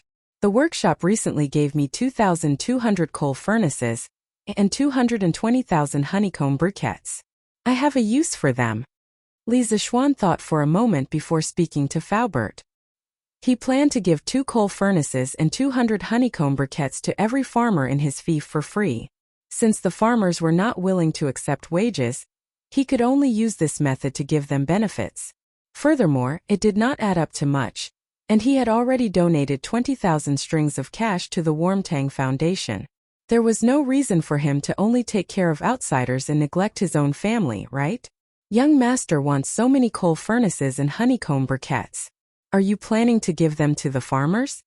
Faubert thought for a moment and understood Li Zishuan's intentions.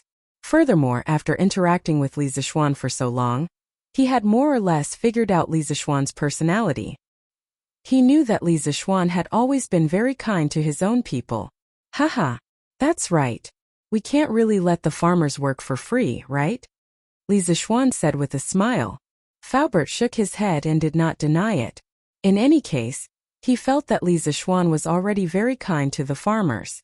Even if he did not give them wages, there was nothing wrong with it. Faubert, can the workshop keep up with the iron smelting speed, the furnace speed, and the honeycomb briquettes production speed? Li Zishuan finally asked the question he was concerned about. Faubert nodded lightly. It can keep up. Now that the workshop has recruited close to 5,000 workers, there is no need to worry about the honeycomb briquettes production speed. The furnace is also smelting iron day and night, so we don't lack iron here.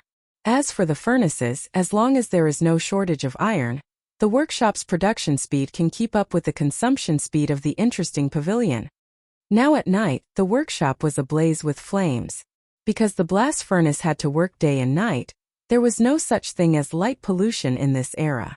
On the contrary, the people of Plum Village liked this scene and treated it as a unique landmark of Plum Village. Yes. Since that's the case, I'm relieved. Li Zishuan nodded. Then he walked around the workshop again. After making sure that everything was running in an orderly manner, he went home. The next day, Thursday, Yanhuang College's final exam was held as scheduled amidst the cries of the students.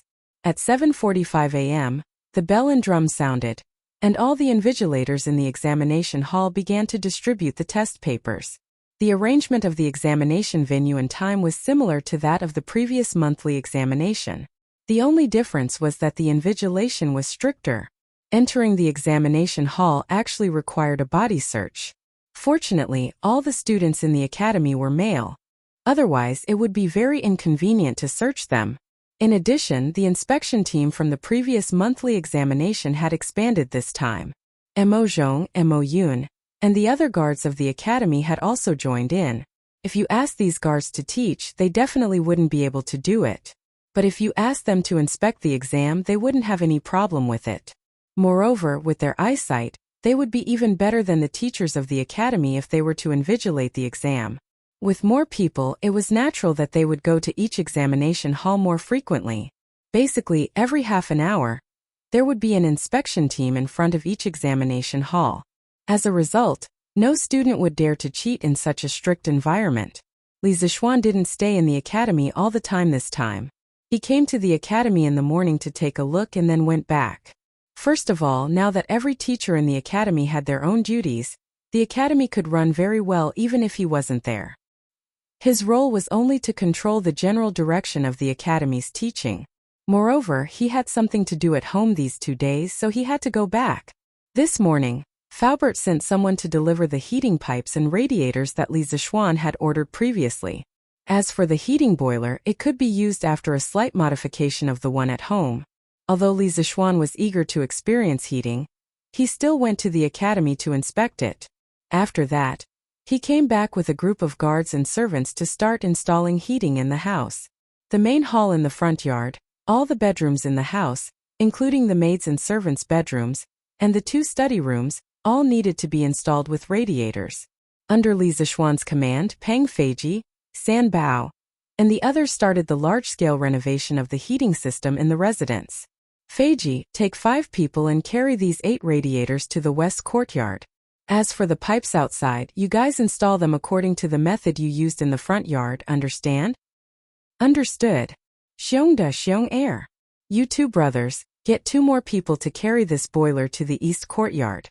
While you're at it, help me install the pipes on the boiler. Remember, the valve on the boiler must be opened. I'll go check later. If it's not done properly, run 10 kilometers. Yes, Marquis. Sanbao Fu. Take a dozen men with you and move the remaining pipes and radiators to Yunshan Villa. I'll be there in a moment. Yes, young master.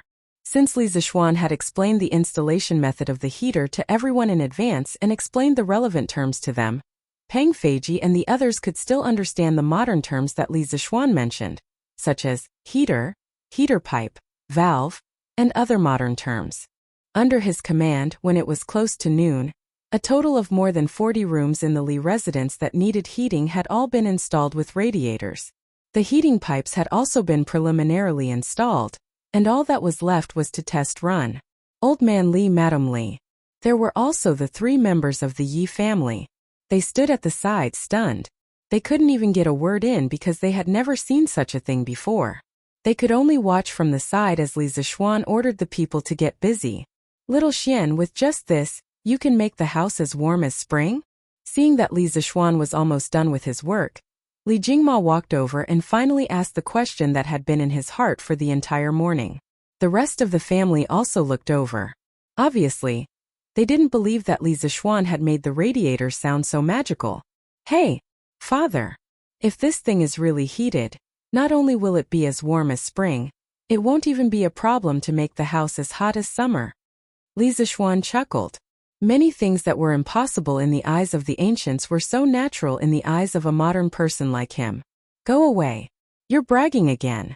If it doesn't work, I'll see where you're going to put your face. Li Jingma heard that his son was getting more and more ridiculous. He couldn't help but feel annoyed. Hee. There's no point in saying more. Father, you better watch carefully later. See if your son is bragging. Chapter 1056. Start burning. After personally inspecting all the heating pipes, Li Zishuan ordered. The servants in the house quickly placed the honeycomb briquettes that had been burned in advance into the stove.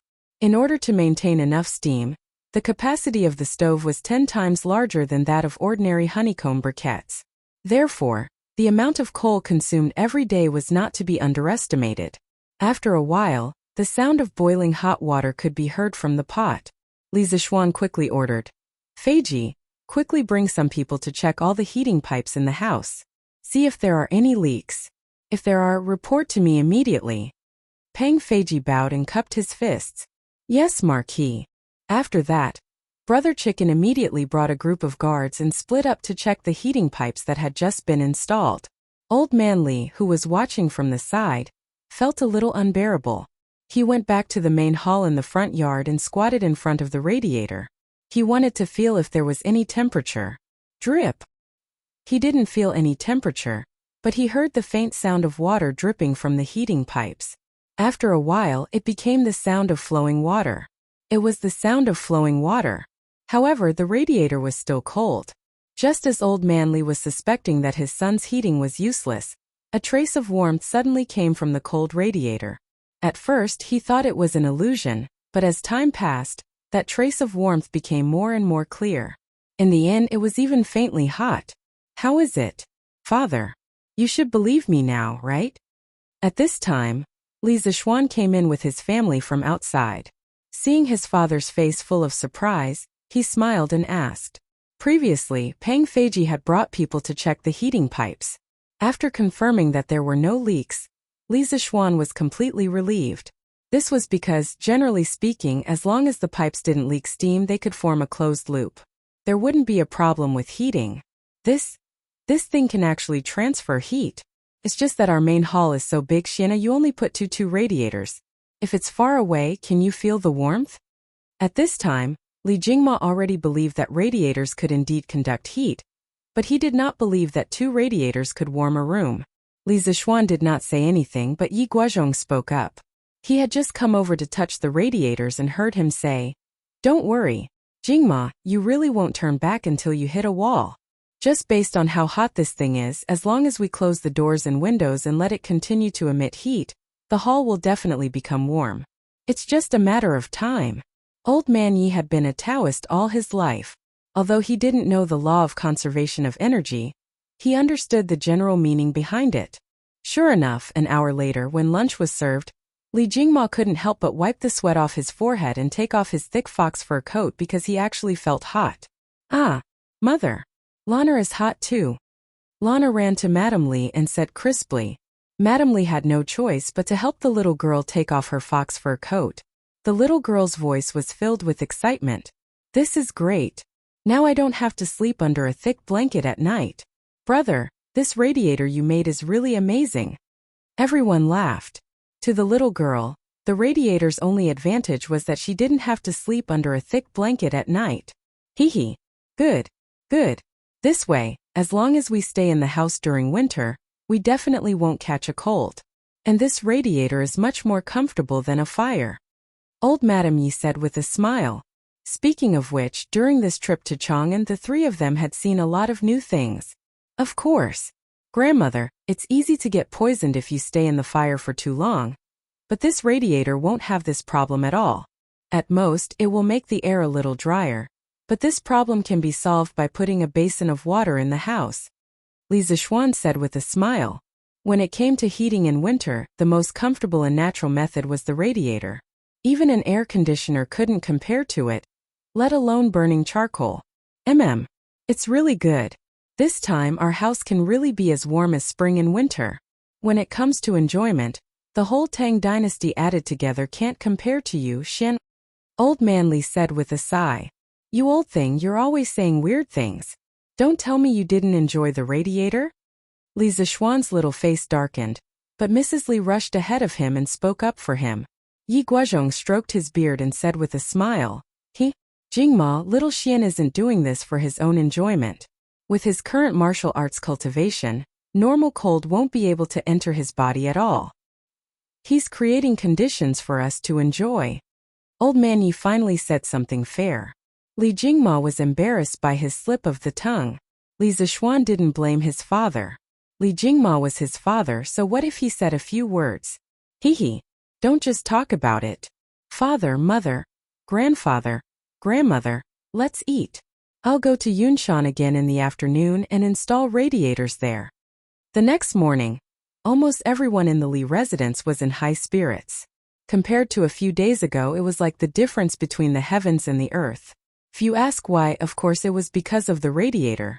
Sleeping in a heated room at night, they didn't even need to warm their beds.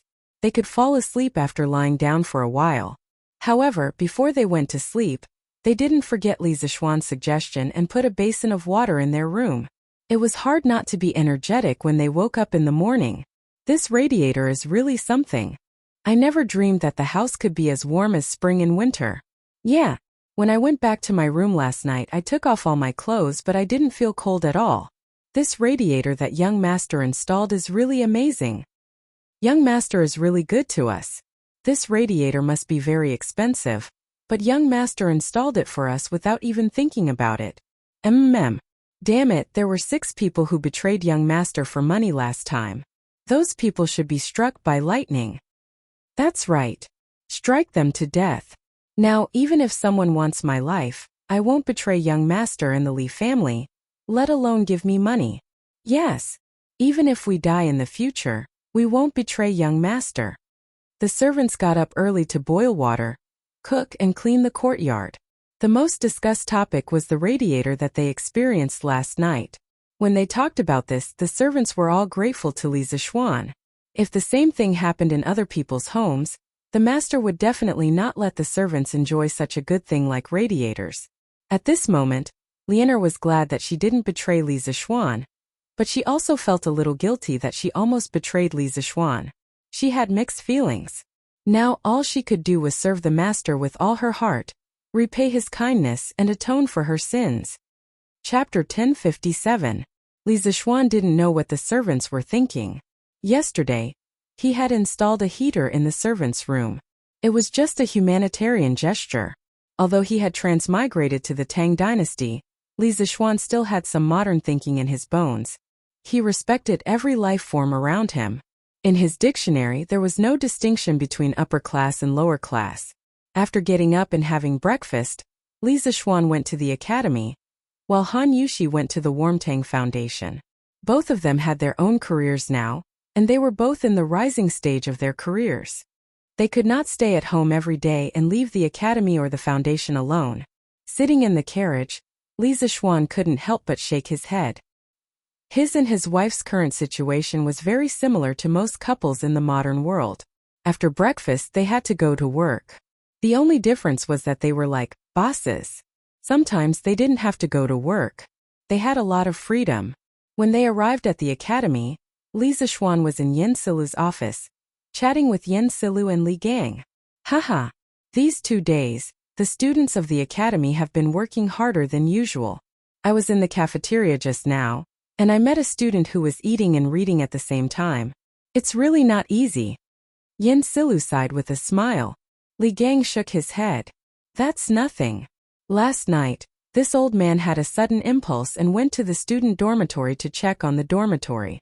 I found that it was already 9:45 p.m., but some dormitories were still lit up.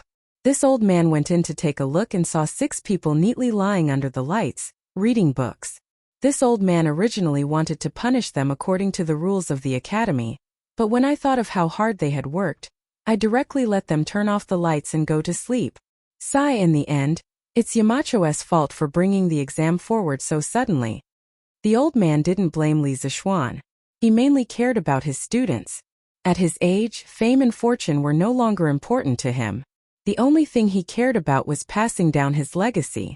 Yinhuang College was the place where knowledge was passed down.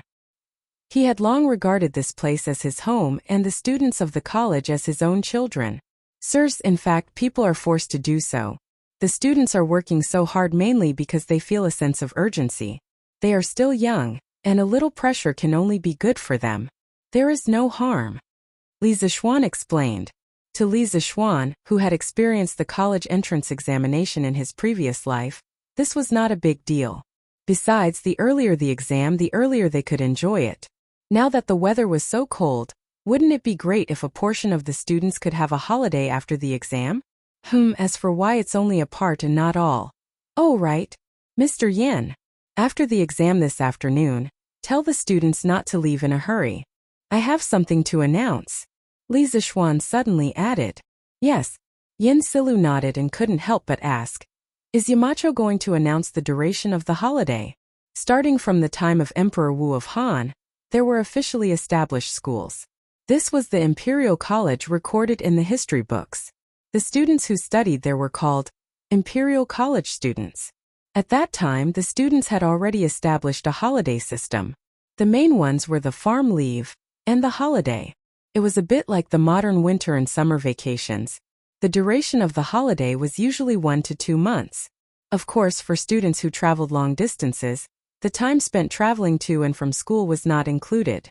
Yinhuang College's winter vacation was considered late. The Imperial College had already started their holiday half a month ago. Haha, more or less.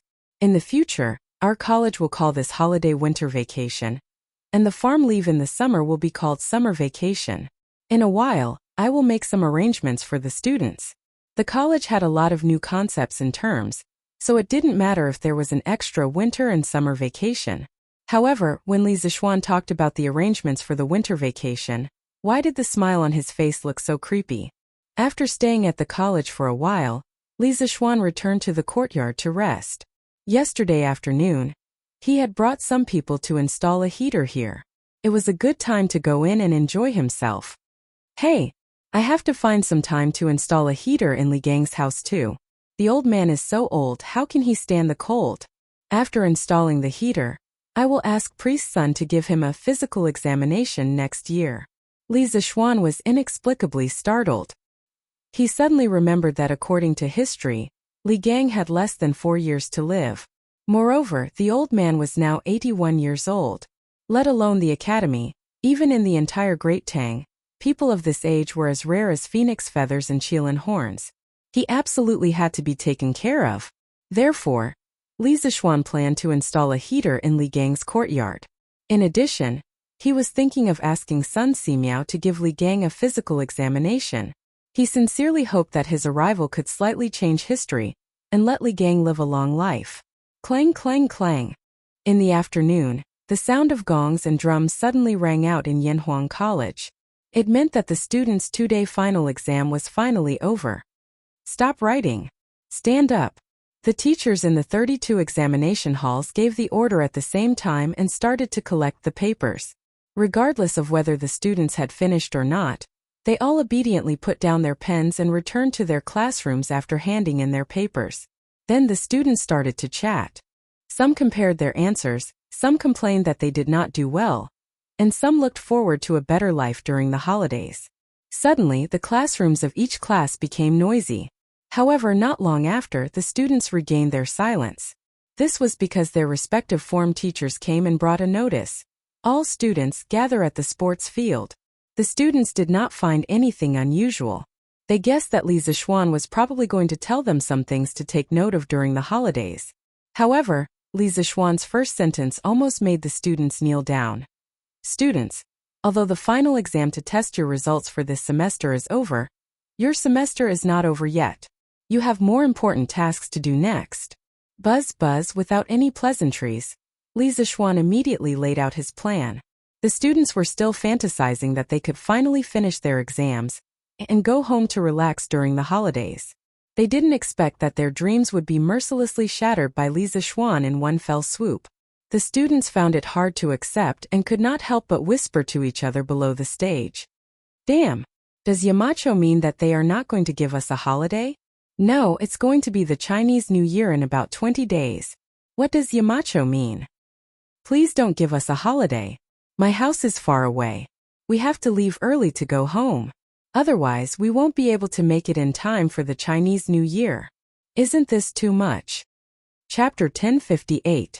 That's enough. Quiet down. The students whispered among themselves for a while before Li Zixuan used his penetrating voice to stop them. The rowdy crowd instantly quieted down. Li Zixuan continued, I'm not saying that you're not allowed to have a holiday, but there are more important things that you need to do.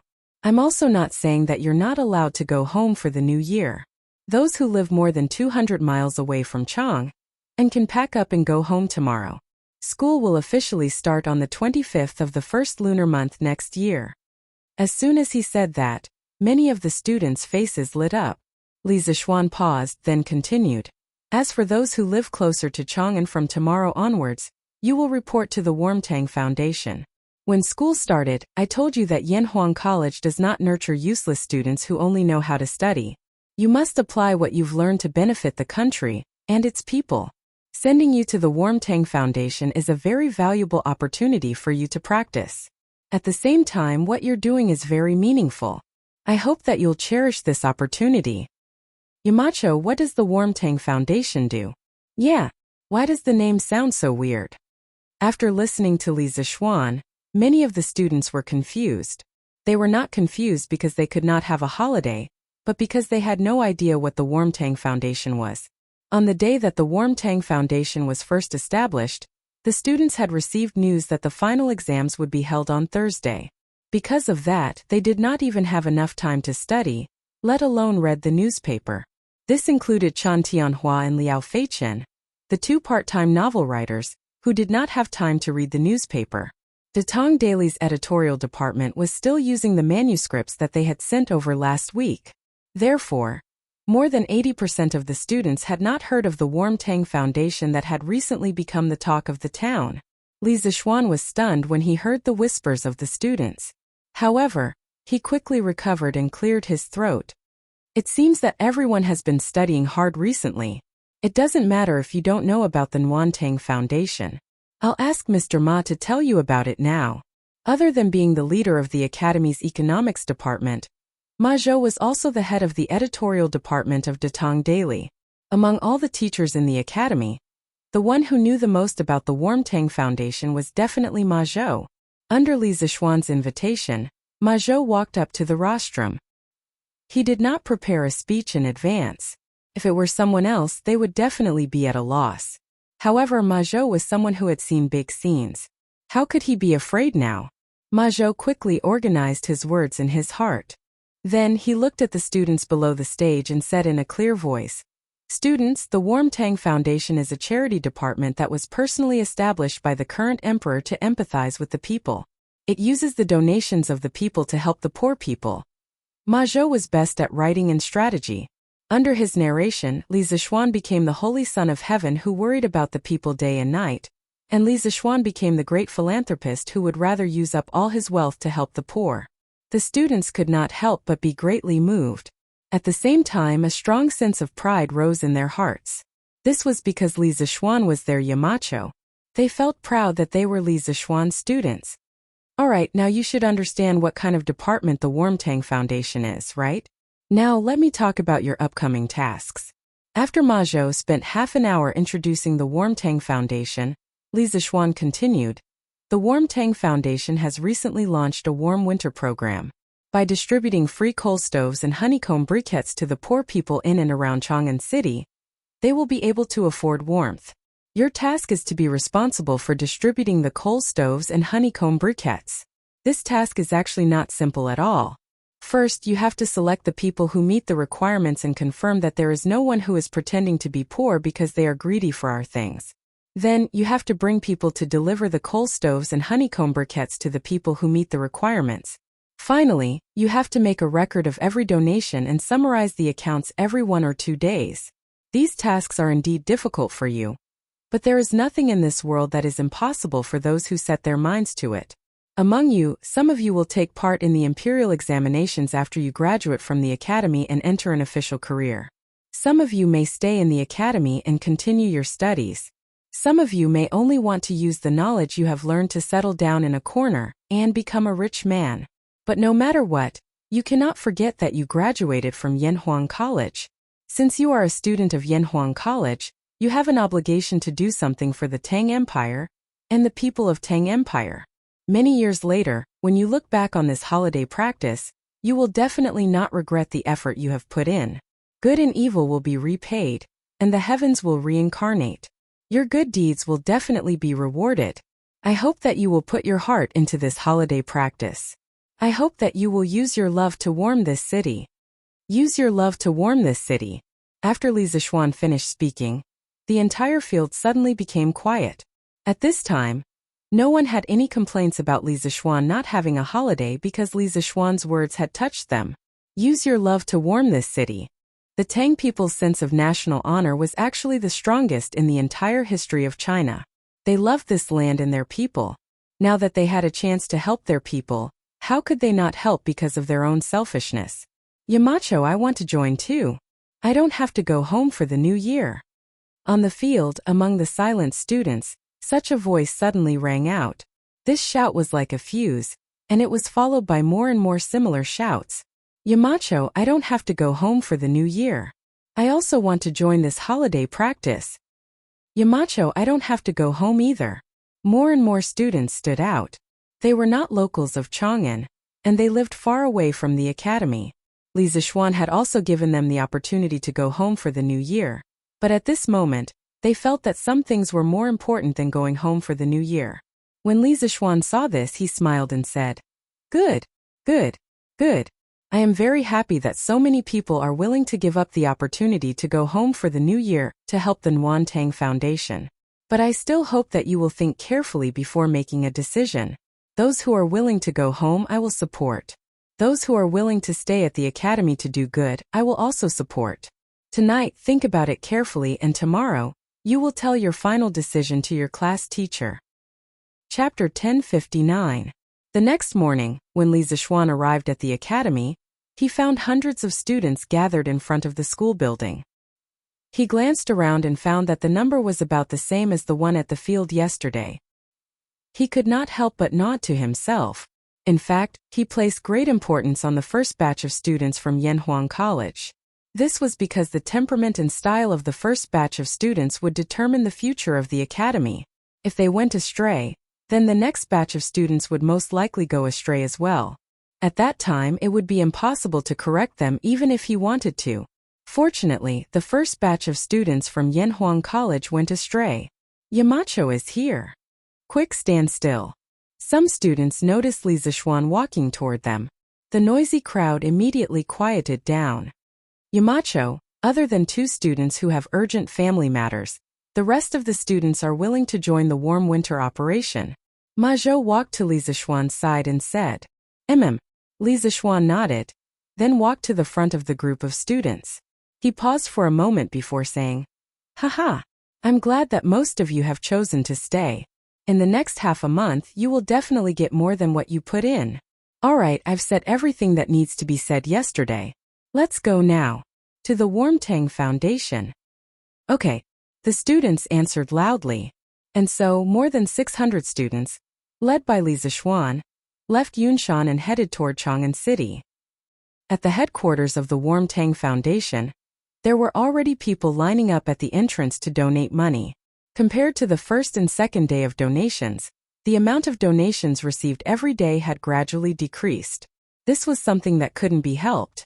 When something new first appeared, there would be a period of popularity. After that, people would gradually return to their rationality. In fact, the current situation was enough for Han Yushi and the others to be busy. Collecting donations every day was easy. However, when it came to closing the accounts every night, it was not easy at all. This was because there were many people helping out, but few people knew how to calculate accounts. Most of the time, Han Yushi was the one who personally went into battle. Uncle Wang, arrange for someone to go to the workshop and get some more certificates of honor. I heard from Sambao that we are running out of certificates of honor here.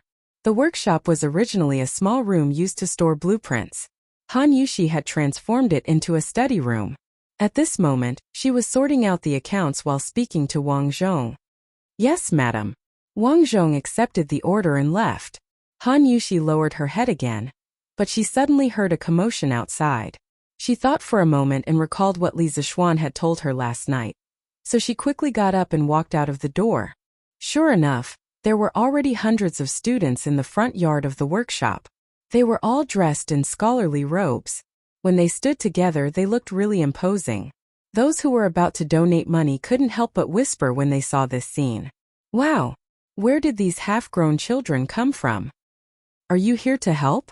They seem to be students from Yanhuang College. What? A student of Yanhuang College? Did Marquis bring these students to help? Ignoring these people's whispers, Li Zishuan was about to lead these students to the backyard when Han Yushi happened to come out. Greetings, madam. Before Li Zishuan could say anything, the group of students behind him shouted loudly. It was the first time most of them had seen Han Yushi. Sure enough, seeing was better than hearing about her. The students couldn't help but sigh in their hearts that Yamacho and Madame Yamacho were really a match made in heaven. Han Yushi smiled slightly and said, No need to be so polite. I'll have to trouble you for the next few days. It's no trouble at all. The students immediately responded when they heard this. Their voices were so loud that it was as if they had been injected with chicken blood. The corner of Li Zishuan's mouth twitched. He thought angrily in his heart, a bunch of little brats. Why didn't I see you so energetic when I asked you earlier? Okay, this is not the place to talk. Let's go to the Drunken Wind Pavilion behind. Li Zishuan waved his hand and led everyone to the Drunken Wind Pavilion behind the workshop. It was his original office courtyard and also the place where he had invented the wireless telegraph. He planned to divide the work and make some strategic arrangements for the students there. Qing Ke, now the county magistrates of the 22 counties under Chang, and will cooperate with our work. From today onwards, you will be the first team leader of Operation Warm Winter. You will be responsible for bringing people to contact the county magistrates. You have to quickly draw up a list of the poor in each county. Tell them not to over-report or under-report. Otherwise, if I find out, I will definitely settle the score with them. More than 600 teachers and students were gathered in the Drunken Wind Pavilion. Of course, the house couldn't hold so many people. Li Zishuan simply held an impromptu meeting under a pavilion in the courtyard. Li Tai was the most suitable person to be in charge of contacting the local magistrates. With this little fatty around, how would the county magistrates dare to be sloppy?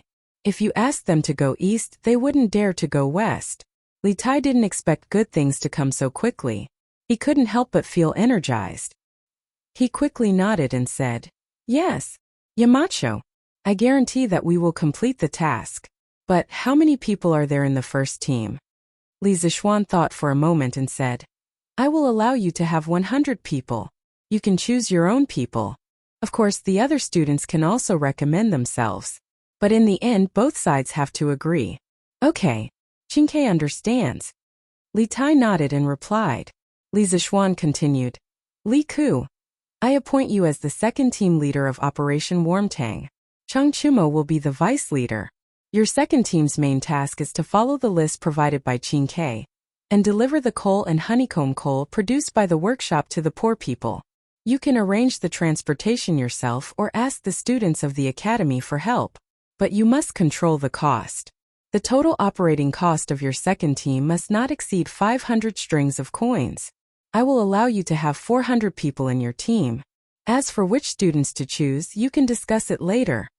Li Zixuan felt that it was necessary to let Li Ku control the cost. Otherwise, this child could directly spend money to hire thousands of people to help deliver the goods. Then the rest of the students would be useless. This was not the way to do charity. Yes, Yamacho. Li Ku frowned, but he still replied in the end. Okay, Yamacho. Chang Chumo was also a little excited. He secretly thought that Li Zixuan didn't cheat him this time.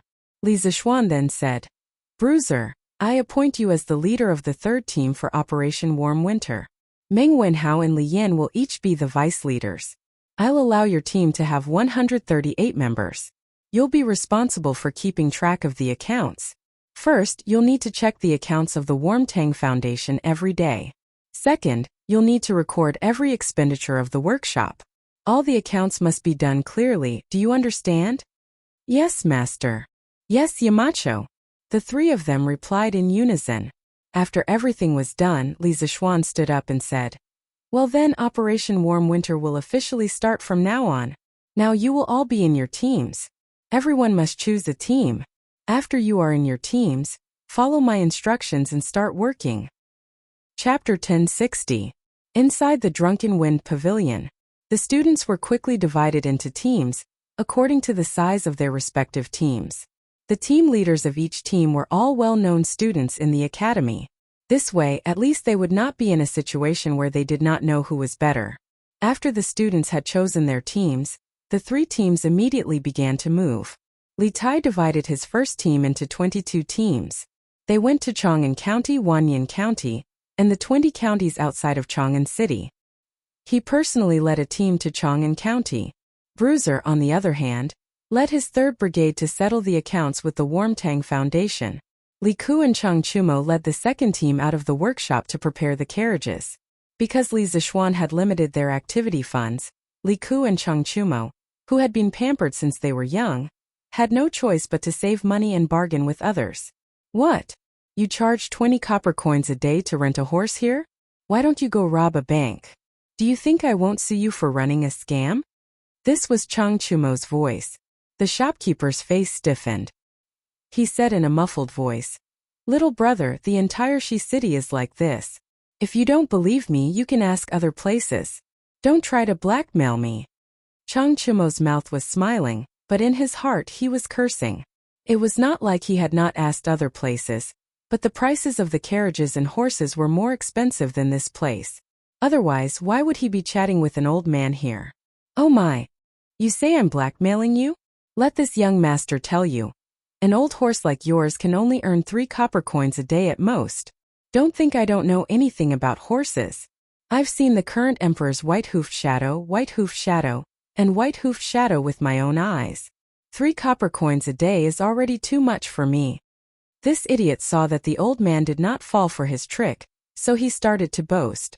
The hoofed shadow, green mantis, and Saliot purple that he mentioned were all top-notch BMWs that had accompanied Li Er on his expeditions. Other than these 3, there were also Jianmao Gugua, Shifachi and Telugu, all of which were Li Er's mounts.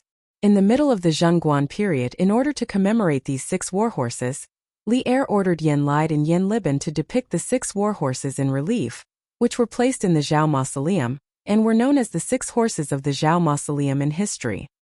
Hearing this, the old man didn't know whether to laugh or cry and said, Little brother, since you've even seen His Majesty's beloved warhorse, it means that you're either rich or noble. Tell me, why are you arguing with me over a few copper coins? Chang Chumo cursed in his heart again.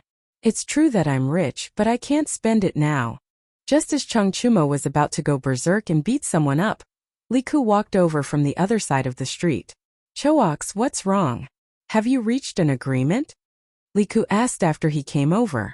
They had split up into several groups to look for carriages and horses.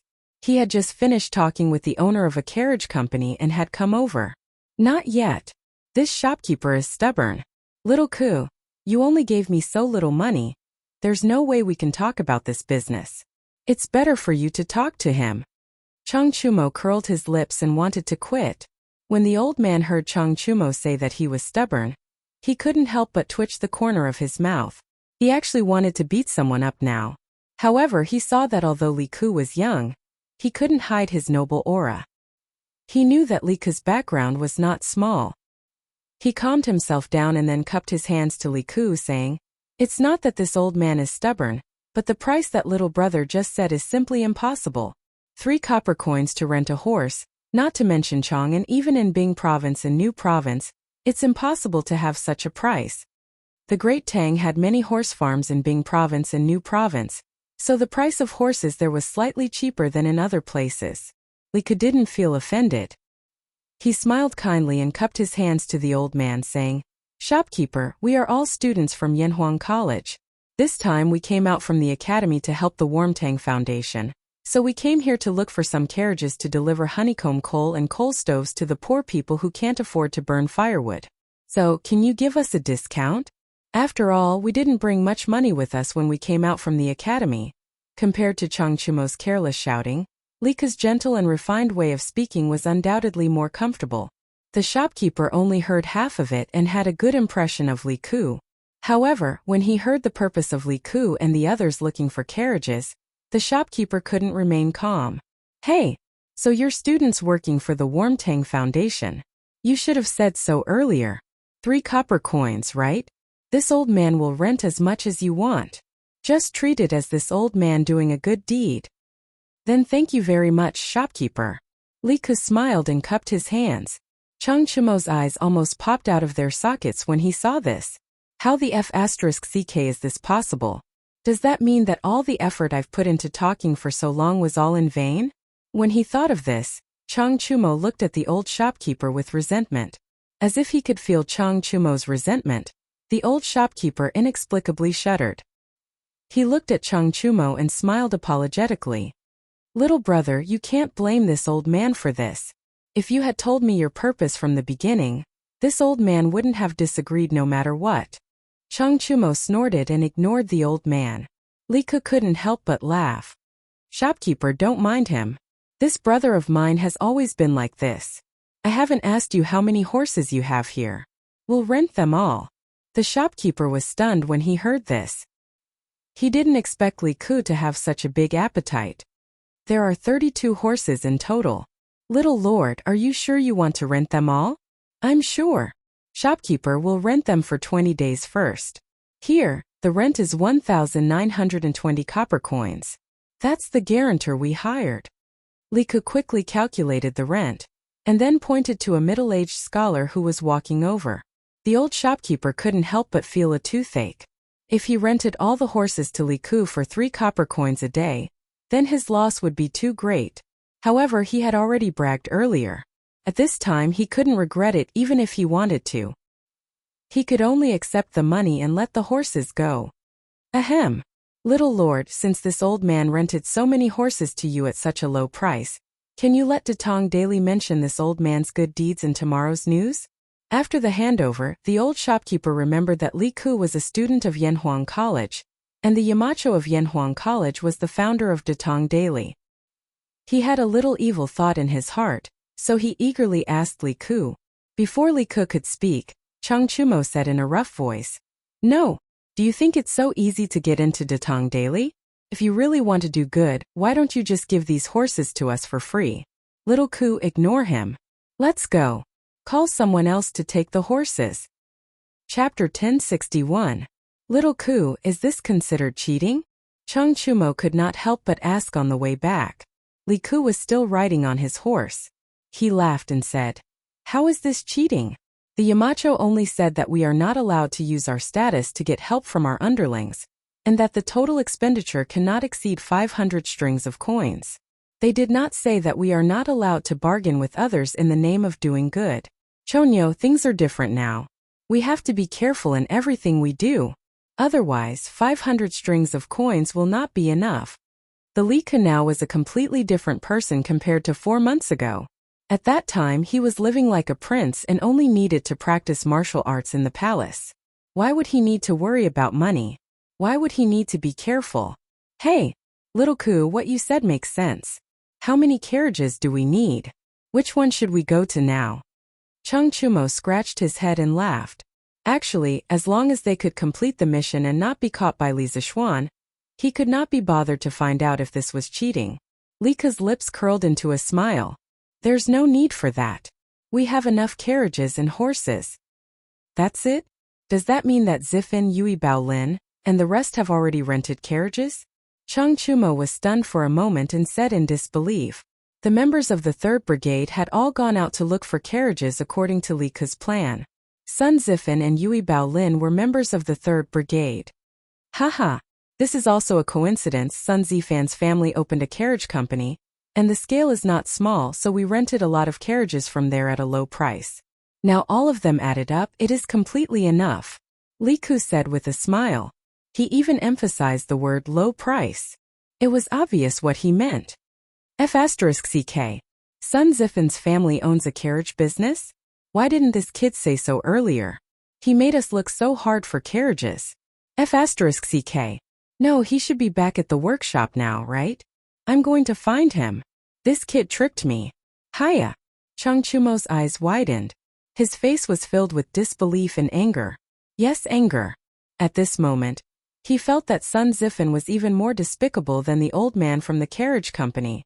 After saying that, he slapped the horse's butt hard, and the man and the horse rushed forward. Hey. Ugly bull, don't. Li Ku hurriedly urged his buttocks to catch up and dissuaded him. Zifin usually doesn't care about his family's business. He only just remembered that his family has a carriage business. We can't blame him for this. Instead, we have to thank him. It's because of his family's carriage business that we saved more than 20 strings of money. Money. When it came to money, Chung Chumo felt a headache coming on. He could not help but wonder in his heart. Is this still the king of Han, Li Ku? Why do you only care about money? Alright then. For your sake, I won't be angry with that brat. Chung Chumo waved his hand. He didn't want to hear Li Ku talk about money anymore. Qingke, how are the preparations on your side?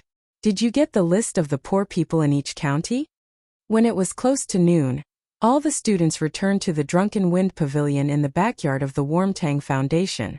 This used to be the workshop of the Strange Taste Pavilion, so of course there was a cafeteria. Half of the chefs in the academy's cafeteria had been transferred here by Li Zixuan, so the students had lunch there. At this time, Li Ku was holding a bowl of rice and chatting with Li Tai about work. Oh, I got it all. I'll give it to you after I finish eating. Li Tai's cheeks were puffed up. He used to be a person who lived like a prince, but after being trained by Li Zixuan, he could enjoy eating from a big pot of rice. Especially when he was in the academy's construction team, Li Zixuan's lecture left a deep impression on him. At least from then until now, he had never wasted a meal in public. Good. Our 3rd Brigade's carriages are ready. This afternoon, we'll go from house to house and deliver coal stoves and honeycomb briquettes according to the list. Li Ku said as he stuffed rice into his mouth. Little Ku, I don't think it's nice to say coal stoves. We should call this warmth. Didn't Yamacho say that?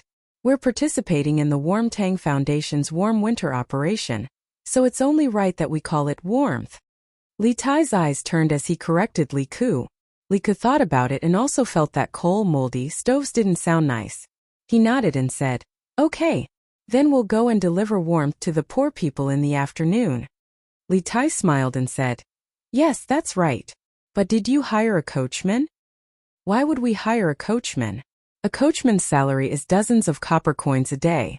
Where would our 3rd Brigade get that much money? Li Ku said subconsciously. Li Tai's eyes widened as if he was meeting Li Ku for the first time.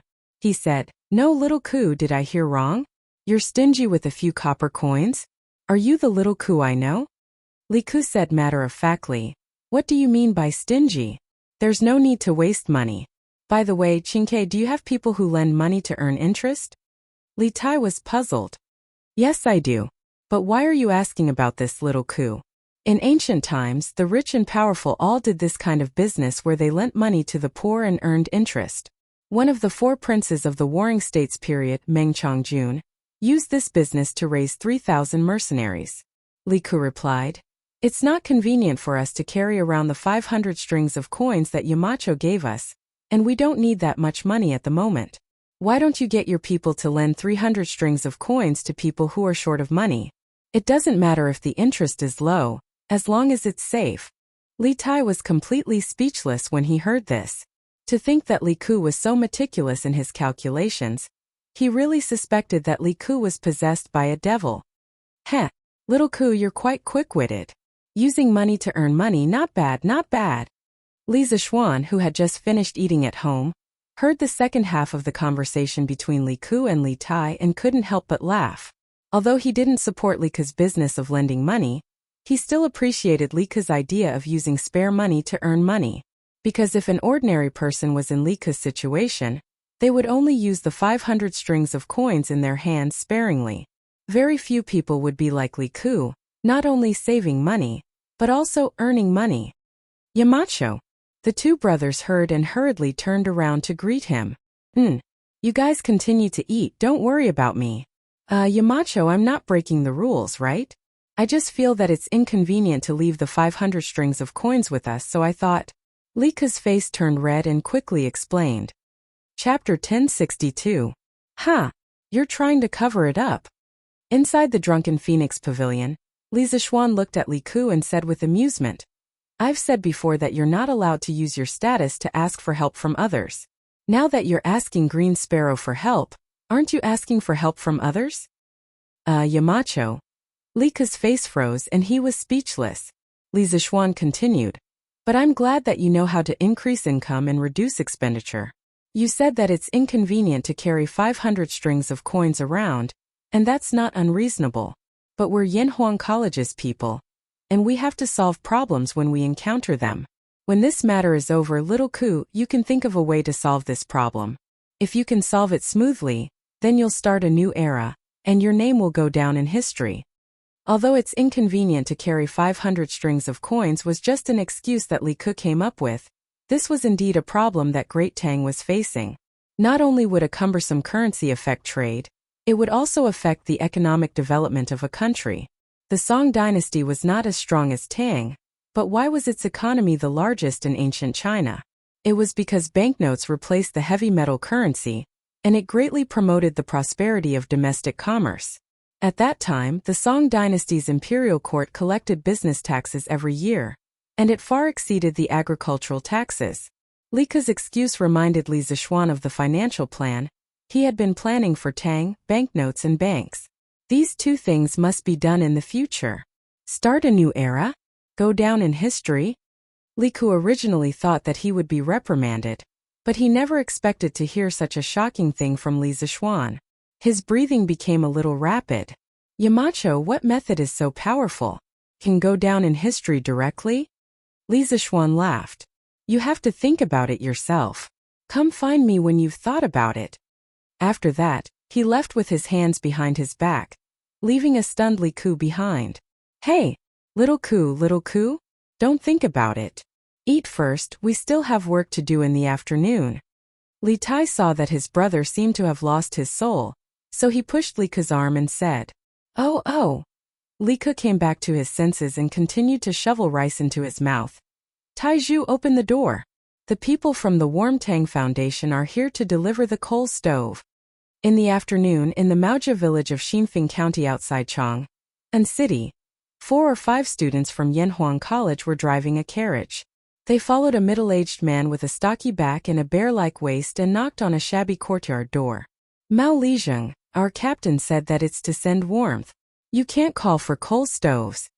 It turned out that this middle-aged man was Li Zheng of Mao Village. Hearing him shout like that, the students behind him quickly corrected him. Haha.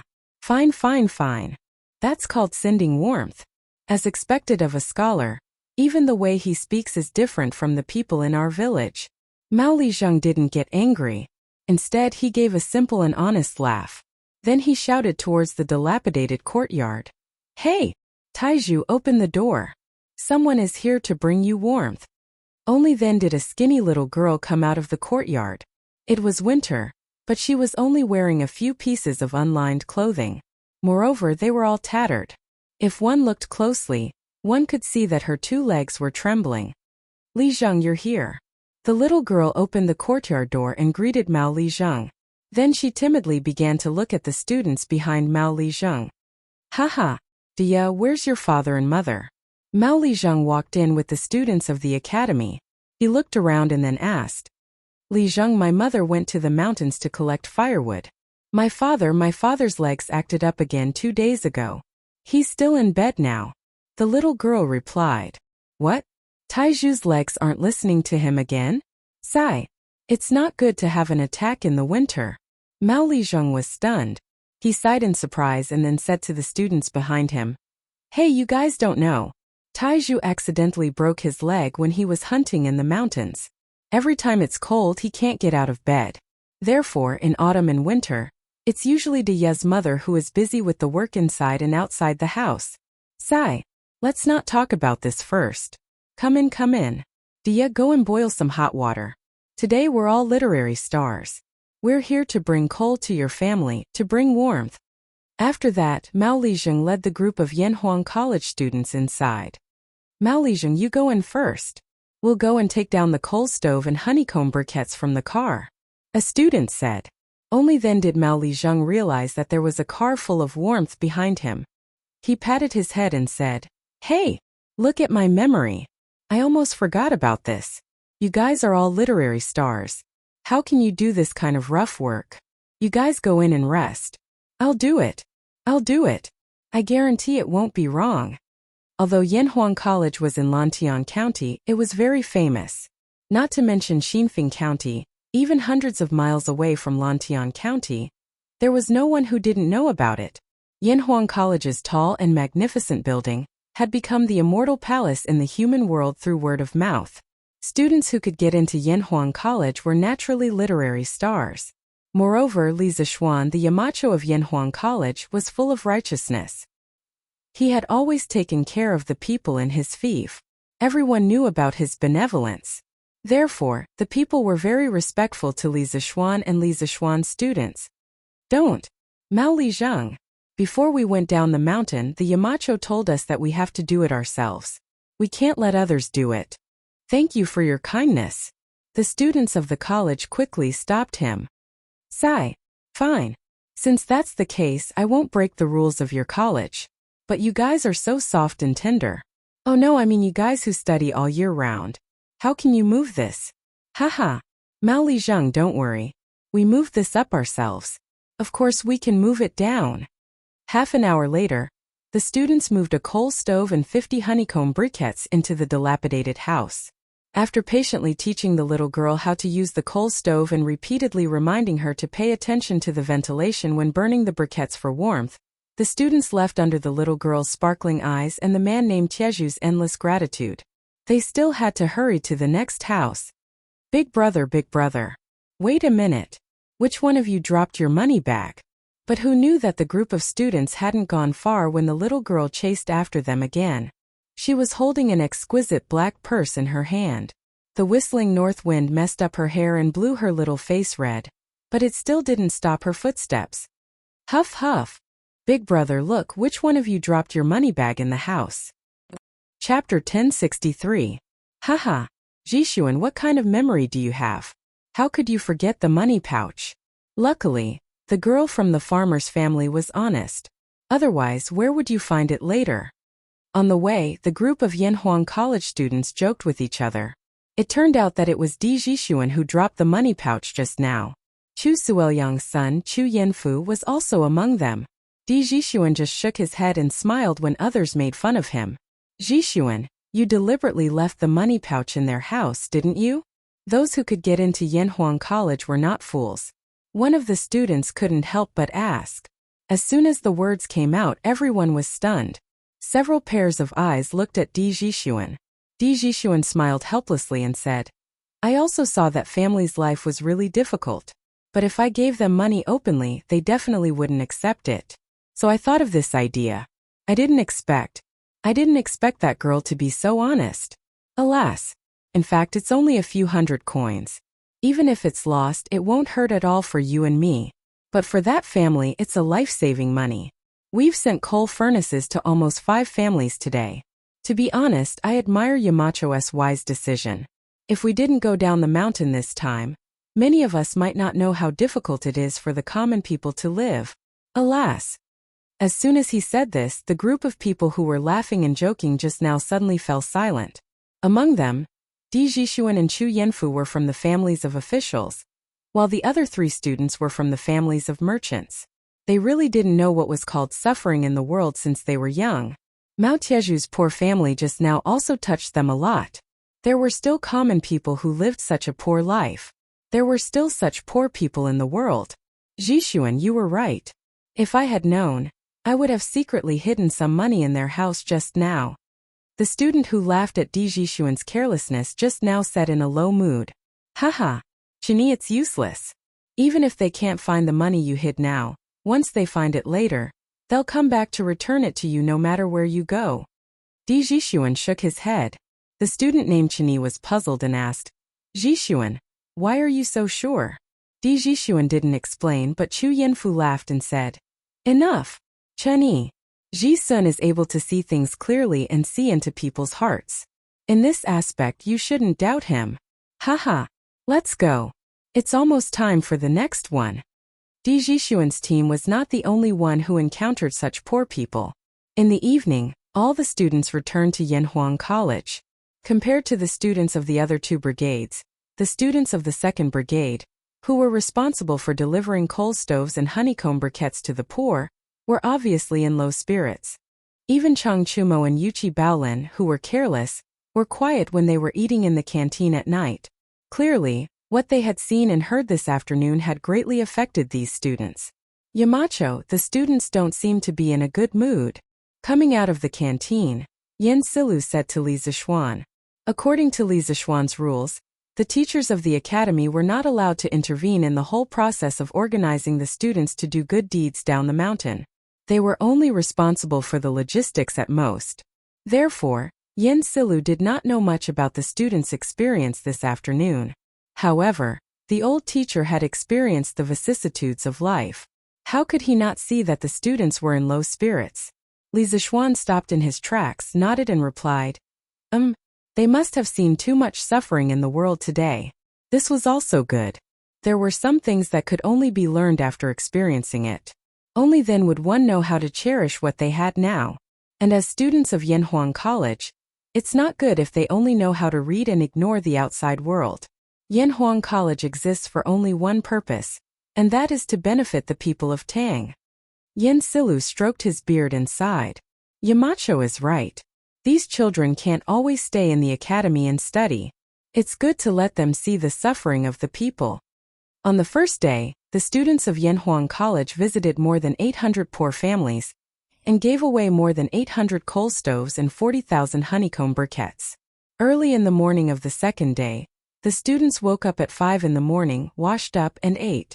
At 7:15 in the morning, the students gathered in front of the teaching building and went down the mountain to deliver the warmth.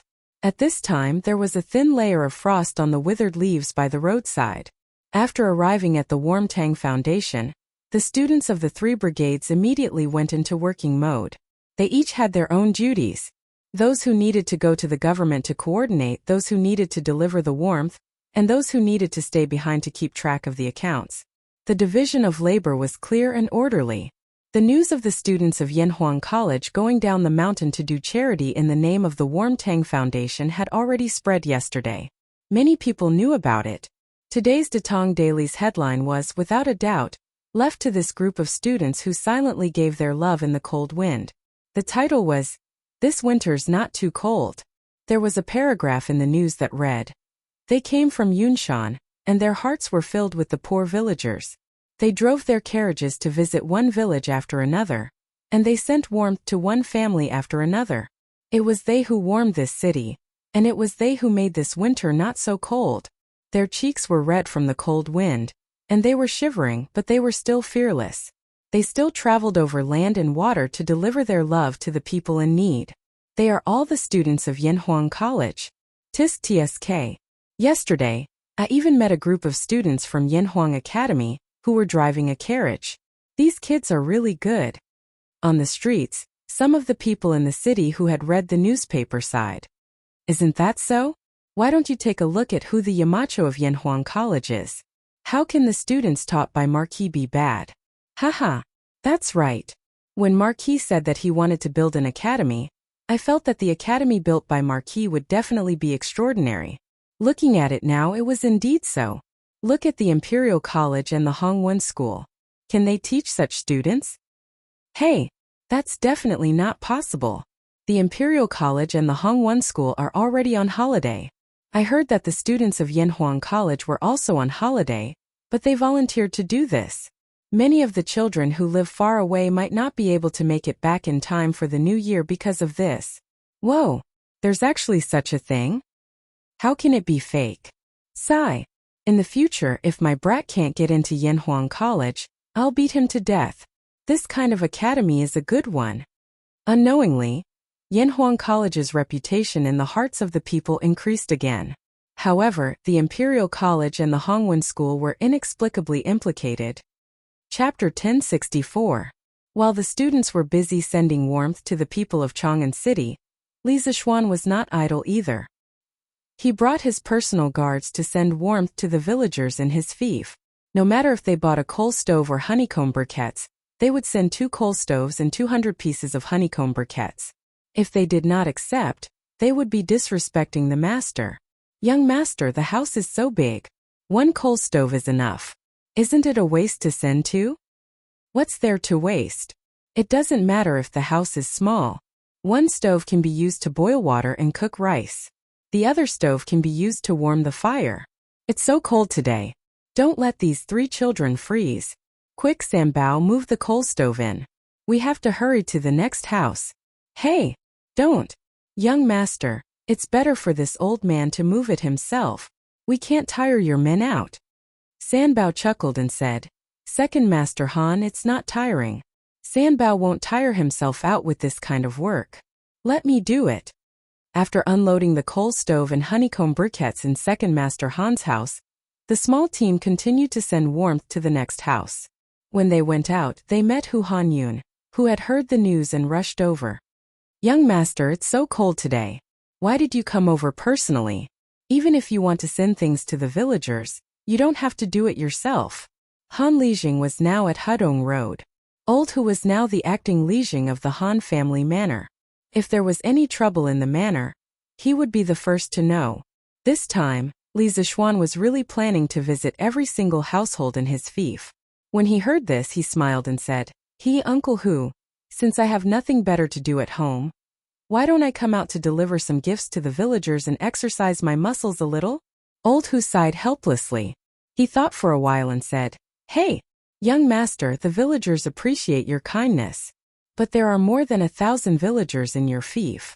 If you send them one by one, how long will you be able to do it? In this old Hu's opinion, you can leave the Han family manor and the plum village to this old Hu. Everyone was the first to follow young master.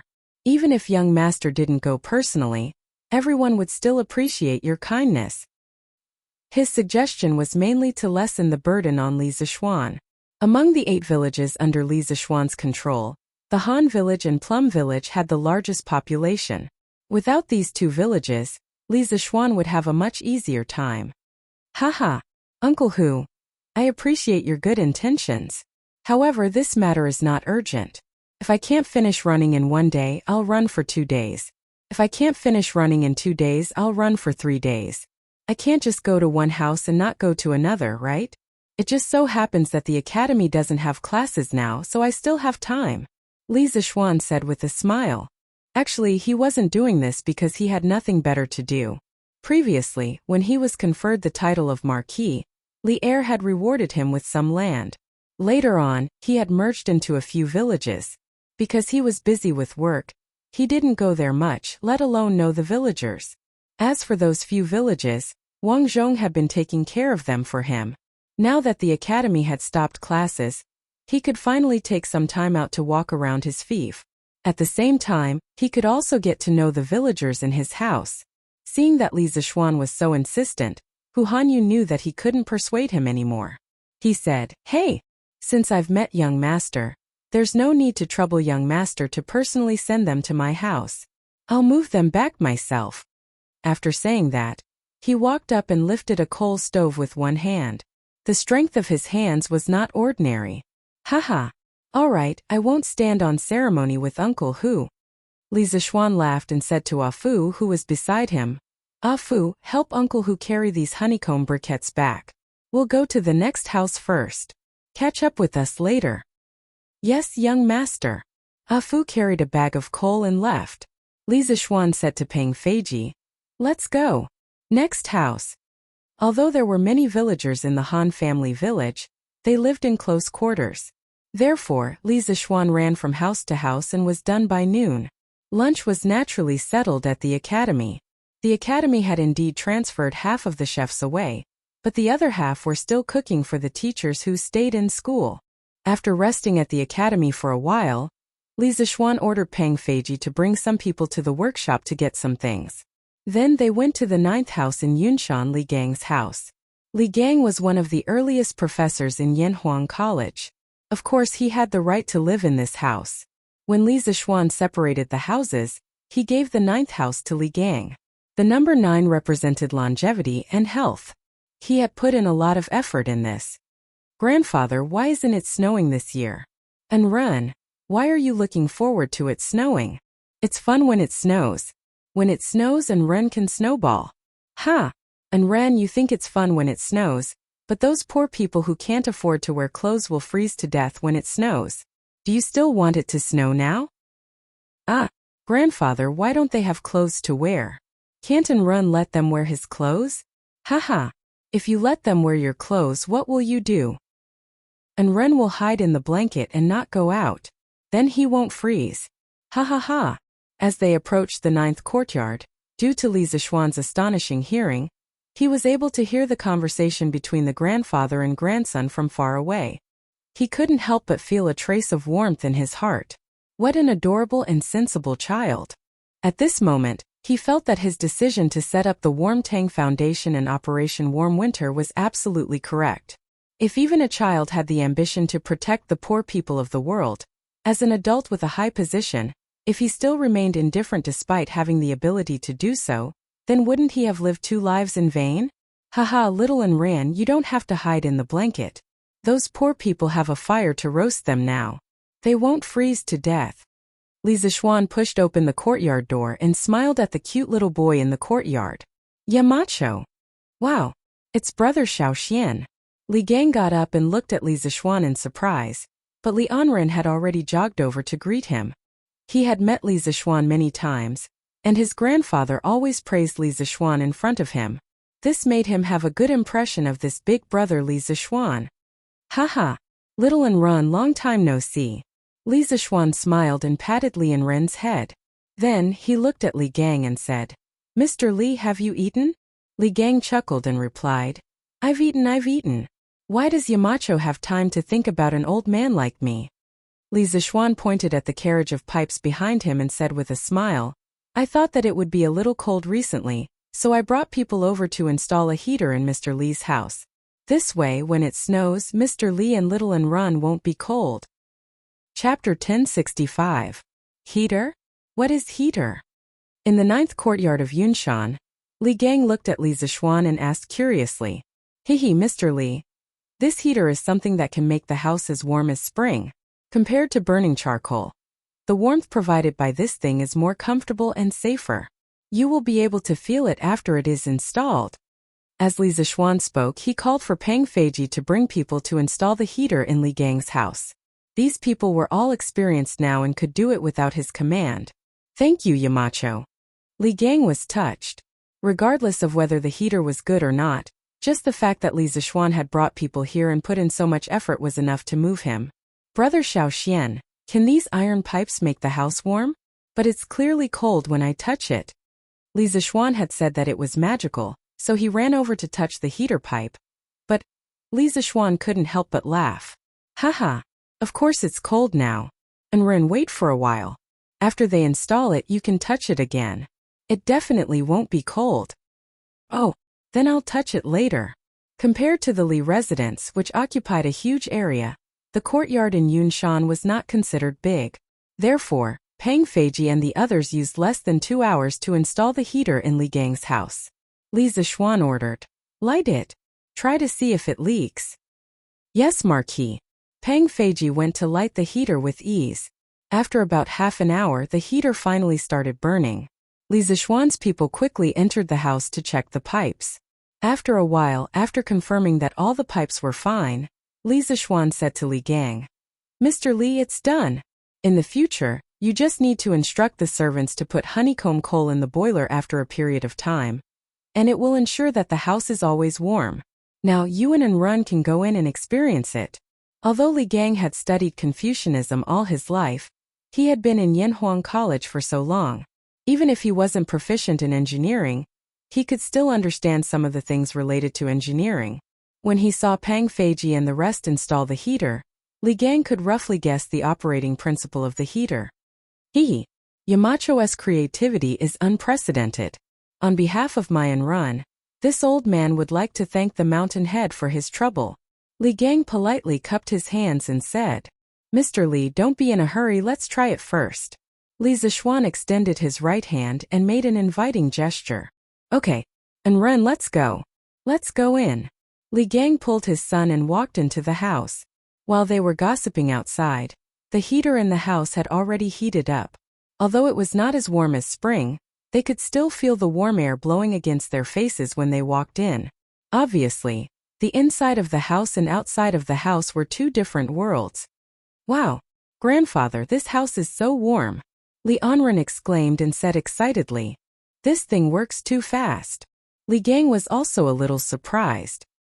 He turned to look at Li Zishuan, his face full of shock.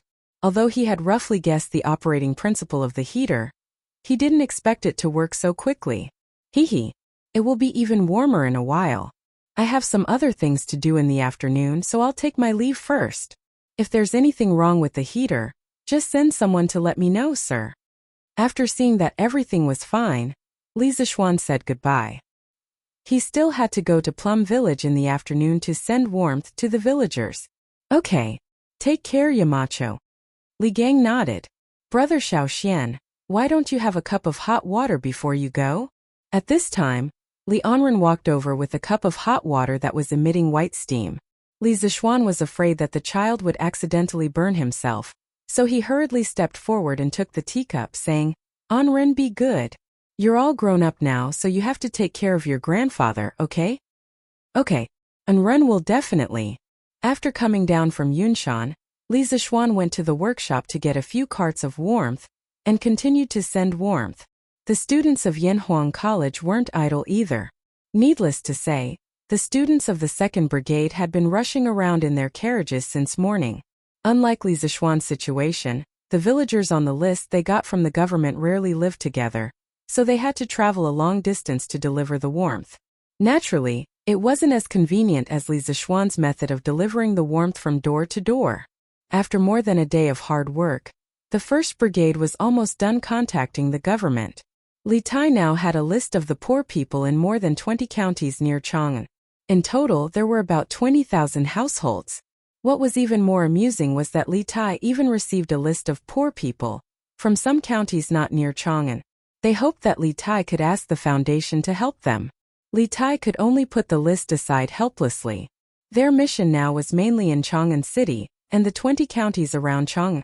According to the current speed of the 2nd Brigade's warmth delivery, it would take at least a month to send all the poor people on the list. There were less than 20 days left until the new year. Li Tai wanted to help all the poor families before the new year. Therefore, in the afternoon, he brought more than 100 people from the 1st Brigade and joined the 2nd Brigade. More than 500 students followed the name list and started their journey of sending warmth again. Li Tai could do this mainly because Li Zixuan had already completed the task of collecting the list for the first brigade. 3 days passed in the blink of an eye. Including the first day, the students had actually been warm messengers for 4 days. In these 4 days, the speed of their warmth gradually increased. On the first day, they sent 800 families. On the second day, they sent 1,200 families. On the third day, they sent 1,500 families. On the fourth day, they sent 2,000 families. In total, they sent 5,500 families. On the morning of the fifth day, when the students gathered in front of the teaching building, Li Zixuan looked at the group of children. Although they looked tired, their eyes were full of determination and perseverance. He couldn't help but say loudly, "I know that these 4 days have been very hard for you. You have traveled mountains and rivers, you have braved the cold wind, and many of you have blisters on the soles of your feet. But until now no one has quit. You are all good.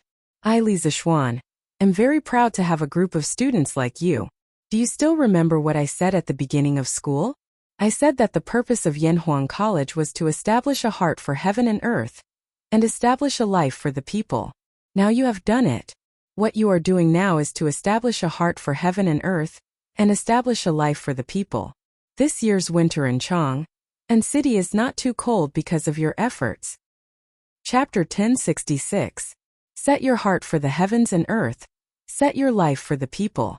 Inherit the lost knowledge of the past, and create peace for all ages. These were the famous words of the Northern Song Dynasty's Confucian master, Zhang Zai. During the second year of the Northern Song Dynasty's Shunzong, Zhang Zai became a professor at Chongwen Academy. Later, his brother Zhang Jin was convicted of opposing Wang Engshi's reform.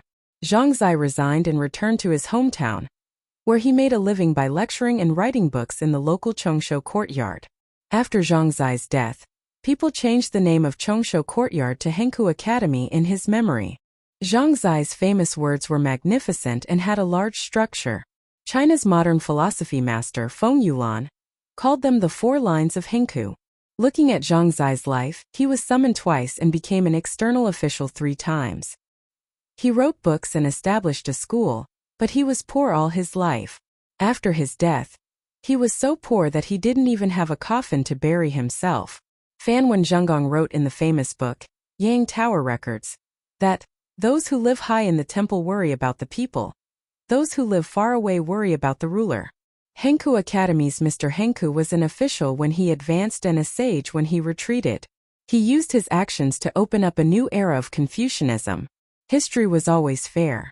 Those who see the vanity of the world as passing smoke and have the people of the world in their hearts, although they may have been poor when they were alive, after brushing away the dust of history, behind them will stand a historical monument that will be honored for generations to come. This was the logic of history. Although Li Zixuan founded engineering, he didn't completely oppose Confucianism. He admired some of the great Confucians from the bottom of his heart. He was also very willing to accept some of the advanced ideas in Confucianism. Zhang Zai's 4 lines of Henku was used by him as the school's motto. The sea can accommodate hundreds of rivers, and the tolerance is great. If engineering wanted to develop for a long time, it needed a soul. If it only relied on the accumulation of skills, it couldn't be passed down. And if a new school of thought wanted to have a complete soul, it was not something that could be done in a day. This was a long-term process of accumulation. Li Zixuan was not a big shot who specialized in philosophy or education in his previous life. What he could do now was to absorb the cultural essence of other schools of thought to enrich his knowledge. This was also the reason why he had invited famous scholars like Li Gang and Yen Silu, as well as leaders and elites like Mo Huai and Mo Lingwei to teach at the academy. Establishing a heart for the heavens and earth. Establishing a life for the people. These 2 sentences were like 2 bowls of incomparably delicious chicken soup for the soul, causing the souls of the students to be sublimated in an instant. All of a sudden, the exhaustion on their bodies seemed to have been swept away. All of them were full of energy and fighting spirit as they went down the mountain to do good deeds. Li Zixuan continued to send warmth to the villagers in his fief. There was only 1 village left, and he estimated that he would be able to finish running it by the morning. Now the villagers in his fief could be said to have completely become Li Zixuan's die-hard fans. If they heard someone say anything bad about Li Zixuan while walking outside, they would stop in their tracks and argue with the other party for a long time.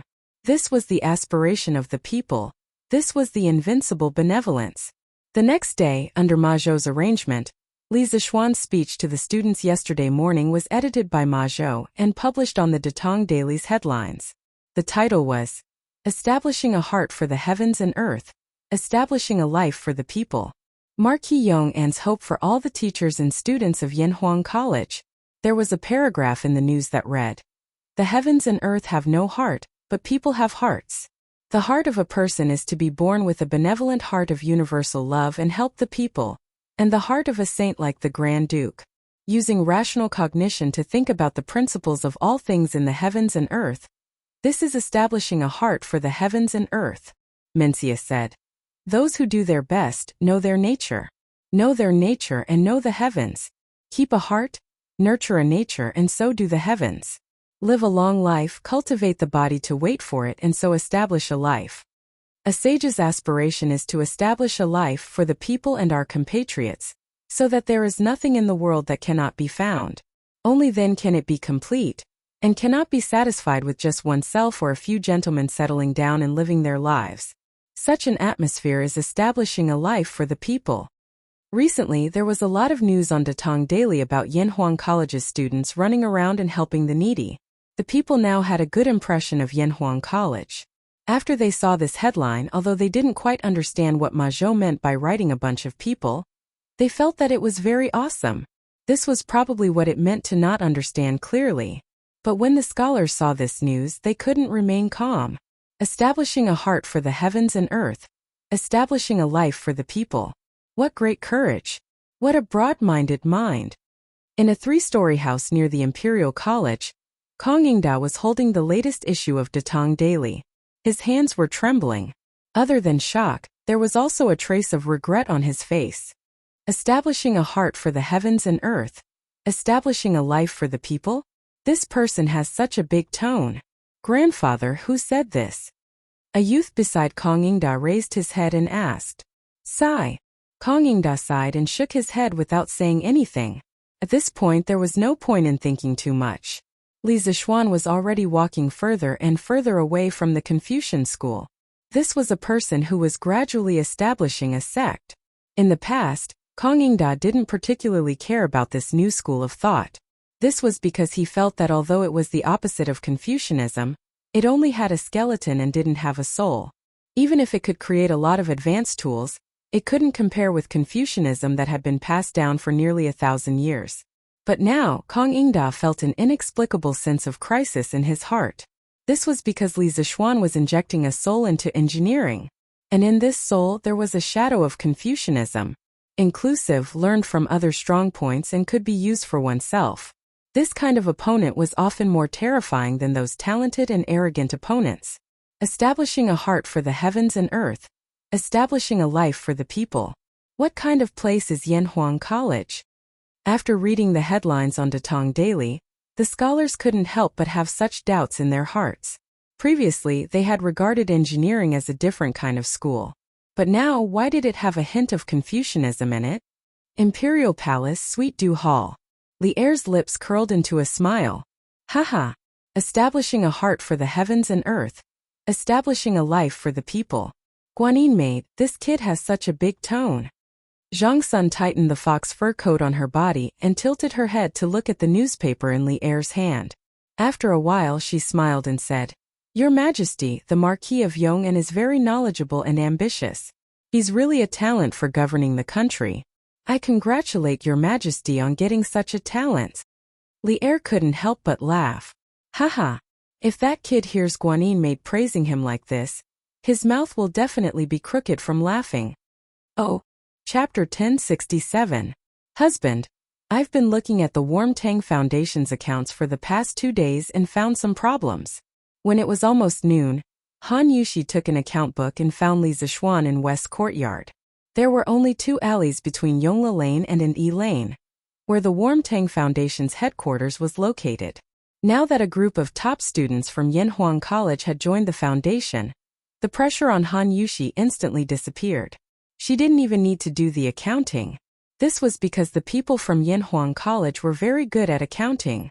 Compared to them, she was a layman. Therefore, Han Yushi didn't need to stay at the Warmtang Foundation all day. Under normal circumstances, she only needed to go once or twice a day. Moreover, the two places were close to each other, so it wouldn't take long for her to go back and forth. "Oh, wife, what problem did you find?" Li Zishuan, who was leaning against the couch and reading a book, raised his head and asked in surprise. Han Yushi held the account book, bent down and said, "Husband, look. The Warmtang Foundation has received nearly 400,000 strings of cash so far. But according to the list Qingke got, the poor people we need to help only add up to about 20,000. If we spend 200 copper coins per household, it'll only add up to 5 or 6,000 strings of cash. Compared to the total amount of donations, this is just a drop in the bucket." Li Zishuan frowned. He really hadn't considered this problem at the time. Recently, he had let his wife and students manage the charity business under him, so he didn't know much about the 20,000 poor families. After thinking for a while, he muttered to himself in confusion, "What's the matter? Could it be that what I said back then scared the county magistrates?" Previously, when he assigned the task to Li Tai, he said that he had to instruct the county magistrates to draw up a list of the poor as soon as possible. They are not allowed to over-report or under-report. Otherwise, he will definitely settle accounts with them. Li Zishuan couldn't help but wonder if the county magistrates were following the principle of the less trouble, the better, and only reported the people who were too poor to live. He couldn't be blamed for thinking too much. The main reason was that the population of Chang'an City and the 20 or so counties around Chang'an City added up to at least 3 to 4 million people. It was impossible to say that there were only 20,000 poor people. Thinking up to this point, Li Zishuan opened his mouth and said, "Wife, let Qingke bring a few people and negotiate with the various county offices. Order the county magistrates to compile a more detailed list of the poor commoners. As long as they can't afford to buy coal stoves or honeycomb briquettes, they must all be on the list. Not a single one can be left out. These few days I will personally go to each county to check. If I find any missing people, I will report it to His Majesty. The Ministry of Official Personnel Affairs will also lower the results of their examination this year." The so-called examination was the examination of the achievements of the officials in China's ancient imperial court. It was also called the examination of achievements, examination of merits, etc. The examination of achievements originated from Yao Shun. It was followed by many generations and recorded in many historical books. During the Sui and Tang dynasties, the examination system was already very perfect. Especially with the establishment of the imperial examination system to elect officials, the examination system for officials was further perfected. It had a very positive effect on the improvement of the governance of the officials at that time. From the examination system established in the beginning of the Tang dynasty, civil and military officials and exiled officials above the 9th rank had to go through a small examination every year. Every 4 years or 3 or 5 years, a big examination would be held. The contents of the examination were 4 virtues and 27 virtues. It could be seen that the examination was very detailed. Li Zishuan's move could not be said to be not ruthless. He directly grasped the weakness of the local officials. Unless you had no ambition and only wanted to be a small county magistrate forever, you would definitely care about the examination of the imperial court every year. Husband, are you saying that the county magistrates all over the country underreported? Han Yushi blinked and asked. Li Zishuan grunted and nodded. I estimate that they underreported by at least 3 to 4 times. Of course, this is only one problem. Other than underreporting, I feel that we should slightly increase the aid given to the poor people. We can give them more clothes or food. After all, this autumn harvest has reduced the production of many places. Wife, what do you think? Yes. This concubine thinks so too. Han Yushi nodded excitedly. Li Zishuan smiled and said, even so, there will definitely be a lot of money left. But that's fine. This year we will help the poor people around Chang'an City. Next year we will help the people even further away. Besides, if there is a natural disaster in the future, the money from the Warmtang Foundation will become life-saving money. Speaking of natural disasters, Li Zixuan's eyes suddenly became deep. He was no longer the young boy who had just arrived in Chang, and without any foundation. His status was higher and his ability was greater. Correspondingly, he could do more things and play a greater role. This natural disaster. I'm definitely going to take care of it. If Li Zixuan had only wanted to help his own family survive the locust plague, then he now wanted to help the entire Tang Empire survive the locust plague. After living in the Tang dynasty for almost a year, he had completely fallen in love with this era and the people of this era. The Tang dynasty was a complex that Chinese people could never get around, and Li Zixuan was no exception. It was because of this that he had previously pushed for the imperial court's policy of reducing taxes by raising chickens, and the policy of exchanging grain with the South. Yes. Then I'll go to the foundation now to make the arrangements. Han Yushi did not know that Li Zixuan's thoughts had drifted far away. She responded and prepared to leave. Li Zixuan quickly pulled her back and said, "Hey, it's already noon, let's go after lunch. Anyway, Qingke is probably not back yet." "Yes, husband, you're right. Then let's have hot pot for lunch. I think father, mother, and grandmother all like it." Yes, I like it too. I feel like the whole family is very happy eating hot pot together." After saying that, Han Yushi went to the kitchen to ask the cook to prepare. Now Li Zixuan did not need to do it personally in the Li mansion to eat delicious hot pot. However, the mutton rolls still needed Li Zixuan to cut them personally. This was because there were not many people in Chang, and who were as good at cutting as Li Zixuan. An hour later, in the main hall of the Li mansion, the whole family gathered together to eat hot pot. This time, Chang Yaojin did not join in the fun, but the two brothers came. "Gosh, what are you guys eating? It smells so good. Xiao Xian, are you there? Qingke, what a coincidence. You're here too?" He didn't know if Li Changqian and Li Tai had made an appointment, but they just so happened to meet at the entrance of the Li estate's main hall at this time. Chapter 1068. Greetings to Your Highness the Crown Prince, Your Highness King Wei. The people eating hot pot in the room were interrupted by the two people's exclamation. Yi Guozhong and old Madame Yi had never seen Li Changqian before. After Yi Yuzhu whispered to them, they quickly stood up and bowed to Li Changqian and Li Tai. "No need to be so polite. No need to be so polite. This must be the previous head of the Yi clan of Nanyang, right? This one has heard of you before." Yi Guozhong was flattered and said, "To be known by Your Highness the Crown Prince, this old man is honored." Li Changqian quickly waved his hand and said with a smile, "Hink, this one and the Marquis of Yong'an are good friends, so head you need not be so polite. Eat." Everyone continued to eat. Li Tai could finally get a word in. He licked his lips and said with a greedy expression, "Yamacho, what is this eating method? It looks so satisfying." If it wasn't for Li Changqian being here, Li Tai would have already sat down and started eating without a care for his image. However, in this situation he had to be reserved and restrain himself.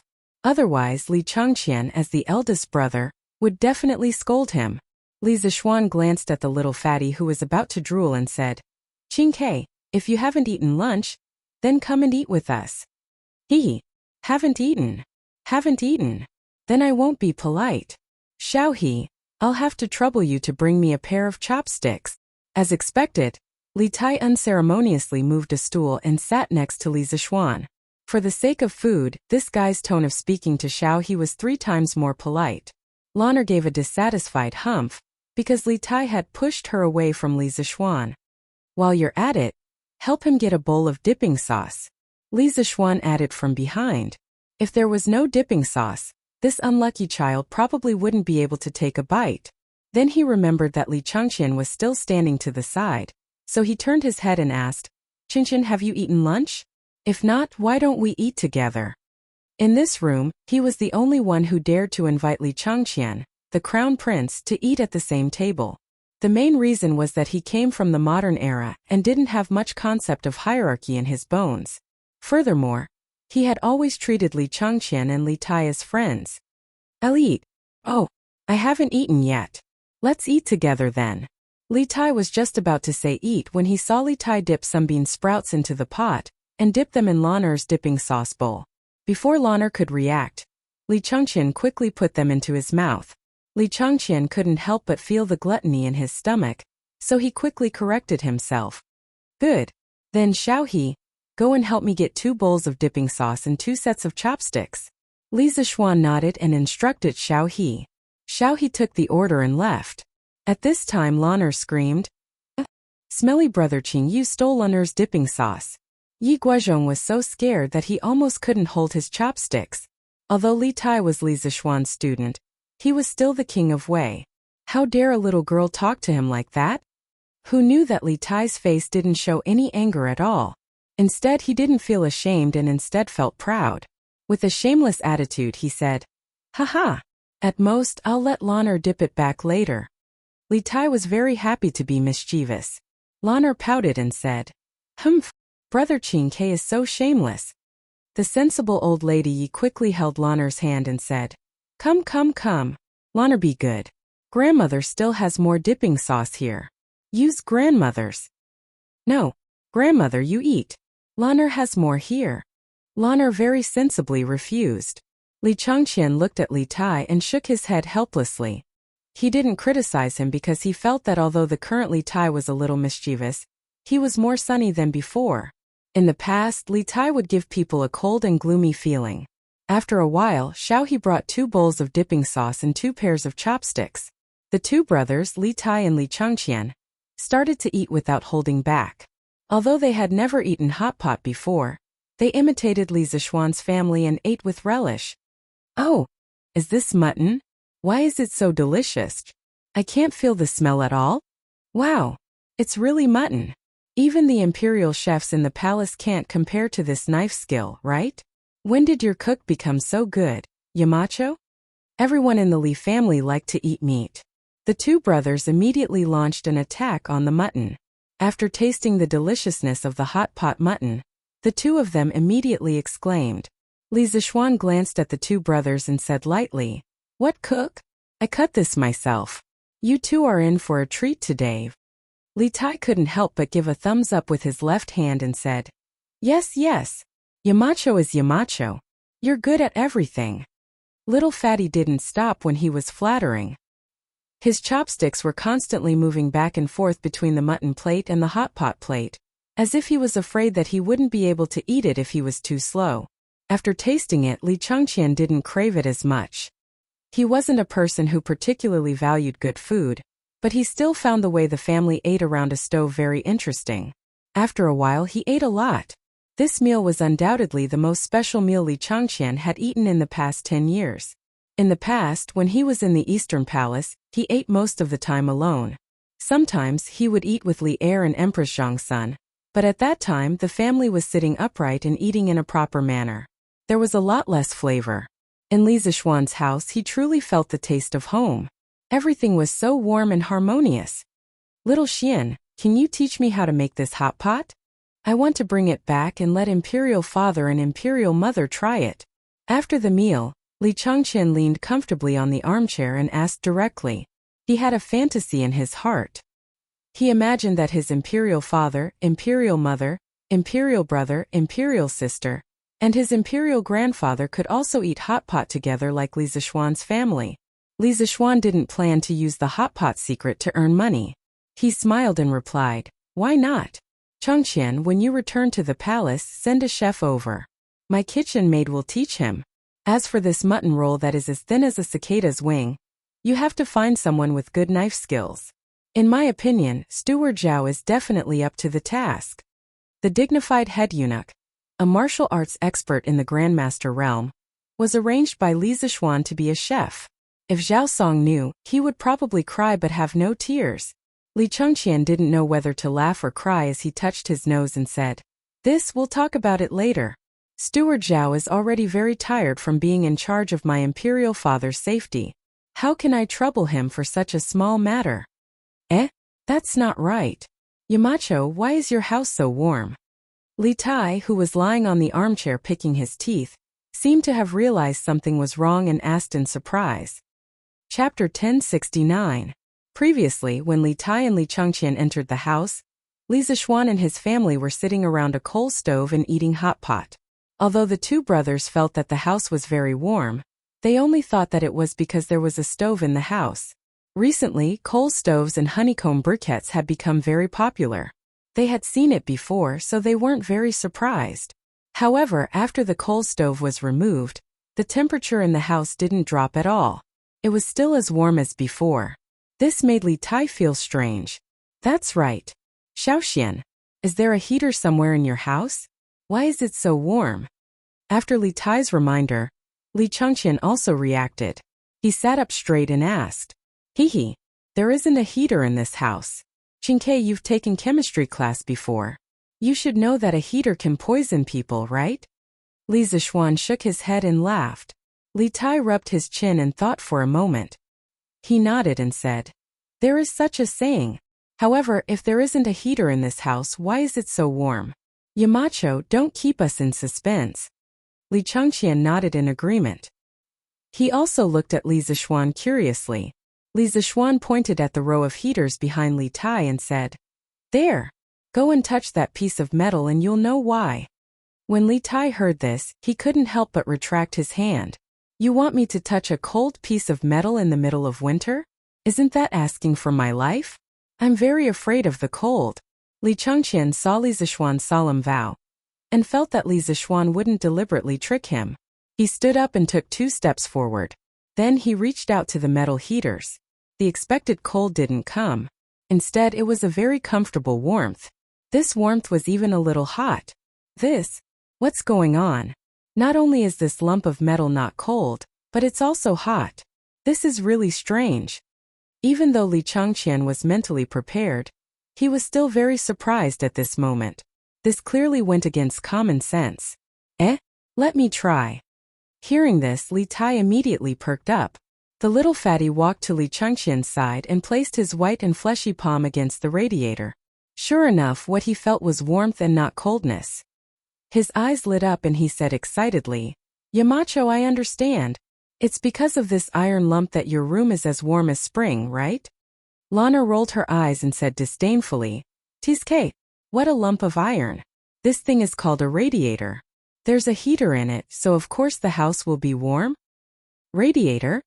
Li Tai was stunned. He didn't have time to fight back against Lanner's disdain. He turned to Li Zishuan and said, Yamacho, do you have any extra radiators? I want to install this in the imperial residence as well. Li Changqian also nodded vigorously and pleaded, yes, little Xian. This radiator is really useful. Do you have any more? I'll take it back and install it in the palace as well. During this winter, father, mother, and Chang'e all suffer. I was planning to raise money for father and mother to repair the palace. Now it seems that this radiator is enough. Li Zishuan originally made this radiator for his family to enjoy. He gave it to Li Gang out of respect for the old man's scholarly character. He also planned to prepare another set for the Qin family. He didn't expect that before he had time to prepare, the 2 brothers Li Tai and Li Changqian came to ask for it. However, he could not give it to them because he wasn't worried about whether Li Changqian would suffer or not. He, who had transmigrated from the modern world, knew that Li Changqian would sit on the throne for many, many years. However, it was different for Zhang Sun and Chang'e. These 2 extremely virtuous women also contributed a lot to the prosperity of the Tang dynasty. According to history, they couldn't escape the fate of death. According to historical records, one of them died in the 10th year of Jingguan at the age of 36. The other died in the 17th year of Jingguan at the age of 23. Li Zishuan admired Empress Zhangsun and Princess Chang'e very much. He didn't want these 2 women to die early from illness. Empress Zhangsun's influence on Li Changqian didn't need to be mentioned. Since ancient times, when a country was about to prosper, there would be a wise ruler and a virtuous empress. Empress Zhangsun protected righteous subjects and lived up to Guanju's beauty. As for Li Lizzie, as the pearl in the emperor's palm, she didn't take advantage of her parents doting to become arrogant. After marriage, she was filial and respectful. When the court officials couldn't persuade her father to cede land to meritorious subjects, she stood out to help at the crucial moment and put an end to the hidden danger of the Tang dynasty's provinces being divided. In Li Zishuan's view, these 2 women died because of their illness. They were the 2 biggest regrets of Jingguan's golden age. From the modern era to the Tang dynasty, Li Zixuan saw the two women he admired. One treated him like an elder, while the other was like his own little sister. He didn't want these two women to die from the bottom of his heart. Previously, he had asked Han Yushi to teach Chang'e Tai Chi. He didn't know if this little girl persevered every day. In fact, even if she persevered every day, Li Zixuan didn't have the confidence to cure Chang'e's illness through Tai Chi. Illness was similar to asthma. It was a stubborn disease that couldn't be cured in modern society. All Li Zixuan could do was try his best to reduce the frequency of Chang'e and Jiangxuan's illness. Winter was the peak season for asthma. The cold air irritated the respiratory tract mucosa and could easily cause asthma. Therefore, the imperial palace also needed heating. Chengqian, this radiator needs to be customized with the heating pipe, and the heating pipe needs to be planned according to the specific size of the building. You can install heating in the palace, but you have to provide Faubert with some size data. Otherwise, if the heating is not suitable, it will easily cause problems. Li Zixuan said. This was considered to be an agreement to Li Changqian and Li Tai's requests for heating. However, unlike modern advanced production processes in technology, the heating pipe made by the workshop was custom-made and formed in one piece. With the workshop's current technology, it was still a little troublesome to make the modern air valve that connected the pipes. Therefore, if Li Changqian and Li Tai wanted to install heating, it had to be custom-made. This was also one of the reasons why Li Zixuan didn't plan to use heating to make money. This was because the heating technology he made was relatively backward and not suitable for mass production. It wouldn't be too late to promote the heating business when the technology matured in the future. Li Changqian was stunned. He said awkwardly, "If that's the case, I'll go back to the palace and ask father." The architectural drawings of the imperial palace were confidential. How could they be easily leaked to outsiders? Li Tai laughed and said, "Haha. Then I'll go talk to Faubert in the afternoon and ask him to build a heating for me first." This guy didn't have so many scruples. As long as he could enjoy it, it was fine. Chapter 1070. Yongle Lane, Li Manor's main hall. After agreeing to Li Changqian and Li Tai's request to install a heater, Li Zixuan thought for a while and said, "Maybe we can do this. Changqian, send a craftsman to the workshop to find Faubert. Faubert will teach him the specific production and installation methods of the heater. Then the craftsman will take the lead to install the heater in the palace." Because Li Zixuan did not plan to do a heater business, he did not mind teaching the crudest and most primitive heating method to Li Er's people. Li Chengqian's eyes lit up. He was very touched and said, "Thank you. But don't worry, Xiaoxian. Even if the craftsman knows the method to make the heater, he won't leak it." This child was quite loyal. He knew that he could not ruin Li Zixuan's business because of his own selfish desires. Li Zixuan smiled carelessly. Then he looked at Li Tai and said, "Ching, did you come to find me at noon?" Li Tai was stunned. It took him a while to remember the purpose of his visit. He quickly sat up and said to Li Zixuan, Yes. There is indeed something. Yamacho, after so many days of running around, the students of our academy have almost run to all the families on the list given by the local government. But when everyone was delivering the coal stoves, they found that many people who were not on the list were having a hard time. And I heard from the people of the 3rd Brigade that the Foundation still has a lot of money left. Yamacho, can you expand the range of the coal stoves? Li Zixuan could not help but think that it was a coincidence. He had just talked to Han Yushi about this in the morning, and this little fatty had come at noon for the same thing. However, the little fatty had really profited from this trip. He had gotten a hot pot and a heater. Thinking of this, he said, I already know about this matter. I think that the officials of the various prefectures and counties didn't want to be meddlesome, so they only put the names of those whose families were especially poor on the list. I plan to ask you to bring some students to the county yamen and order them to do a thorough check. If there are any missing students, I will report it to His Majesty and ask the Ministry of Official Personnel Affairs to lower their exam this year. Li Tai waved his fist and said with an indignant look, Hey, I was wondering what was going on. It turned out that some officials were not doing their jobs. Yamacho, wait for me. I'll go look for them.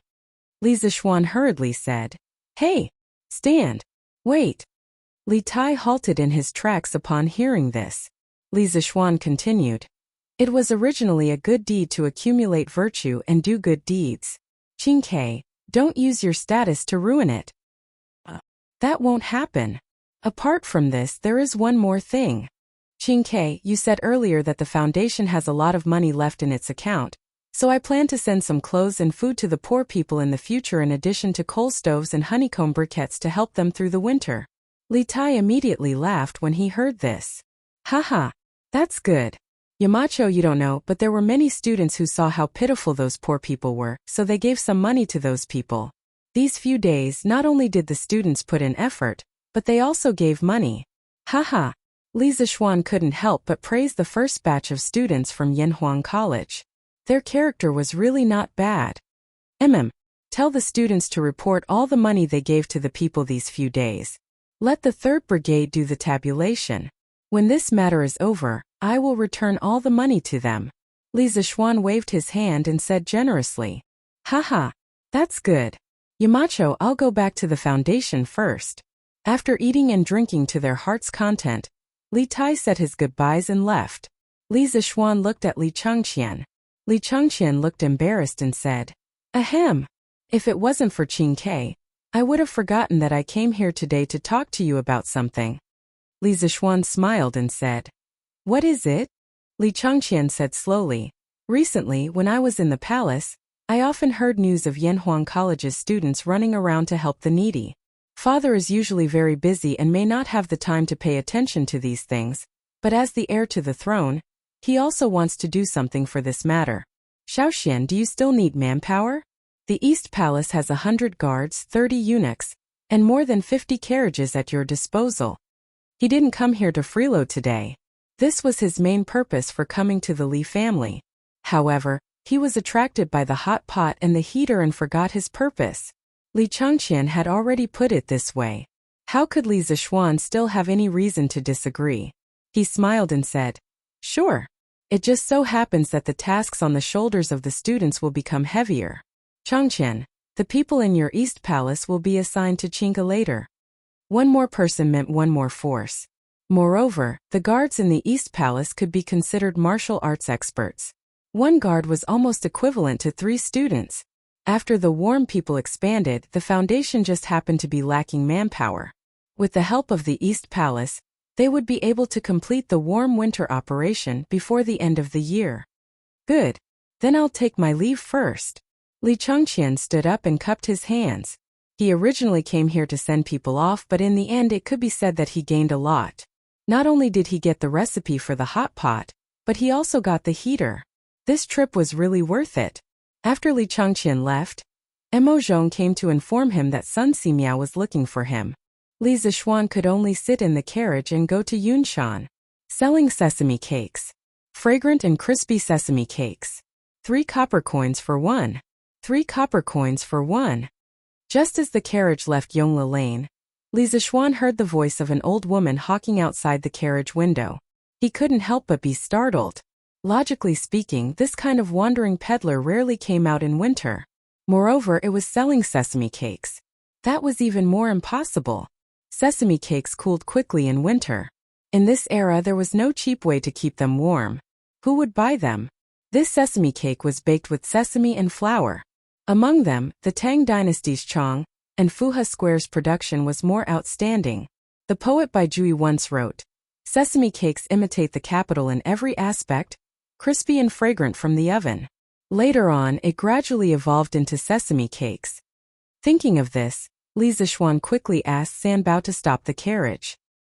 He jumped down from the carriage and curiously looked in the direction of the old woman hawking sesame cakes. The scene in front of him immediately stunned Li Zishuan. He saw that the old woman was pushing a wooden cart. On the cart was a coal stove. On the stove was an iron pot that emitted waves of steam and fragrance. In front of her was a line of people who came to buy sesame cakes. Damn! Wasn't this similar to those peddlers in the future who pushed a cart on the street and sold roasted sweet potatoes from the stove on the cart to passers-by? In the end, it was because honeycomb coal had replaced charcoal and became a more economical fuel.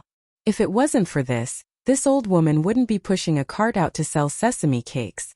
Otherwise, she would have to spend a day burning charcoal to pay for it. Hey! This young master has inadvertently opened up a new business for the people. Li Zishuan thought proudly in his heart. Chapter 1071. Young master, here's the sesame cake you wanted. On the streets of Yongla Lane, Li Zishuan saw that there was more than one vendor by the roadside. On a whim, he asked Sanbao to buy him a sesame cake. Since he hadn't eaten his fill in the afternoon, he wanted to try the sesame cake from the Tang dynasty. More than half of the mutton from lunch went into Li Tai's stomach. Li Zishuan took the sesame cake from Sanbao. It was slightly hot to the touch. He opened it and took a sniff. He smelled the aroma of roasted flour and sesame. He smiled and said to Sanbao, "All right, let's go to Yunshan." After that, he boarded the horse carriage and was ready to enjoy the authentic Tang dynasty sesame cake in the carriage. "All right, young master," Sanbao replied. Soon the horse carriage started moving again. Most of the roads from Chang and to Yunshan were paved with cement. The road was wide and flat. The horse carriage sped along and arrived at Yunshan in less than half an hour. Li Zishuan had already finished his sesame cake. He got off the horse carriage and walked towards the third courtyard where Sun Simiao was staying. The courtyard was very lively.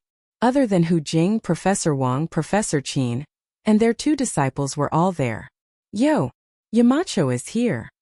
In the courtyard, Professor Wang, Professor Qin, and the rest greeted Li Zishuan when they saw him. It's quite lively here today." Li Zishuan smiled and greeted everyone.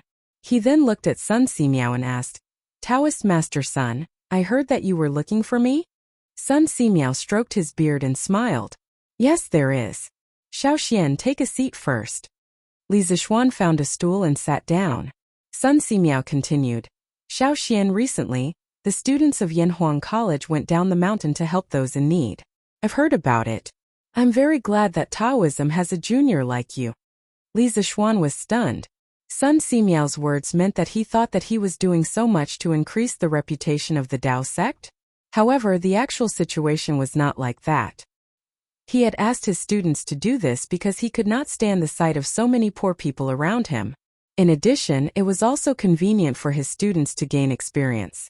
He had never thought of increasing the reputation of Taoism.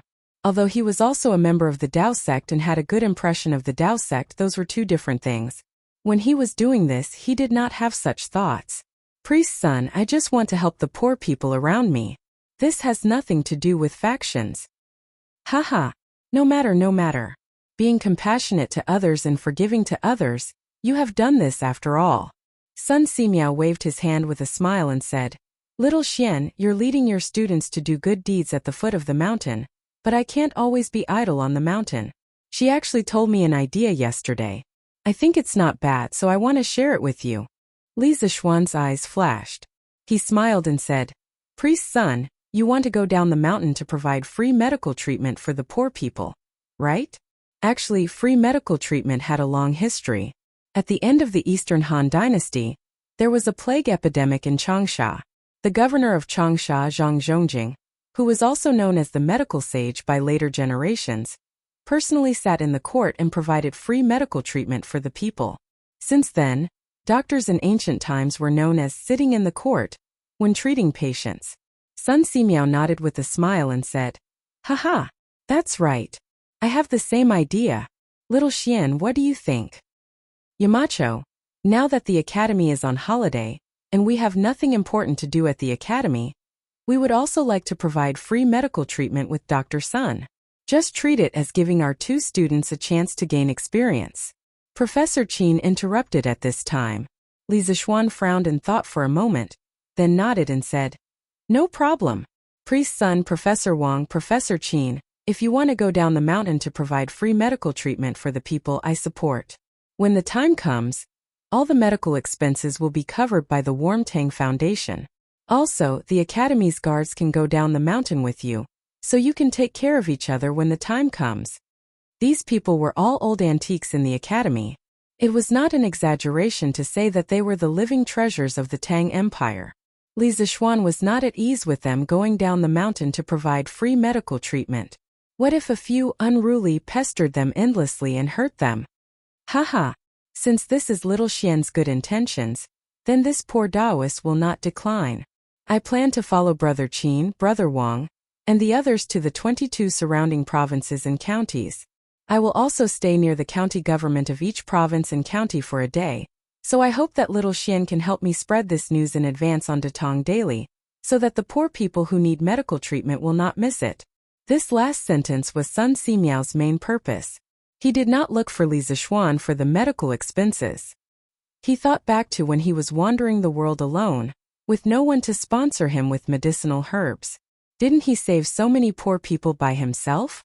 The main reason was that he now had 2 Xinglin experts by his side to help him. He wanted to save as many poor people as he could, so he needed Li Zishuan to help him advertise on Datong Daily. If not for this, he would have already brought Hu Jing down the mountain to provide free medical treatment. Li Zishuan smiled and said, "All right, priest's son, tell me about your free medical treatment itinerary in a while. Then I will ask Mr. Ma to put it in the most prominent position on Datong Daily.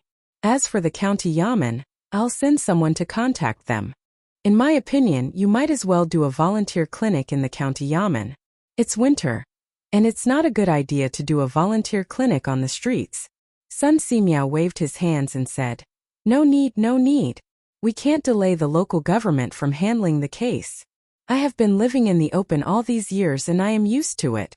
Li Zishuan said, "How can you do that?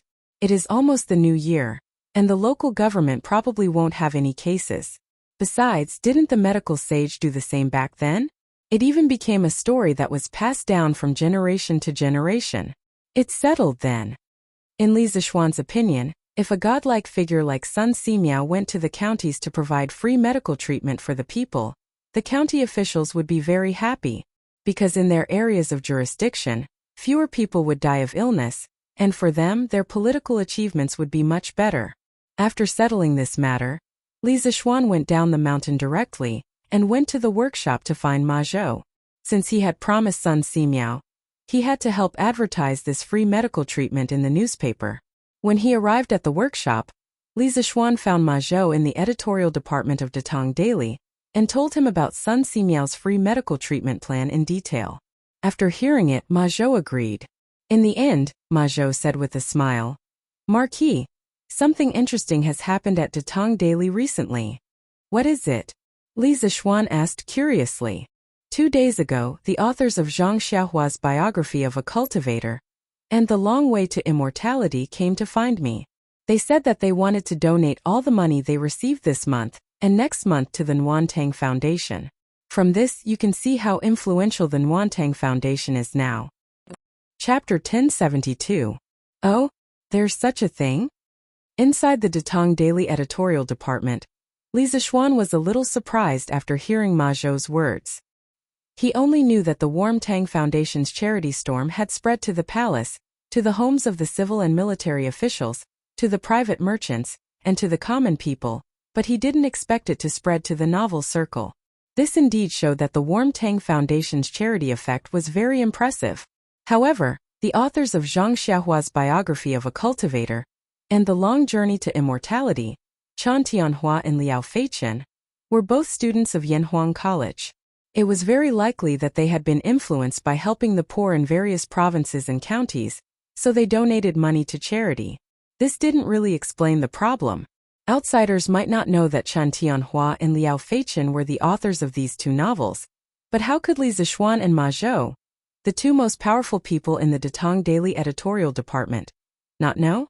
Li Zishuan wouldn't criticize his students for writing novels while attending school to earn money, as long as it didn't affect their studies. Moreover, he had also written novels when he was in university in his previous life, but it was a flop. Otherwise, he wouldn't have had to worry about finding a job when he graduated. Tomorrow, put a paragraph at the top of Datong Daily Dahuajianghu to publicize Chen Tianhua and Liao Feichen's charity work. Tell all the authors that if anyone is willing to donate their rewards like them, Datong Daily will not take any commission and will donate the full amount. According to the rules, the editorial department will take a 50% commission for the rewards received by the authors. Li Zishuan thought for a while and said. Ma Zhou smiled and replied, "Yes, Marquis." Li Zishuan chatted with Ma Zhou for a while. Just as he was about to leave, He suddenly remembered something and said, "By the way, Brother Ma, the headline on Datong Daily today is very good. Brother Ma, you have a deep chest and a poetic mind. No wonder Mr. Li Gang has been praising you." Ma Zhou was stunned, then he waved his hand and said modestly, "Marquis is overpraising. It's not that Ma Zhou wrote it well, but that Marquis said it well." Ma Zhou was enlightened and benefited a lot from those two sentences. Establish your heart for the heavens and earth. Establish your life for the people. Haha, Brother Ma, you're too modest. I can't write that splendid essay of yours. Li Zishuan smiled and walked 2 steps with his hands behind his back. Suddenly he stopped and said, "Actually, there are 2 more sentences after these 2 sentences." "Oh? Please enlighten me, Marquis." Ma Zhou's eyes lit up, like a hungry man seeing a peerless beauty. He stared at Li Zishuan with burning eyes. Li Zishuan sighed and said softly, "The complete 4 sentences should be, establish your heart for the heavens and earth, establish your life for the people, inherit the lost knowledge for the past saints, and establish peace for all ages." After that, he shook his head and walked out of the door, leaving Ma Zhou in a daze. "Eh? Mr. Wang? Why are you here?" After leaving the Datong Daily editorial department building, Li Zishuan inadvertently caught a glimpse of a familiar figure coming out of the ironworks yard in the west. He couldn't help but be curious. He chased after him and found that it was Wang Ji. He couldn't help but ask, "Oh, so it's Yamacho." Wang Ji's hair was disheveled and his beard was unshaven. He looked like a prisoner who had just been released from prison. His appearance was completely different from the glorious image that a teacher of the academy should have. When he saw that the person who called him was Li Zishuan, he hurriedly tidied up his messy hair and said, "Yamacho, I heard that a big blast furnace was built in the workshop, but I was too busy with the academy's affairs to take a look. Later, when the students finished their exams, they were dragged down the mountain by you, Yamacho, to help the needy. I wanted to take a look and verify some of the chemical reactions recorded in the textbook chemistry." Li Zishuan was speechless. No wonder it was not easy to meet Wang Ji in the academy recently. It turned out that this old man came to the workshop. Looking at his sloppy appearance, he probably ate, drank, and slept in the workshop. How much hatred did he have to work so hard? "I'm just verifying some chemical reactions. Mr. Wang, you don't have to be like this." Li Zishuan pretended to be puzzled. Wang Ji's expression was awkward. He laughed and said, "Ahem. I've been a little busy recently and forgot to clean up. Sorry for my rudeness. But with Yamacho's current state, you shouldn't judge a book by its cover like the rest of the world, right? Moreover, compared to those people who look good on the outside but are rotten on the inside, I'm much better." Li Zishuan cursed in his heart. This old man had been in the academy for so long. When did he become a little shameless? Was he influenced by the bearded man? "Oh, that's right. Yamacho, I've recently discovered something new. Come and take a look." Suddenly, Wang Ji patted his head and said excitedly. Li Zishuan was just about to ask what it was when old Wang pulled him by the arm and walked quickly to the workshop's office building. After going up to the 3rd floor, they turned left and right again. The 2 of them walked to the door of a room. Wang Ji said as he opened the door, "This is a room that I asked Manager Fu to specially use to test some chemical reactions. Recently, according to the teaching materials, I found someone to help me burn some tools. I've been doing experiments in this room for the past few days." While they were talking, the door had already opened. Li Zishuan almost thought that he had transmigrated back to the modern world because the table in the room was filled with glass containers of various shapes, such as distillation bottles, beakers, measuring cylinders, test tubes, and so on. Also, Li Zishuan even saw an alcohol lamp.